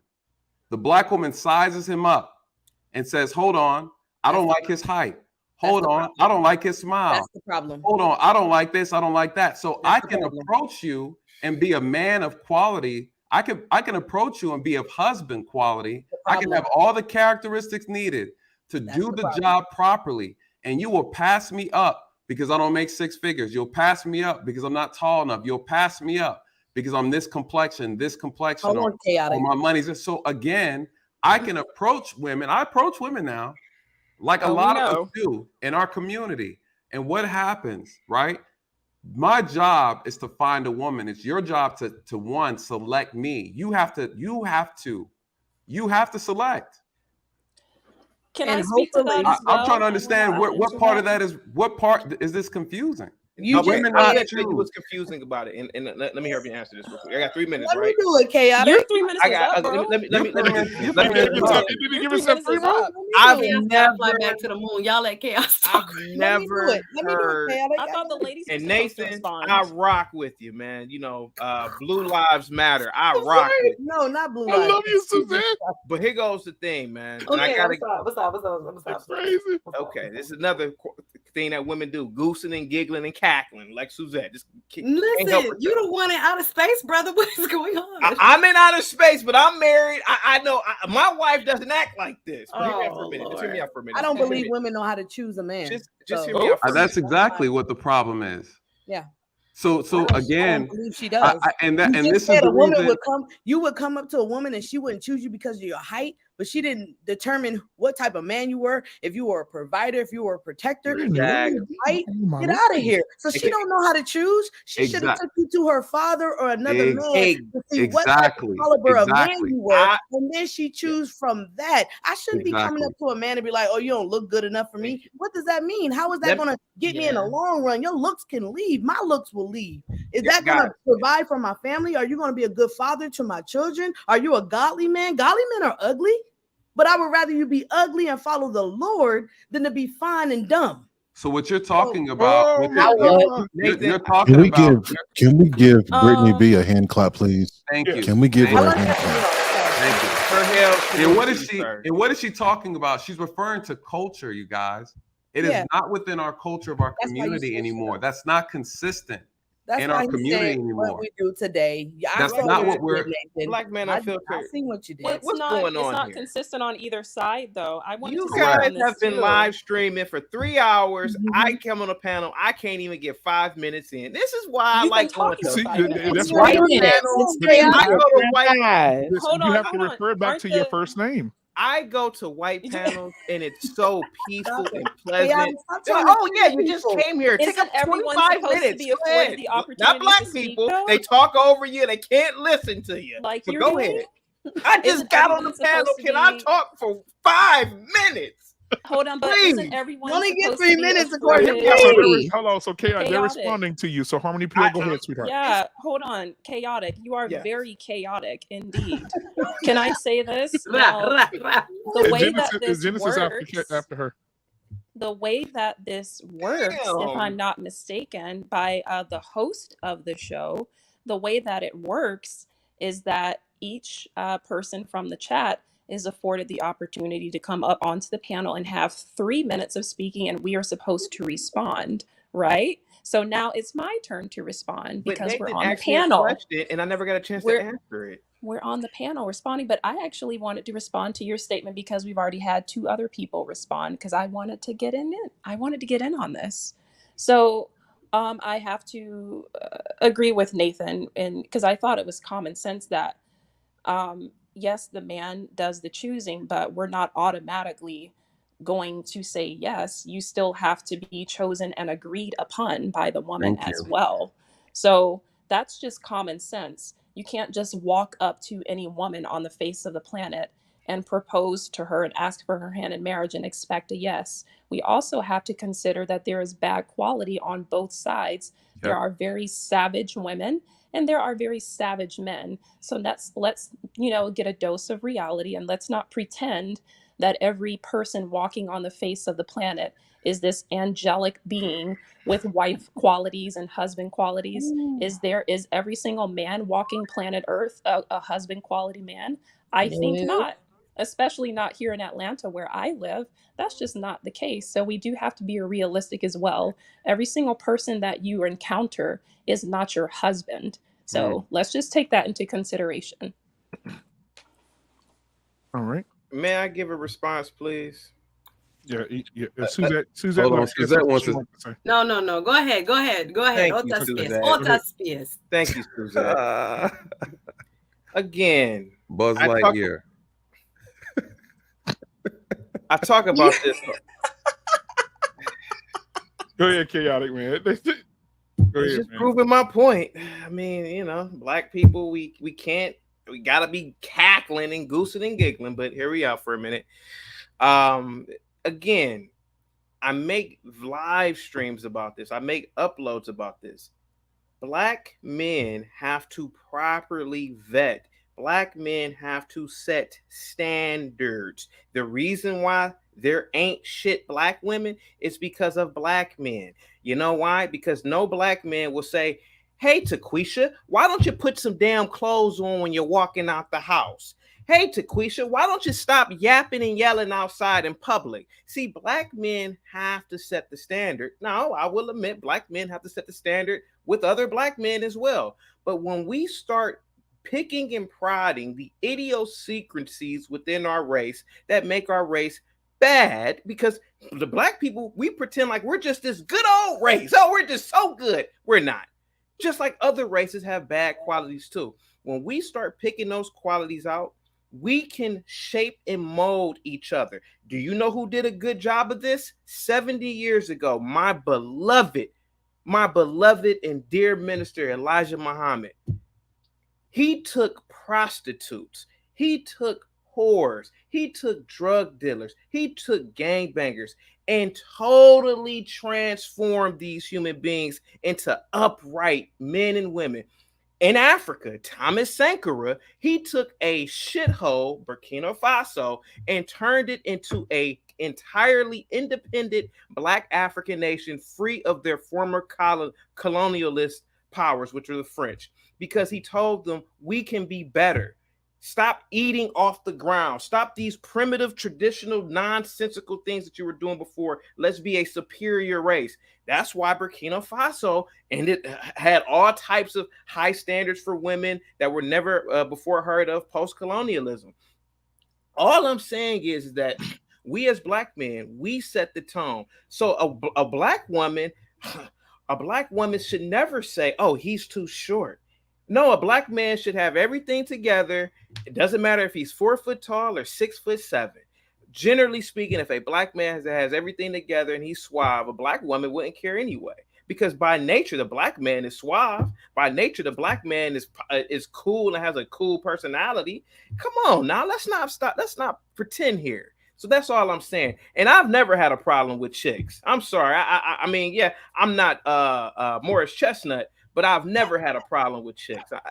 Because I knew that I'm divine. I'm the prize. Yeah, put your number in this phone. That's how I used to be back in the day before I got married.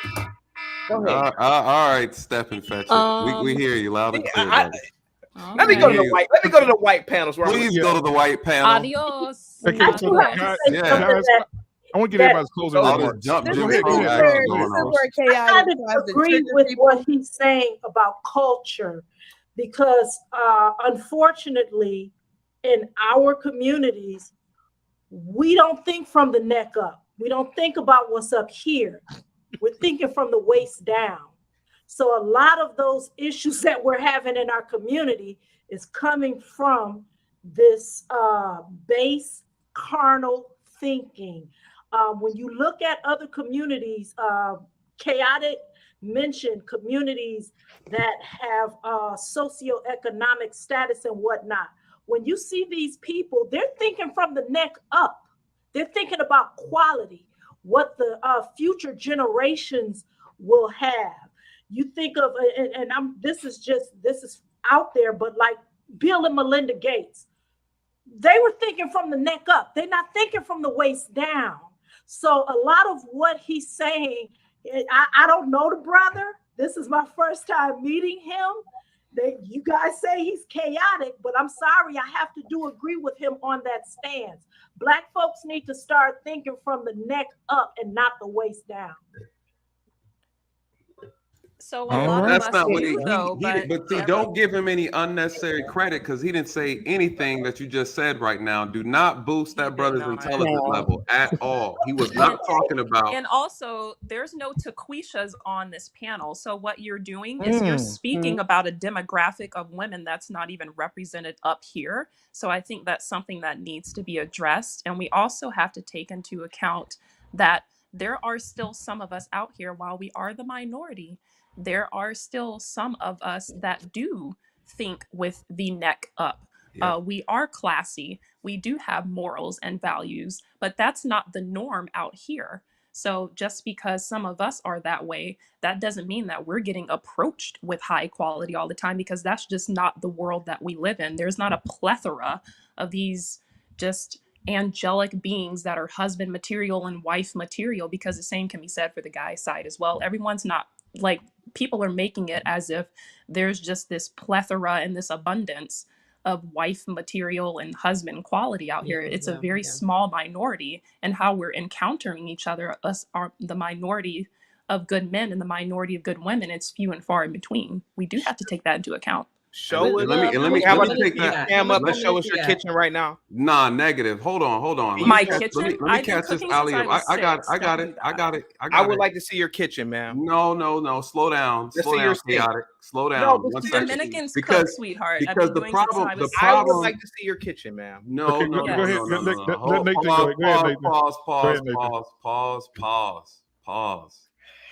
Let me take this alley-oop. Go ahead, Nathan. No. We don't simp, but we do respect women. Thank you. So what we're not going to do is disrespect our women. Nobody's disrespecting. No, that is disrespect. And that's the third. Sir, Nathan, have you ever listened to rap? First of all, have you ever, have you ever listened to rap? First of all, yes or no? Have you listened to rap? Chaotic. Have you? Chaotic. Let's be real. Yes or no, you've disrespected women every single time you listen to a rap album, and a rap artist has called a black woman a bitch. You've disrespected women. Let's not do this hypocrisy, sir. I will always win on the hypocrisy. I love doing hypocrisy about the black men. Nathan, so you are the same hypocrisy as I am, sir. Because so don't do that to me. Hold on. If you're gonna boycott me, boycott 50 Cent.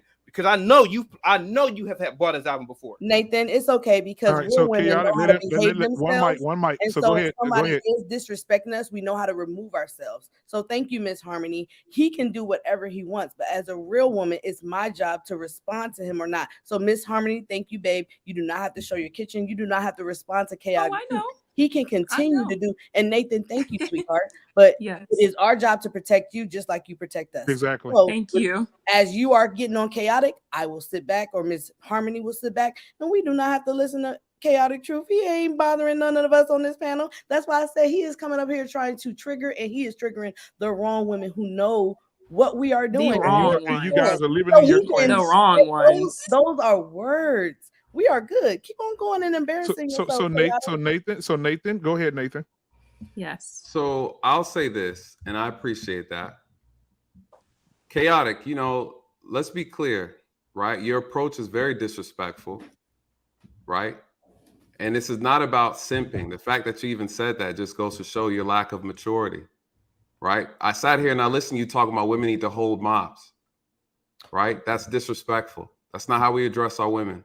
Now, another thing that bothers me about this whole conversation is that you truly believe that you're right. There's like this sense of a delusion going on in your head.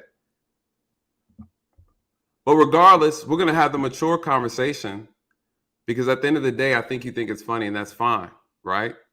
So here's the idea. Here's the idea. I think the reality is we have to focus on the culture, right? The culture is damaged, and we all recognize that to be true, right? And what Rosa is saying is that we have a community that's extremely hypersexualized, where we lead, again, with sex and we don't lead with logic. And so that's creating a lot of unnecessary problems. A lot of other ethnic groups are focused on economics and building legacy, right? Marriage, relationship, it's a purpose. There's a reason for it. The whole purpose of being intimate, there's a purpose for it. It's not a sport. Right? It's not a sport. It's not an exercise, right? It's not a hobby. It's something that has a unique purpose, ritualistic in nature, right? We're having all these partners, creating all these bonds with people, all these soul ties, as they like to put it.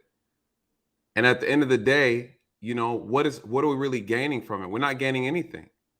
So if we're having a lot of children out of wedlock, again, we say, if we want to say the men are responsible, the onus is on both sides. Both sides have a responsibility. When we talk about what's the fastest way and the most efficient way to fix the problem, I say we go through the women, right? Men in our community do not control the women. That's not the reality. It's not. We just had Rosa come up here and say, I try as a woman to try to speak to women. Women don't listen. It's hard to correct people who don't want to be corrected. If it was that easy, it would be done already. We're talking about something that's very pervasive inside our culture, inside our community. You talked about the music. That's a big influence. You talk about the media. That's a big influence, right? Everything is geared, purposely done in order to keep us in this situation we're in now. This is an orchestrated attack against our community. This is not by choice. Nobody wants this, right? It's by design. And so again, when you talk about men need to step up, the men are broken too. So unless you start examining why we are in this position in the first place, it's not so easy just to tell a bunch of men hey, you need to do this and do that. These men aren't being taught that. There's no mentors, right? A lot of the fathers are missing. They're not present. So I'm curious to know what a solution would be that you think, chaotic. Because again, there's a difference between telling somebody what they should do, and there's another thing when you can actually show the work, right? How do you get from point A to point B? I could tell you a lot of solutions, but can you draw the map to get there is the question. How do you do it? How do you execute it? What are the tactics? Are you asking me a question? Yes, sir. Okay. All right, so this is what we'll do. We'll have him answer the question, and everybody else will give their solutions, and then we'll let everybody go. I want to respect everybody's time. The solution, again, is to have women get back into the kitchen. How do you do it? The solution is to shame their independent behavior, the behavior that has allowed them to exist in this post-feminist dystopia. The fact of the matter is that your grandmother, everybody else's grandmother on this panel, was probably a domestic. I mean, if they are a certain age, the fact is that those women were married for 50, 60 years. The fact is that most other races of people, the same thing happened. Back in the day, before the feminist movement took over and told women nonsense, the households were ran by women and the men provided. There were no, I mean, listen, I'm not going to say that prostitution didn't exist. I'm not going to say that certain things didn't exist back then, but generally culture back then was more conservative. The fact is that women should not be talking back to you. They should not be fraternizing with men. That's how it was back in the day. Do you know what happened when women started fraternizing with men? Men can't even have locker room conversations at work. You were a police officer, so you already know. I'm asking how do you make it happen? Nathan, I'm trying to say it. There needs to be a separation. Women and men should only speak to each other in public if you are related to that woman, or if you are, if you are related to that woman. The fact is that men and women have gender roles, and those gender roles need to be adhered to. And one of the reasons why our culture is the way that it is because certain things aren't shamed anymore. Being a single mother 50 years ago was a shameful thing. But you know why? We have a lot of simps, and I was talking shit. I don't think you're a simp, but we have a lot of simps that encourage this behavior. Girl, I don't care. I'll be the daddy, girl. Now that's shameful. You should shame the men for that dumb shit. A lot of things need to be shamed. If you shame body weight, if you shame hair, if you shame certain things, women will fall in line. These are just truths. And the same thing with men. Women need to shame things about men that men do. Women for damn sure shame a man who's broken dusty. I hear women all the time, they boast about things like that. So what I'm saying is that, again, picking up the mop is symbolic. There's nothing wrong with a woman cleaning the kitchen, doing laundry, taking care of the kids. There's nothing sexy about a woman bragging about her PhD, bragging about she's a Delta or AKA, or bragging about her job. There's nothing sexy about that. I've had girls tell me, well, what do you think about me? I'm like, I don't think anything about you. Can you cook and clean? I mean, there's a 19-year-old at Chick-fil-A who looks better than you, who's younger than you. And people say that I'm the mean person. People say that I'm trolling, and I'm not. I'm trying to reestablish what made culture better back then. And it was. It's not good now. It took me years to marry a woman because the women that I was sleeping with weren't marriage material. Now I'm a hypocrite too, sleeping around is a bad thing, but I'm just saying it needs to be strict. It needs to be strict enforcement of this. And women are not the prize. Even women know it. They know it. Men are the prize, and we have to say, no, you're not gonna go out the house half naked. No, you're not gonna put those eyelashes on. No, you're not gonna wear that hair. No, you're not gonna go out the house wearing purple hair. No. Keep saying no, and women will fall in line.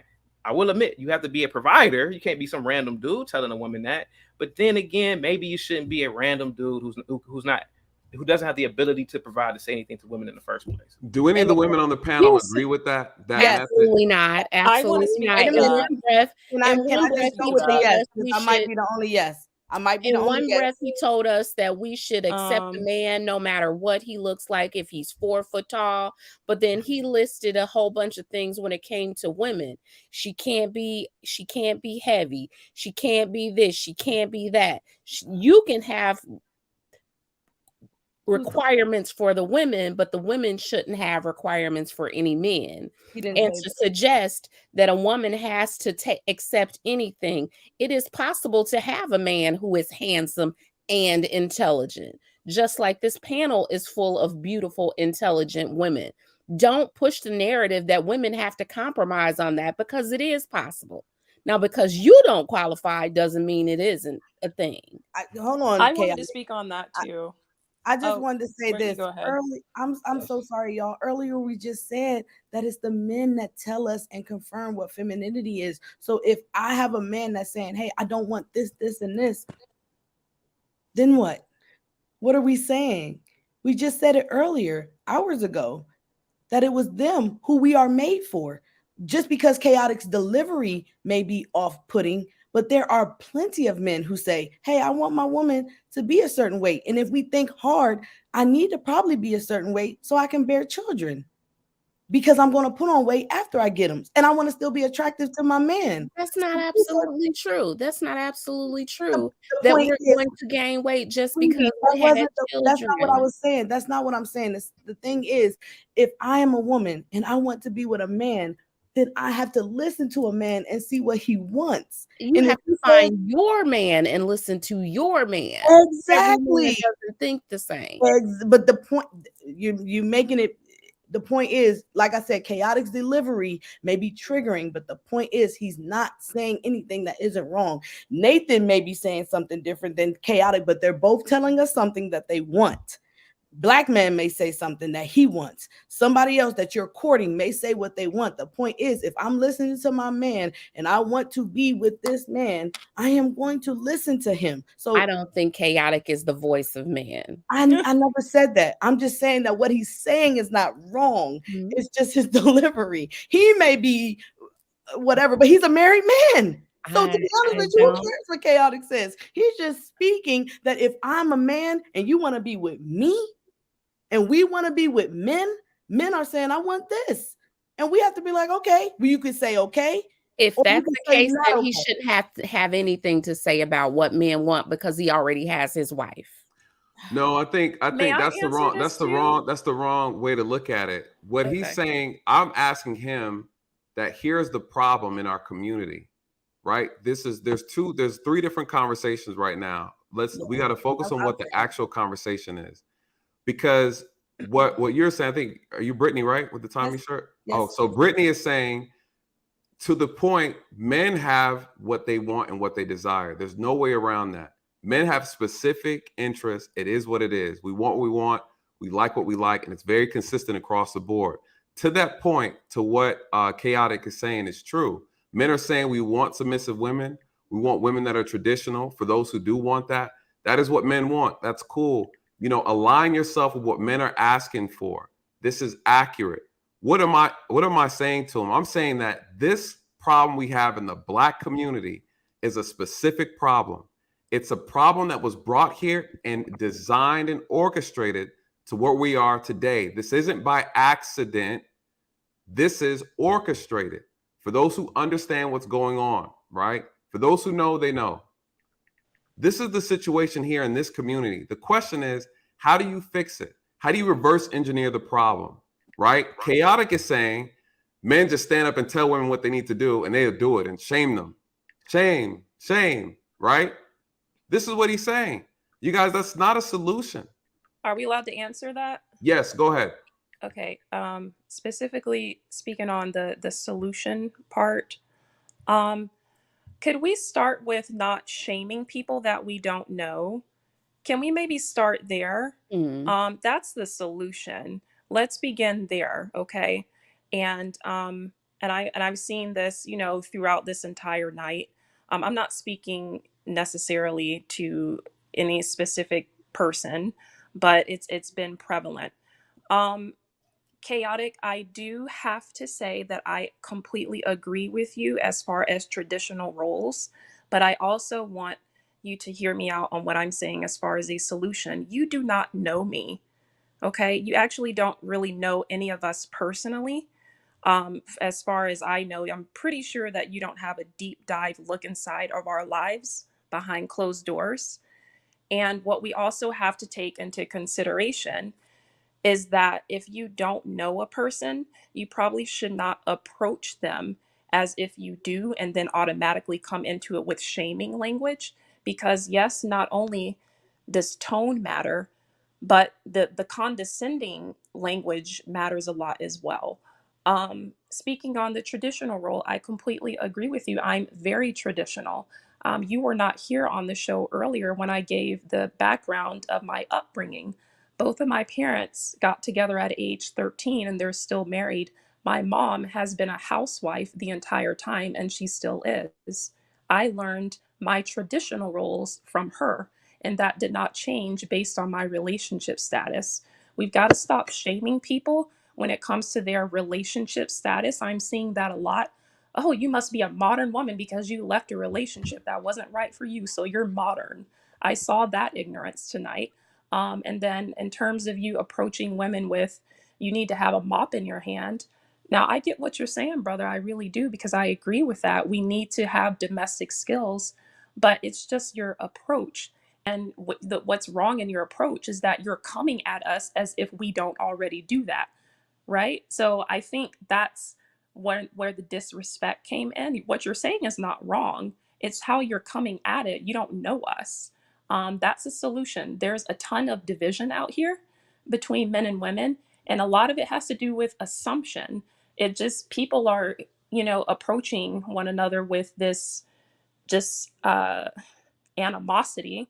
And then on top of that, the other solution being, we have to do what's right for us morally and spiritually, because not everyone walking the face of this planet is husband material or wife material. We can't, again, we have to reiterate that. Just because a woman is single, that doesn't mean that she's single for the reason that you think she is. Everyone is not high quality, capable of being my spiritual leader, capable of having a relationship with God, capable of covering me and washing me with the word of God. Every man is not capable of being a husband. So, and that with the same, every woman may not be that way. But, let's just kind of give people grace and maybe start there. And a lot of people in the comments are agreeing with chaotic, for their reasons. Jonathan Barronville, he's so hopeful. New growth. I didn't disagree. It's just his tone. Yeah. And you know what? A lot of and I grew up in the South, guys, in Louisiana. Woo, watch this. When I was growing up, young girls used to be so scared, guys, to make a mistake. If they made a mistake, they'll pull these little young girls to the front of the church and embarrass them so badly. I mean, if they got pregnant, they would shame them to death. And all the other girls, as horrible as that is, all the other girls would be scared to death to even want to go try to have sex. If they did, they would be scared for 2 or 3 weeks trying to say, "Oh, please, Lord, don't let me be pregnant. Please don't let me be pregnant." Because they know if I get pregnant, my mama and them gonna pull me in front of the church. Everybody in the town gonna know that I'm And pregnant. none of those girls killed themselves, right? But that's why a lot of us don't have relationships now into adulthood. Right. Yep, it goes both ways. And I think again, when I said it was what he said was rude and disrespectful, it was. Mm-hmm. It was extremely insensitive to the conversation we're having, and it was triggering. Again, here we are. We're having a conversation trying to talk about solutions. It's not about making excuses for anyone.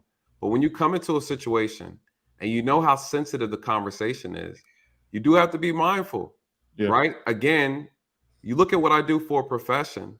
I can't go and just say whatever I feel like saying out of my mouth because I know it has consequences.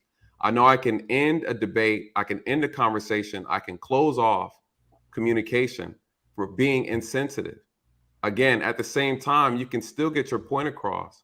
You know damn well a lot of women don't want to hear the fact that you need to pick up a mop. But why right? don't they want to hear Come that? on.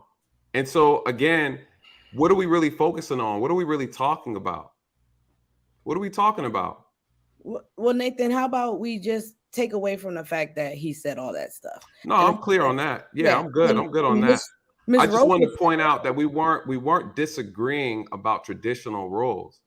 I was pointing out the fact that the way he came at the women on the panel, it was very disrespectful. It was very disrespectful. Hold on. I got a question. Miss Rosa said that she deals with young women on a daily basis, or however basis she deals with them, and they don't want to hear the basic things that she has to say. So when are we just going to stop being so sensitive to information that may help us? Correct. Like that's my thing. Sometimes it's all about healing. So but is that effective? My thing is I agree with you, right? I think people who don't know how to effectively communicate is a reflection of their intelligence, right? So if you can't formulate a proper sentence together in order to open up a successful dialogue between two opposing sides, then yeah, that's going to be a reflection of your inability to communicate. So it's an intelligence thing. Absolutely. So hold on, real quick. I want to get everybody. I want to get everybody. No, we all understood what you were saying. What's the problem? We got to chew the meat. Everybody else, one eating meat around here? I want to get everybody else in here. So, Suzette, I know that I don't want to keep you up. I want to respect your time. So, I want to get everybody's final thoughts. I know this conversation is wonderful, but I know people got to get up and do their thing tomorrow. I do as well. So, Suzette, what do you have, honey? And then we'll go back around. I'm so tired. I'm thankful for this moment. I'm thankful for all of you. Shout out to Sir Hill Speaks. Yeah, when I had to go off the camera, I really was like, okay, I might fall asleep if I don't turn back the camera. She stayed dozing off at 12. Well, in all seriousness, more power to the gentleman. Thank you, Black Man Unfiltered. Yeah, I do think culturally there are, and I don't think it's victim Olympics. I see the comments, I see the chat. Shout out to everybody who's watching. We got 80 people here at this time of morning. We doing something right. But yeah, I do think there are greater forces at work as to why our young people are being fed a steady diet, both through television, music, all kinds of media, that is teaching them that it is better to be self-absorbed and just so focused on one's individual path that we are seeing a trend of just neglect of seeking another person to build with. I don't think that's by accident. I think that is to a certain extent by design, because when we as a Black community were married and when we were at much higher rates, I should say, and when we had pooled our money, I think it actually goes back to that. I have to build so hard by myself. Together, I do think traditional can occur with someone working. I know we're whether I got the mop or whatever we're talking about right now. But I do think there is somewhat of an awakening coming. I do think there are women who, like me, got that red pill reality that, everything that we were taught, stay away from men, was taught like to a flaw by my religious institution, so that it was almost like when you were supposed to get up and just now know how to court, know how to relate to men, know how to be with a man. You didn't get that. You got the don't come from college pregnant. Don't come from, you know what I mean? Like it kind of gets to the extreme. But yeah, I think this was a very helpful way to hear what men also have to say. I think, we can't leave their opinions out of the equation, period, even if they come out a little distinctly, as my brothers here did. But yeah, I think we got to really work on, I don't know, finding a middle ground of hopefully healthy and, what should I say, good intentioned people finding each other. I don't know if I can make the matchmaker app for that, but yeah, I don't know. We still got people creating 304s. We still got women creating savages. We still, that once we're hurt, I think it all goes back to healing as well, coming to the space healthy. But again, if you're meeting people that are not healthy, we're back to square one. But individualized healing that will hopefully bring about, that's why I need to go to bed. Some kind of meeting of the minds. But anyway, I'm gonna go, y'all. Love y'all. Good night, thank you, everyone. Suzette. Thank you so much for being here tonight. I appreciate you so much. All right, thank you so much. All right, and so let's go ahead and get let's see who we got here. All right, go ahead, Amateur. You might have to drop me down, please. Okay, I will, sir. I got you. Good night. Thank you again. With wrapping up, I don't know. I just feel like during this conversation, I've hit multiple points of just frustration or not despair, but just,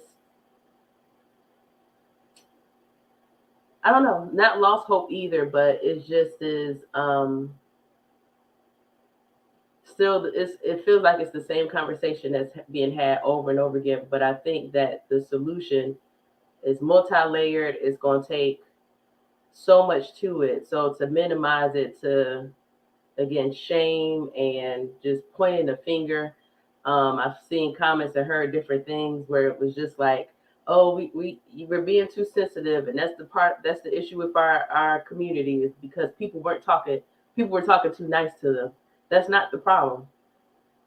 And talking mean is definitely, you know, or ruthless or whatever. That's not going to fix it either. On one hand, there was a lot of contradictions earlier, and in the comments or, you know, on the panel, it doesn't matter how the message is delivered. You need to listen because you need the message. Then we're down to the tail end of it. And it's like, oh, well, you know how women need to be talked to. No, we're intelligent, we're smart. You don't have to dumb down a message for me. You don't have to be nice to me or you know, baby talk me or anything like that too. But you also aren't going to be yelling at me or being aggressive or anything like that too.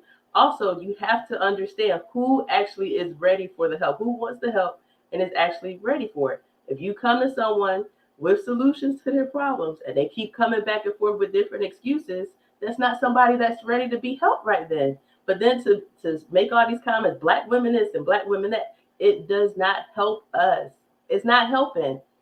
And then we as black women pointing fingers at each other, that does not help. And then the contradiction of, I'm not shaming, blah, blah, blah. But then you call people names. It's like, where is the answer? I don't know that I'm really going to walk away from the panel tonight with any newer information. I don't know that there's any new thoughts that I would have gathered. I don't know. I definitely appreciate being here and thank you for the invitation and things like that too. But as long as we're constantly just talking down on each other, that we're not going to get anywhere. And then, you know, we look at other communities and we don't want to compare, but then we do want to compare ourselves to other communities. But it's like, not only are we being looked down by other communities, we're kicking each other's butts. So I don't know what it is. I know with today's modern times and whatnot, we've got more information, more access to just resources and things like that too, but it hasn't helped us because having more options or the option to freedom, that hasn't helped us. The whole equality thing, I tried to do that thing too, where men and women are equal. That has not served me. So I don't know. And I can, you know, I've seen comments, black men and women need to be in therapy. Okay, if I'm going to therapy, but I keep coming across men that feel like they don't need it, then where am I then too? So I don't know. That's my TED talk. Again, I appreciate it. I love hearing, you know, other people's perspectives. I don't think just talking about it is going to fix it. Yeah. At the end of it, let's just try to be more understanding for others. Let's not just say, I did this, I did that, my mom did this, my mom did that, you know, my family did it, and we came out fine. We can't treat others like that. And the same way that if, you know, I'm going back to teaching kids, people learn differently, so you have to speak to them differently. You have to approach them differently. Sometimes the more abrupt and blunt approach is what's necessary. Sometimes people need a softer approach. And sometimes people just are not ready to receive the message. But later on, they come across a situation, get themselves in the bind, and they'll remember what you said. So just be patient with each other and just, you know, be more compassionate. And that's all I got. All right. Thank you so much for being here as well, man. I think the conversation has to continue. It does have to continue. I don't think one night will solve anything. I think tonight we all got shovels and started digging, but we didn't get to what we were digging for. And so I think the conversation needs to continue. So I would love to do this again with you guys. I'll be reaching out to you. I think continuation is good because what happens is I think we have these conversations, then we leave them alone for a year. I think we should have these conversations once a month. Right? Gather what we can, I remember Nathan said that, who's on the show before, and Nathan said, hey guys, listen, how about we stop this conversation right now?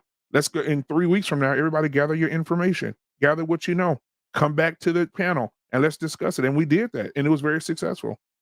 Matter of fact, he's using it for one of his shows tomorrow. Yep. From that very platform that we did.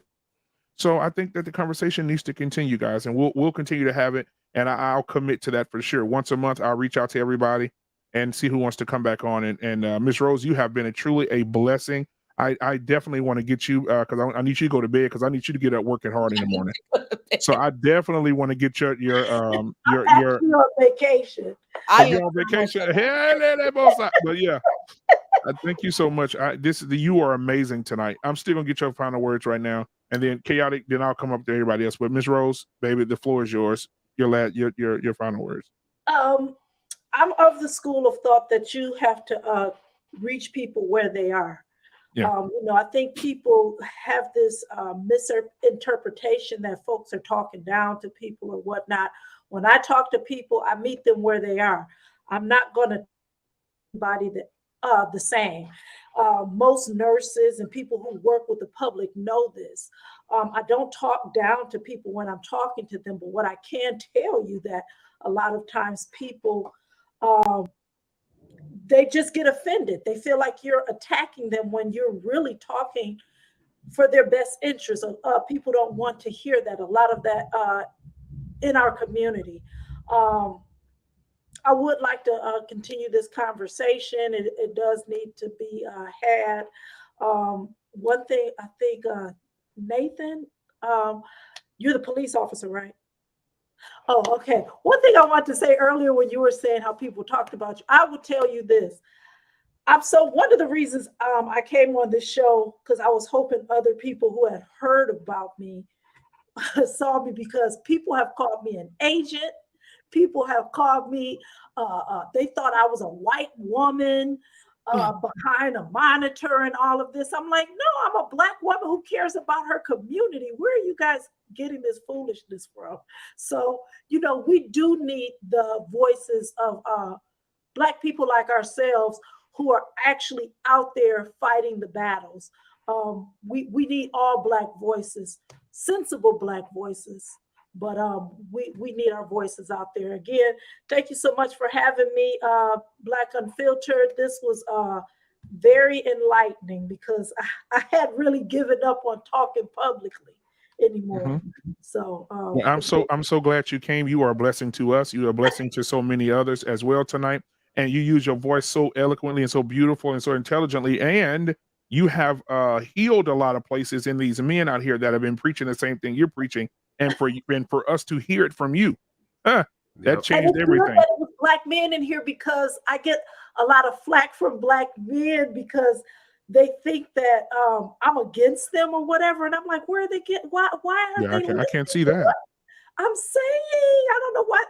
So I'm really, really glad. That's another reason that prompted me to come on this panel, because I want Black men to know I'm not against you.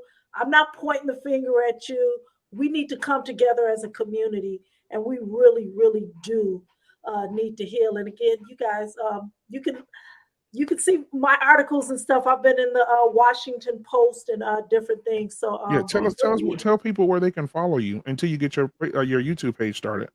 I'm actually on Facebook, Instagram, and Twitter. I'm on Clubhouse too, where I do a lot of public speaking. But I have stopped because, again, that silver platter, I didn't like what was being served. So right. I'm on those 3 platforms. And people can, if they want to reach out to me at blackfemicideus@gmail.com. Again, I'll be having a march in Washington on August 27th in DC. So I'm really hoping that more Black men show up, because we need Black men out here in these trenches too, to fight this scourge in our community. Right. And someone in the chat said that you have beautiful natural hair. They love your hair. Jonathan. Thank you. It was raining. I was I had a tornado here. I live in the mountains. So I had a tornado yesterday. That's why my hair looks crazy. Well, you know what? No, it don't look crazy. I mean, it looks good to us, but thank you so much. Get your rest, baby, because you are the queen that needs to rise in the morning. Oh, yeah. I'm safe. Go ahead, Brittany, you got something for her? No, I asked her was she safe. Oh, okay, yeah, okay. I'm safe. All right, good.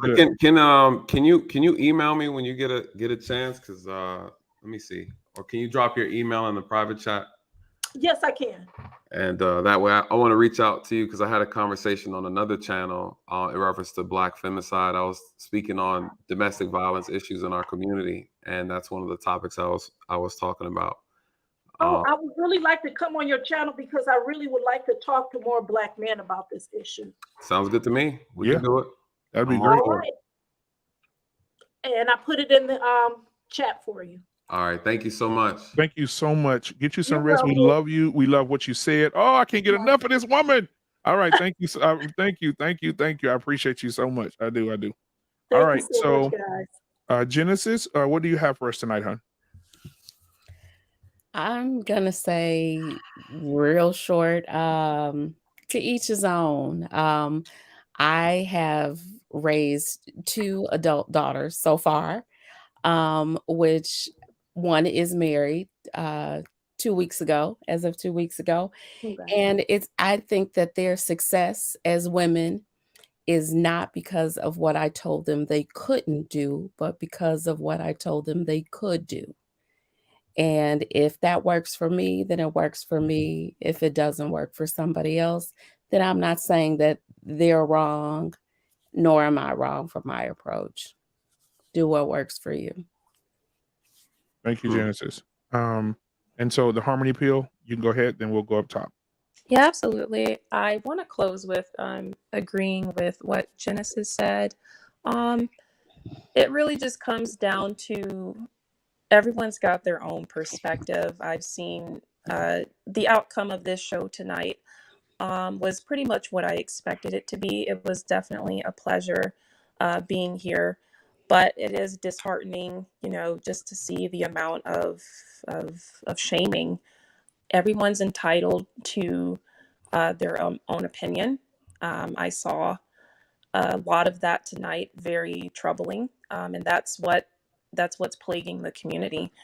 A man can't say that something's disrespectful if he feels it's disrespectful. A woman is not allowed to say something's disrespectful if she thinks that it is. It's just a lot of back and forth. I just wish everyone well.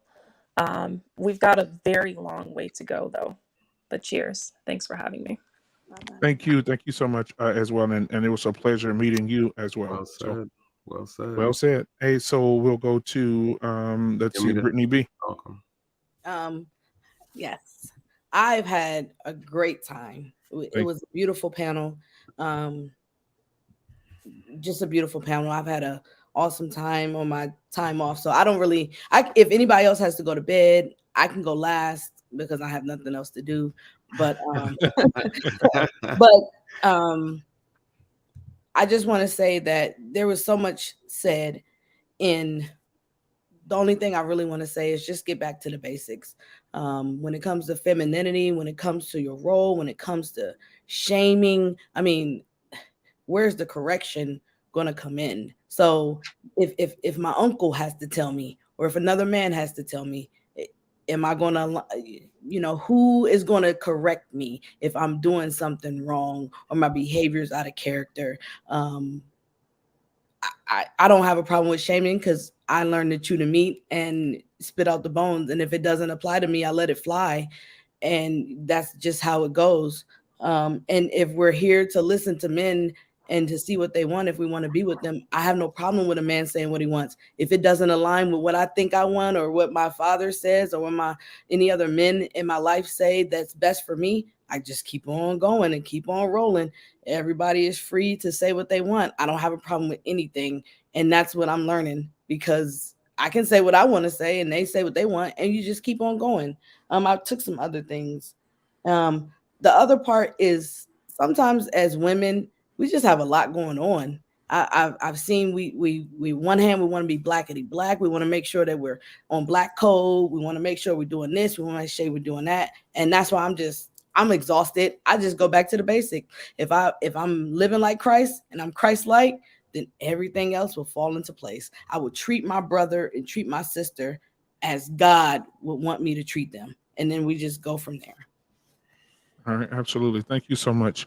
Thank you so much. You guys you can stay in the back, but thank you so much. So let's see.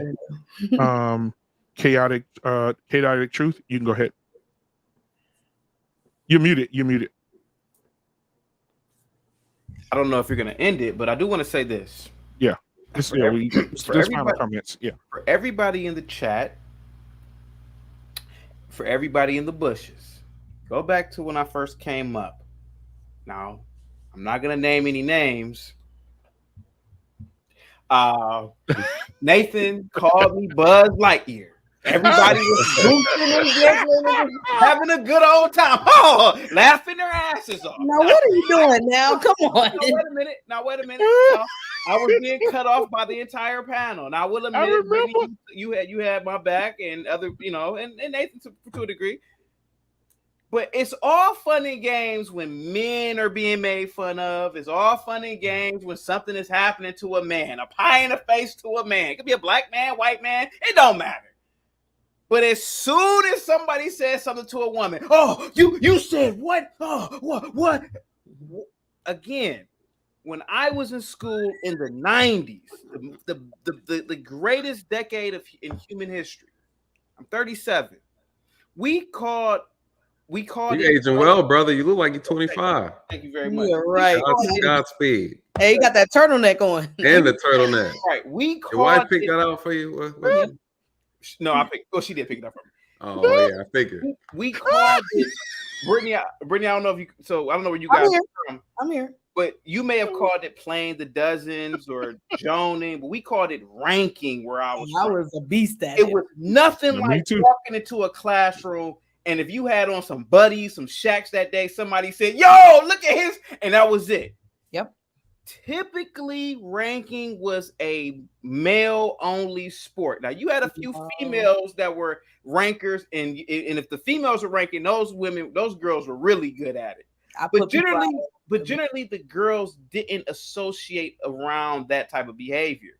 What has happened now is all the girls want to associate in male spaces, and so men, we talk about each other. We say some of the most horrific things to each other. And when women are around, women don't understand locker room banter. They don't understand locker room insight. Look at Nathan. So the thing is that men. I'm sorry, our women are just below intelligent. They don't have the ability to ascertain the difference between banter. Go ahead. I'm sorry. I didn't know. I didn't say that nobody. I know you didn't say that. It was implied. Go ahead.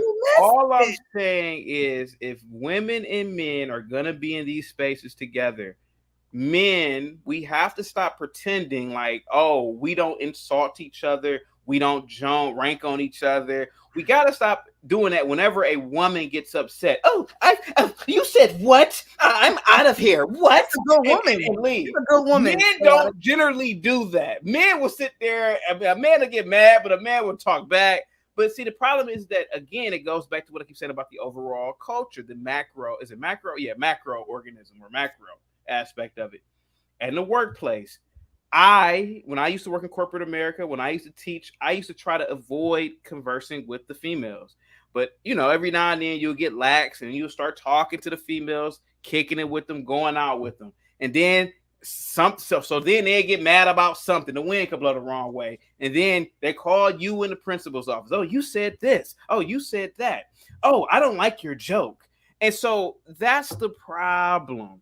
And so me saying that women should go back into the kitchen, again, it's just symbolic of women should have their spaces, men should have their spaces. If I'm smoking a cigar with my buddies, I don't want the woman to come into the garage. I'm gonna tell you a story real quick, and I'm about to. Wait a minute. I just want to. Damn, I thought that was the story. I'm gonna tell you one story real quick. This is the benefit of being a sister-like girl, the ugly duckling syndrome, masculine, all this stuff.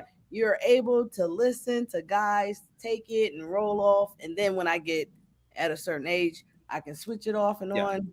Nope, not switch it off and on. Never mind. I want to tell you guys a quick story. Hold on, pause. Chaotic. You were just telling us a quick story and it wasn't fucking quick. I know, but I thought this was last. Okay, this is gonna be quick. Years ago.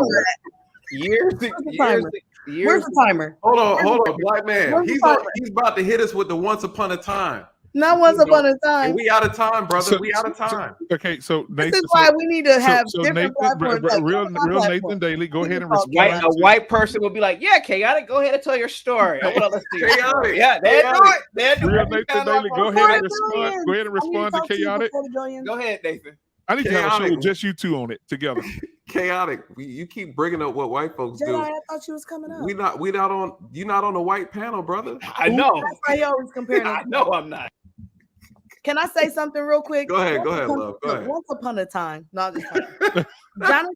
Jonathan Barreville made a comment about me. I've been around here for at least the last, 6 or 8 months or whatever.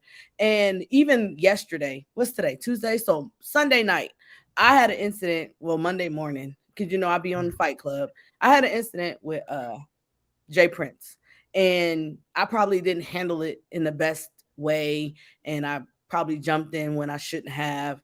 All of these things. I mean, I just wanted to, I guess, defend myself a little bit, but not defend. But even those times when I'm in the wrong, I can correct myself. So I just wanted to say that, because he said you can see me growing. And sometimes when you're behind the camera, when you're online and all this stuff, you see different things. I guess we can give each other grace. I don't know. Maybe that's what I wanted to say. Maybe I'm getting sleepy. I don't know. I'm bored. Where's that mop at? It's right here. Yeah. There you go. Yeah, my bad. Hey, and see, to me, you know what? That means I was talking too much. I probably need to shut up. There's my mop. Yeah, here we go. Bye bye. Nathan, what you got for him, Nate?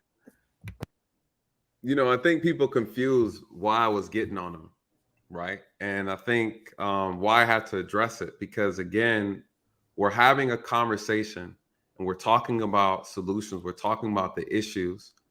And then you have someone come in, right? Out of nowhere, cuckoo cuckoo, here comes Chaotic, right? He comes in here, full with his wings out, Buzz Lightyear suit on, turtleneck. With the turtleneck. And he says, hold on, you guys. Women need to pick up a mop. It's like there's a time and a place for that, right? That I feel like that this wasn't the place or the time for the conversation that he was trying to have. I said what he stated was very disrespectful and was insensitive to the conversation that we were having at the moment, right? Read the room. You have to read the room. Understand who you're speaking to on the panel. I'm over here about to give you some wisdom, Chaotic, and you're shaking your head, right? I mean, let me explain to you what I'm saying. Yeah, let me explain to you what I'm saying. I'm older than you, and I look younger than you. Yeah, you wow. And my beard connects properly, right? And real quick, Nathan, before you cook them, the other reason I had wrote down that, what did I say? I don't know what I said, but men are allowed to say what they want. I am the one, and me and my father or whoever, whatever male covering I have, we take the Nathans or the Chaotics, and he say, Brittany, you know what? You need a Chaotic, and that's that's what I see best for you. But if I don't get to tell Chaotic what he can and can't believe, but I think Nathan and Chaotic can have a conversation, and I stay out of it. You know what I'm saying? And so men can correct men. I don't think women can correct women, because you want men to be your leaders. So what do I look like telling you what to do for me if I want you to lead me? It doesn't make any sense. Right. And I think to piggyback on what you're saying, it's men's job to address men's issues.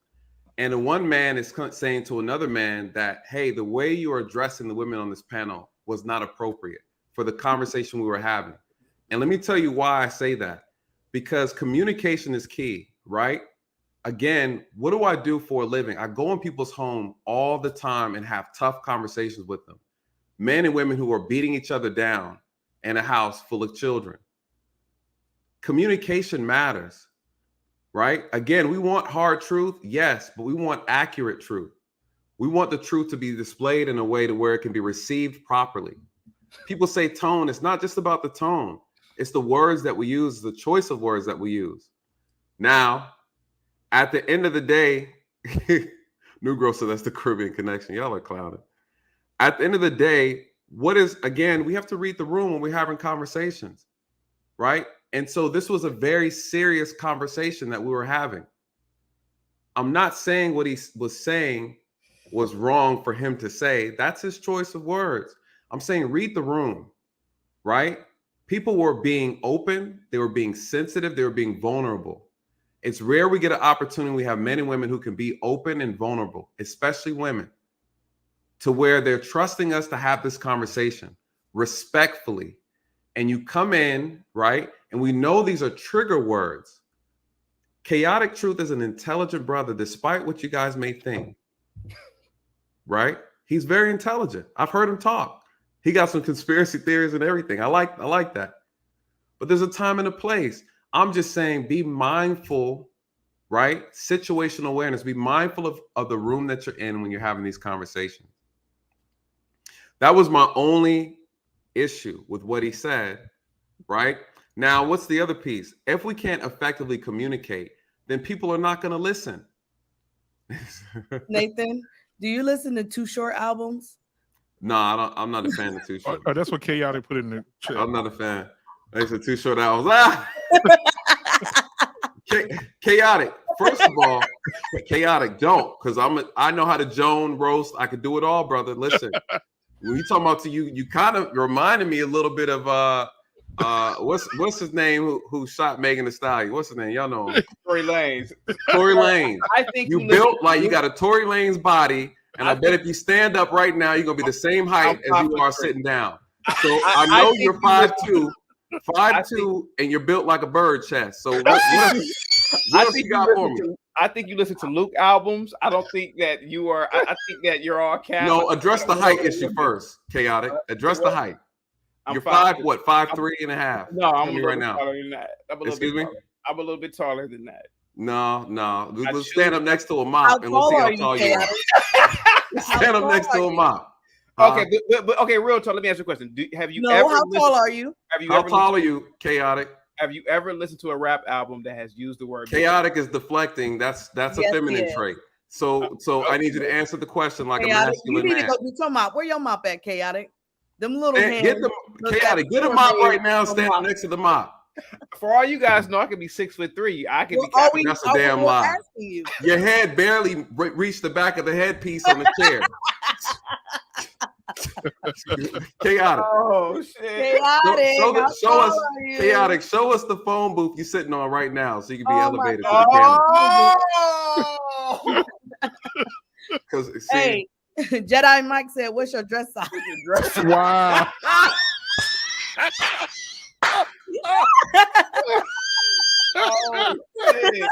Oh no! Hold on, I had to get you for the harmony pill. I can't have you. I know who the harmony pill is. I've talked to her before. Yeah, I know. Nah, you good. You're good people, Chaotic. You good people. But honestly, guys, all jokes aside, when we're coming to have these conversations, I ask everybody, just be mindful, be respectful, because we don't know how sensitive people are on the panel. We don't know the things. We know certain words trigger women. We are well aware of that. Effective communication, right? Some women are not comfortable with that. It is what it is. You could still get your point across without saying women need to pick up a mop. I thought that was very insensitive. Why are they not comfortable? Why are they not comfortable with what men say, but they ask men to tell them the truth and tell them things? It's not the truth and then not be comfortable with it. No, I hear you. You might not receive information that well, right? But if we're not talking to you, if you already corrected, right? We're talking about those who need correcting. So again, we need to meet people where they are, right? Again, you might not need that, but other people do. You don't know. So you have to be mindful. You have to be considerate when we're having these conversations. I believe these are sensitive conversations to have, and we need to give people that grace. It's just that simple. Again, what is our objective? We had another lady on the panel who left and said, I didn't get anything out of this. That's a problem. That means we sat here and we wasted 4 hours of talking and no one received anything valid or valuable from the conversation. Maybe That's not she good. wasn't ready to receive it yet. I'm aware of that, but I'm just saying, right? I'm just saying the reality is when we have these conversations, we need to be considerate. We have different people on this panel. We can still get our point across by being mindful and considerate. It doesn't mean we need to curve what we're saying, right? Again, one would argue, is there another way he could have made his point? I know you just want to push back, Brittany. Bless your heart. Brittany said, I got all night. Yeah. But the whole idea is the reason why these things. Well, the reason why I say that again is because I have conversations with people, all demographics, all sensitivities, and I have to be mindful if I want to get and penetrate the issue. Well, if you say something wrong and you trigger a person, you can sever the communication and it defeats the purpose.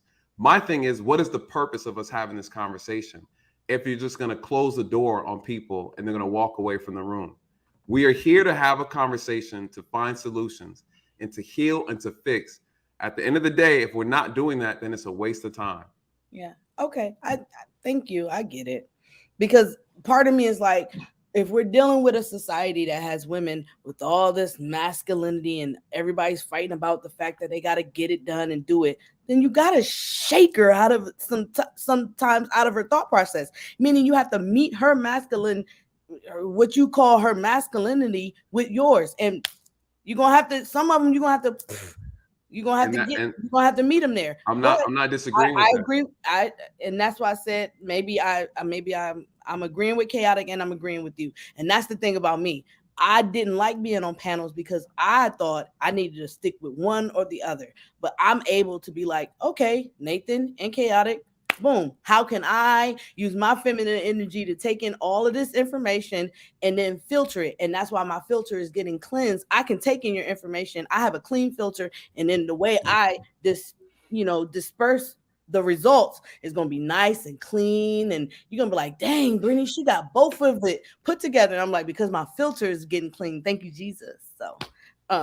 So yeah, everybody, all the women, clean your filter. That way you can take a Nathan and you can take a Chaotic and then take it all in and then you go on about your business.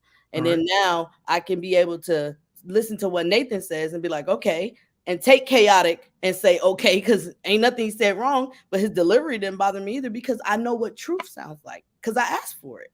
So. All right. So all hearts clear, all minds clear, all hearts clear in the building tonight. Yeah, all of them clear. Yeah, I'm jealous of the turtleneck life though. I'm not gonna lie to you. Thanks. I don't know where you live at that you still wearing turtlenecks, but go ahead. Yeah, it was a gift from my wife. No, I meant the season. The season. Oh, I told you his wife picked it out. What I tell you? Anytime. That's what's up, man. You in Detroit? Are you respect to Detroit? But no, I'm not. I'm not from Detroit. No. Oh, no. Respect to Detroit. From? I'm from Ohio. Oh, well, in the Midwest, that's why I have on a sweater. Shit, it was snowing yesterday, so whatever. I'm in Indiana, so. Oh, okay.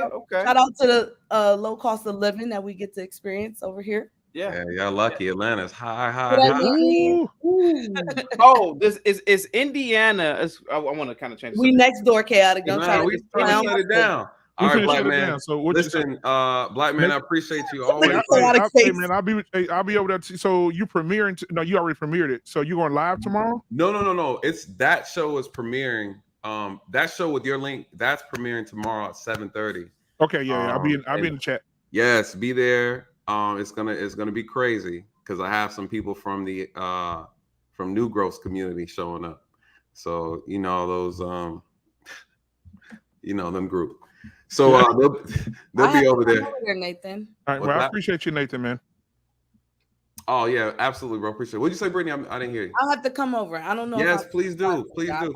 Come check it out. You too, Chaotic. Absolutely.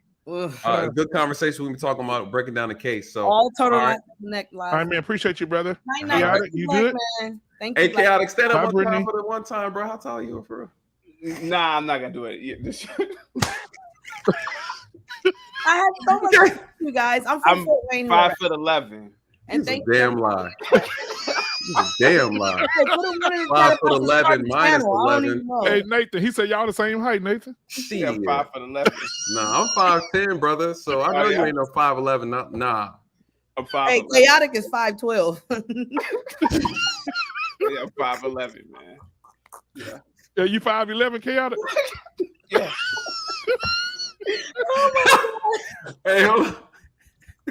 Hey, Chaotic, do you have one of them sponges for your hair? You got. I gotta get a new one. Curls, I like that, man. Yeah, I do, but I gotta get a new one too. Actually, yeah. So hold on. So you look at him and tell. Yeah. Nathan. So what do you think? What do you think? Chaotic is probably at best. He's probably 5'5". You guys don't know. If you don't know, here's a trick. This is where we use it because we have to. I want to hear this, Nathan. we have to we have to I have to be able to size people up on camera, right? When I'm investigating and stuff like that. Mm-hmm. So Black man, get it together, Black man, get it together. It's real time. Where is Hey, Mandrell? this how you do it. This how you do it. Watch his wingspan, right? Oh, he and then believes look, and then, he can and then fly. look at his chest, right? And then this is what you do. Then take one hand and cross your chest, like cross over your chest. Like this. There you go. Dang, right. man, you got them Dwight Howard arms. So that right there did what? How tall am I? I already told you. You 5'5" strong. No, I'm really 5'11". They're trying to jump you tonight, Nathan. Look at New Growth.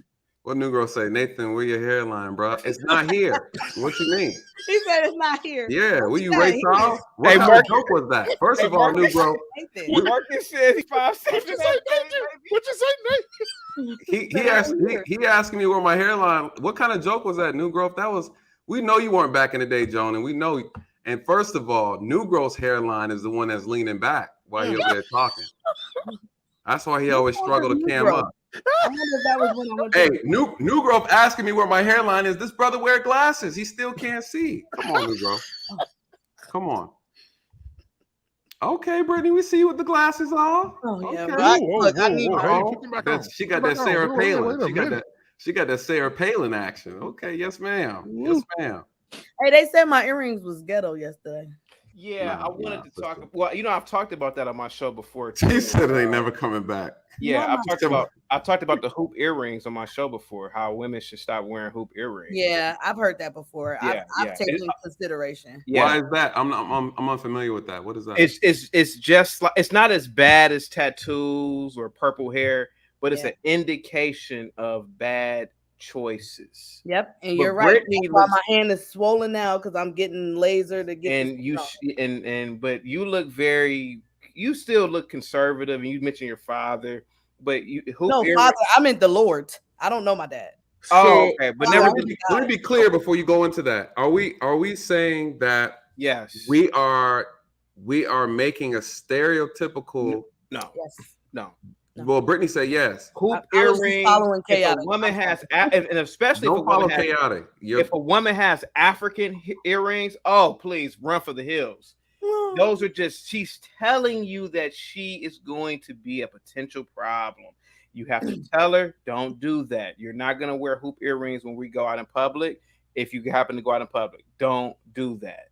Yes, absolutely. It's Nathan, don't get triggered. There's big. I'm talking about the big. Big hoop earrings. Let me hear it from a woman. Hold on, chaotic. So Luke Casey said they say the bigger the hoop. Okay. The big hoop earrings is a telltale sign of a problem. Now, I have been told before that they are. It could be attention seeking because it's so big and bold. A feminine woman is not big and bold. She's soft. Nathan's not understanding this at all. My quietness should be able to speak to you, not me. Look at me. Look at guys. Oh yeah, well, look at my earrings are shaking all over the place. So I get it. And so I was told by a man that. I took it into consideration. I put my earrings back in. So if I attract somebody who likes my earrings and then they're not a masculine man, that's my fault. If I put in more modest earrings and I attract a man that likes modestness about a woman, then that's my result. So Nathan, I'm listening to chaotic. I've heard it before. That's my first time hearing that. I still put in my earrings, but I know the information now. So now the results are on me. So now I'm about to take my earrings off. Yep. So. Oh wow! I've heard the information before, and I agree with it. That's my first time hearing that. Next week, Nathan, if you're not doing anything next Tuesday, you doing something next Tuesday? Yeah, I'm free. You know, I can come through. Okay, yeah, because next week we're talking about child abuse. Oh, perfect. So, and I'm gonna have a clinician here. He's the CEO of Promise House, where they bring in the girls that's been trafficked, the little boys that have been trafficked. He deals with that on a daily basis, bro. And so he's gonna be on here. So I would love to have you on the panel for that one. All right, absolutely. Next Tuesday. Thank you, Luke Casey. Dainty earrings is the key. Yeah, next Tuesday at 9 o'clock. Earrings, but she never had big ass earrings either. So. All right, man. Well, I'm gonna go ahead and shut this thing down, man. No, go ahead, chaotic. You say you got something to say? Oh, no, have a good one. Yep. Okay, yeah. All right, Brittany B, you know I love you. Hey, Nathan, my boy Chaotic, you came through and threw poison in the gumbo. It wasn't poison, guys. No. I'm not saying it like that. I'm saying like everybody start reacting to it. Hey, y'all watch Snowfall? You watch Snowfall? You see what happened at the wedding? Nah, don't say nothing. I haven't even started the series yet. Yeah. He put something in the chocolate at the wedding, had everybody high. Oh, excuse me for a minute. Snowball is a TV show, right? Yeah. I'm assuming it's about drug dealing black people, right? He said Snowball, guys. It's about drug. Snowball. I'm offended. I'm offended that you guys are watching a show about black people selling drugs and killing each other. I'm offended by that. That makes I need my safe space because I'm appalled by that. That's Nathan, I don't like Nathan, that. if you pulled him over, Nathan, would you arrest him? Yeah, he's going straight to jail. At this point. Hey, if I could get the handcuffs stay on his wrist, you see he got a little wrist. If the handcuffs can stay on his wrist, he's going straight to jail. Hey, hold on. Hey, tell Mandrell to pull up because he's talking a lot of stuff in the chat and he just saying a little small stuff. But go ahead, pull up Mandrell with your black shirt on. Who? Mandrell. I want Mandrell to pull up. Everybody can get the heat. Hey, Mandrell, I heard Mandrell talk some shit behind the scenes too about me too. I see little comments in there where I'm talking about some chaotic right. Don't agree with this. Hey, guy. chaotic. Hey, thank you, chaotic. Even though, man, you put a hex on the yeah. I see what you did that day, and What did I do? Well, you come on panel. See, this is the great thing about when you are in your femininity. You see, what people don't realize, it's not just about songs. It's about being able to see what other people can't see. I'm looking at things around me. Chaotic got on there and you said triggering words. Yeah. And that's where you got to eat the meat and spit out the bones. If it don't apply, let it fly. I love all these there we go. words. So Brittany, chaotic you grew up with your father? No, I don't even know who he is. So let me ask you this. I grew up with my niggas. No. You know what's interesting though? I know Black Man has to go. What's interesting is He ain't gotta go nowhere. He really don't. But I think what's interesting though, we have to acknowledge the fact that one, all women aren't the same. You know, some women are more logical than others. It doesn't require a lot, right? They don't have to bump their head, hit the wall for them to see the bigger picture. Unfortunately, that's not the truth. That's not the reality for a lot of other women, right? So again, I think it says a lot when someone is willing to listen to what a person is saying. You know, you meet someone you like. You know, I've dated a woman and I told her, I say, hey, I don't like these long ass eyelashes coming off your skull, flapping around every time you blink. I don't think it's attractive. And she told me, she's like, well, I don't do it for men. I do it for myself. That's shaming, Nathan. What are you doing? No, I just told her I'm not attractive. That's not a shame tactic. Well, what's the difference between what you said and what chaotic said? No, I said it's not attractive. I said that look is something that I'm attracted to. And what did she say? You ain't my daddy. I can do what I want. I do it for me. It look good on me. Other men like it. If you don't like it, you can go on somewhere. She said and I did, and I left. I went on somewhere. And that's what Again, I don't argue. The thing is, I don't argue. What you said earlier was absolutely right. If a man is telling you what he likes and what he doesn't like, and you don't want to make the adjustment, and vice versa, if a woman is saying certain things that she likes and that she expects, cool. I'm either going to meet the expectation, or I'm not. Yep. Right? She's either going to meet it or she isn't. People are staying in bad situations, but they pick those situations. So again, there's no excuses you can make. I don't make excuses, right? I date what I want. I date the type of person I want. I tell them what not the comb of the beard. Between you and New Growth, y'all got the worst struggle beard I've ever seen.